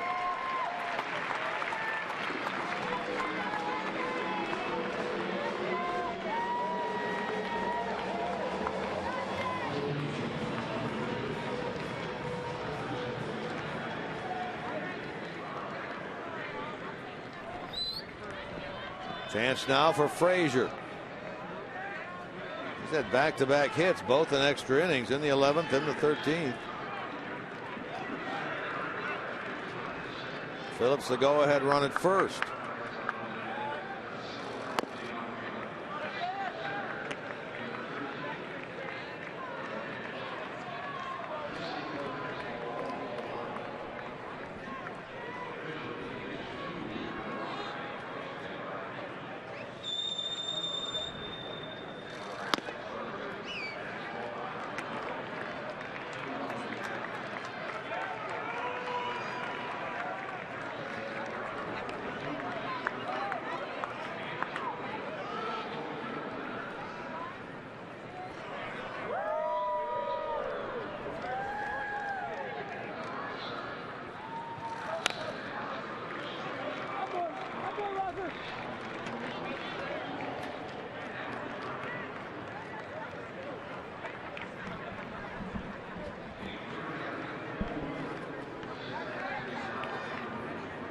Brandon led off the inning with a hit into right.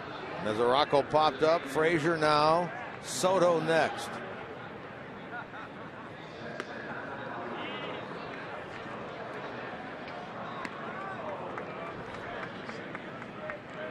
Reds had a chance in the ninth inning to add to their 2-1 lead. A one-out double by Heisey. Couldn't move him around. Left a runner in scoring position in the 10th. Left second and third in the 11th. Left a runner at second in the 13th. Frazier hits this ball high, deep into left center. Did he get enough? He sure did. A 2-run homer by Todd Frazier. His team leading 8th of the year. And the Reds, who squandered a lead in the bottom of the 9th, now lead 4-2 here in the 15th inning.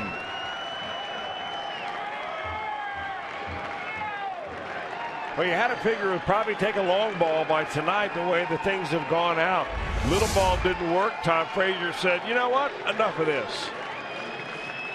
Get out of here. RBIs 22 and 23 for Frazier, with Phillips scoring in front of him as Soto on the first pitch flies out to right.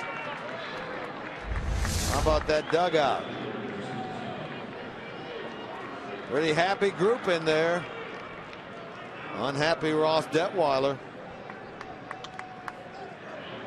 The two that scored right there, good friends, Phillips and Frazier. A 4-2 Reds lead in the 15th.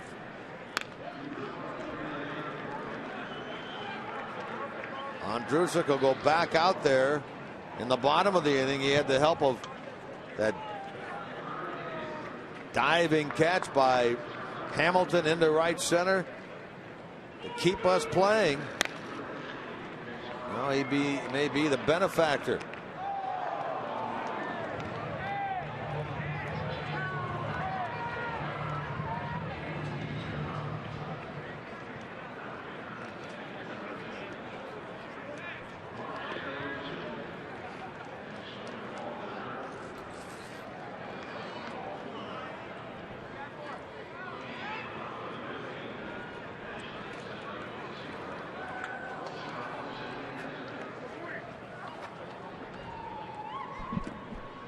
Frazier he didn't have a good series in Philadelphia. Then he went 0 for his first 3 tonight, so he had been 1 for 15 on the road trip until he singled in the 11th, singled in the 13th, and the 2-run homer in the 15th. Popped up by Heisey and out of play. Those of you faithful Reds fans who have stayed with us back in the Cincinnati area, you get rewarded on the Frazier long ball. Wouldn't mind more, but if that's all they get. This one's a gap shot toward left center field now by Chris Heisey. Cut off by the left fielder. Here goes Chris into second. He gets himself a double. That's his 3rd double of the night for Heisey.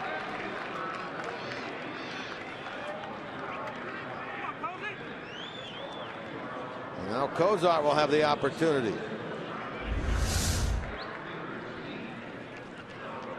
Chris, we've seen 3 of these really good swings tonight from Chris Heisey. Nice and relaxed at the plate, kind of letting the ball get to him, using his quickness. He's quick around the bases too. Legged that one into a double. New career high for Heisey. 3 doubles in a game. They will now walk Cozart and face Andrusek. A single, a homer, and a double in this inning for the Reds.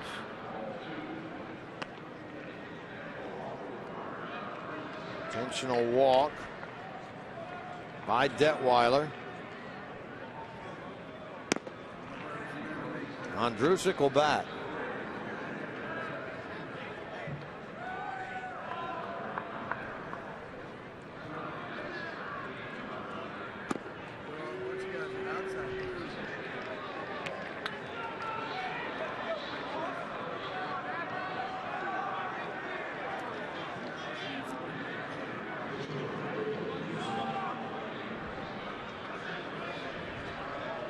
Here now is Andrusik.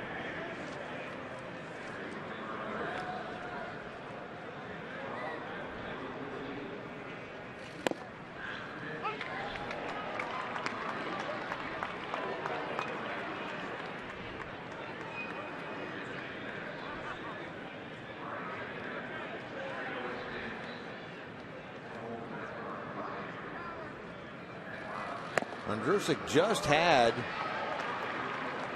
his first at bat of the year while the team was in Philadelphia. That was the 12-1 loss on Saturday night. He went up there and hit. And struck out. And that's exactly what he does here. Reds leave the runner, but get the 2-run shot by Todd Frazier, his team leading 8th of the year. Andrusik to the mound, bottom of the 15th, 4-2 Reds. Hero of this game tonight for the Reds as they try to get the first game, albeit a very long one, of this series here against the Nationals.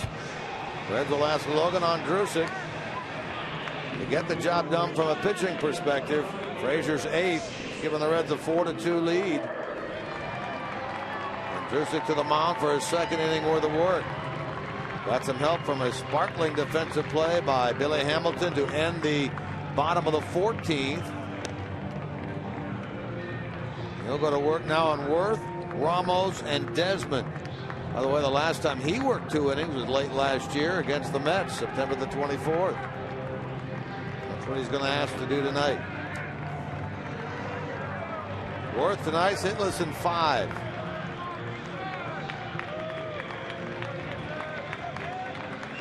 Boy, that was nice to get a 2-run homer. Thus, the tying run does not come to the plate with every batter. Worth swinging at the first one, hits it hard to right. Schumacher gets turned around. Ball over his head and off the wall.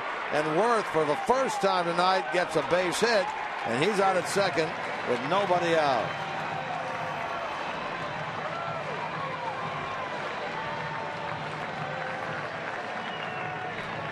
Boy, he hit this ball a long way. Jason Worth did, and just goes to show how important that extra run is. This one had some tail on it, didn't it? And it tailed on Skip Schumacher, bounce off the wall, but Worth wasn't going to try to get the third anyway. His run really not all that important right now.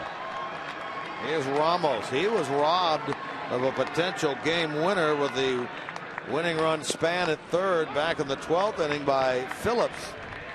Brandon was playing not quite where he is right now, but was cheating up the middle.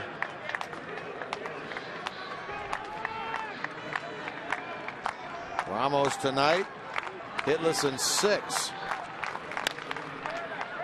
To Cozart. And 1/3 of the way home is Logan Andrusik. 1 out. That's what you're looking for right here. Outs.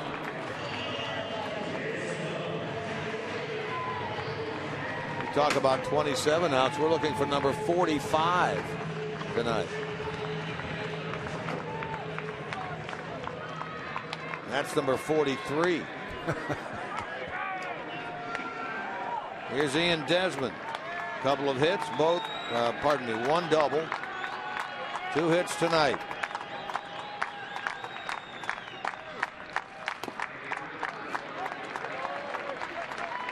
Reds have used LeCure, Broxton, Chapman, Parra, Hoover, and now Andrusik. Only Chapman and now Hoover and now Andrusik have gone more than one. LeCure a third, Broxton 1, Parra 1. Well, more than ever, the Reds will be hoping for Johnny Cueto to go now deep tomorrow night, the way that they've had to stretch this bullpen tonight. Certainly figure that LeCure could go again tomorrow. Broxton could go again tomorrow. But again, the way that Johnny Cueto has worked this year, he's gone at least 8 innings now in his last 6 appearances. 3 of those complete games. He'll be towing the rubber here tomorrow night.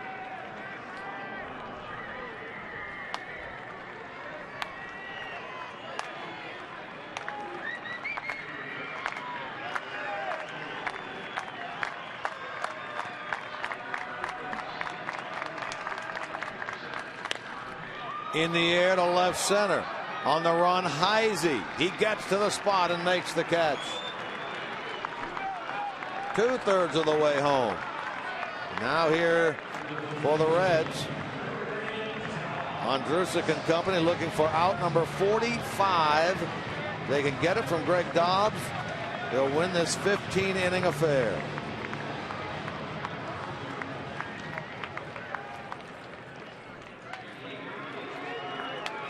Dobbs 1 for 6. A double back in the 4th.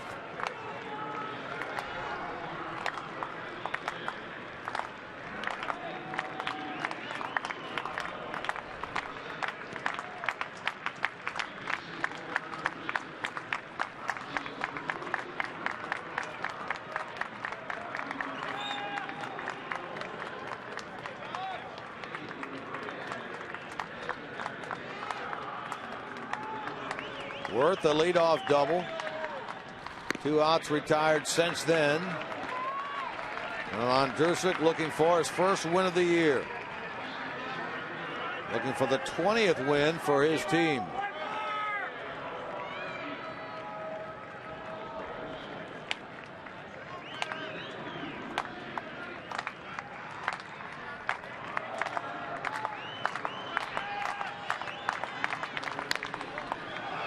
In the air, right center. Can somebody get it? They cannot. Scoring is Worth. RBI single by Dobbs. That had a long hang time, but everybody was deep. Phillips went a long way out. He couldn't get it. And it's 4-3. You didn't think it was going to be easy, did you? Boy, this thing had some hang time. Boy, this was like the devil's triangle right there with all these 3 fielders converging on it and hitting it. Almost embedding itself right there. Worth was moving on contact with 2 out. He scores, making it 4-3. Now Danny Espinosa, 2 hits tonight.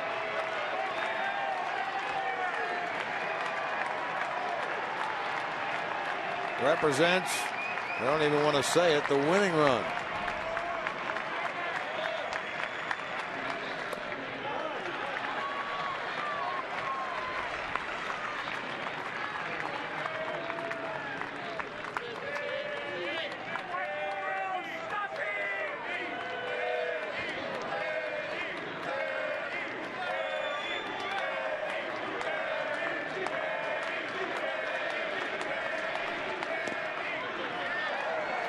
Ball 2.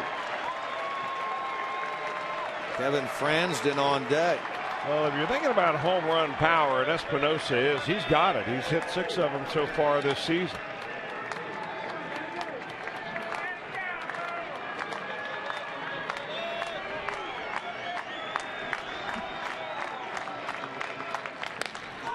To right field. Schumacher at the edge of the track. Reds win. A long time coming, but they get the final out on the line drive to right by Espinosa. Andrusik the win. Frazier the offensive hero. A game that took just shy of 5 hours is a 4-3 Reds win in 15. Sometimes you got to wait a while. Well, you're not kidding about that. This is the kind of ball club that maybe needed something to galvanize them together a little bit. Maybe it's a late night game like this to get it going where everybody has a little something to do with it. And there's a lot of rejoicing going on. A big smile on the manager's face right here. A well-earned win by the Reds this evening. 4-3 in 15. The Reds a winner. How about our Nissan drive of the game? Top of the 15th inning against the lefty Detweiler. Excited dugout as that ball flies out of the park off the bat of Todd Frazier, his team leading 8th of the year. He and Phillips scored. They celebrate after the home run. And the Reds win in 15, 4-3 to get the first game of this series. Stay with us now. Reds Live post game presented by King's Honda next.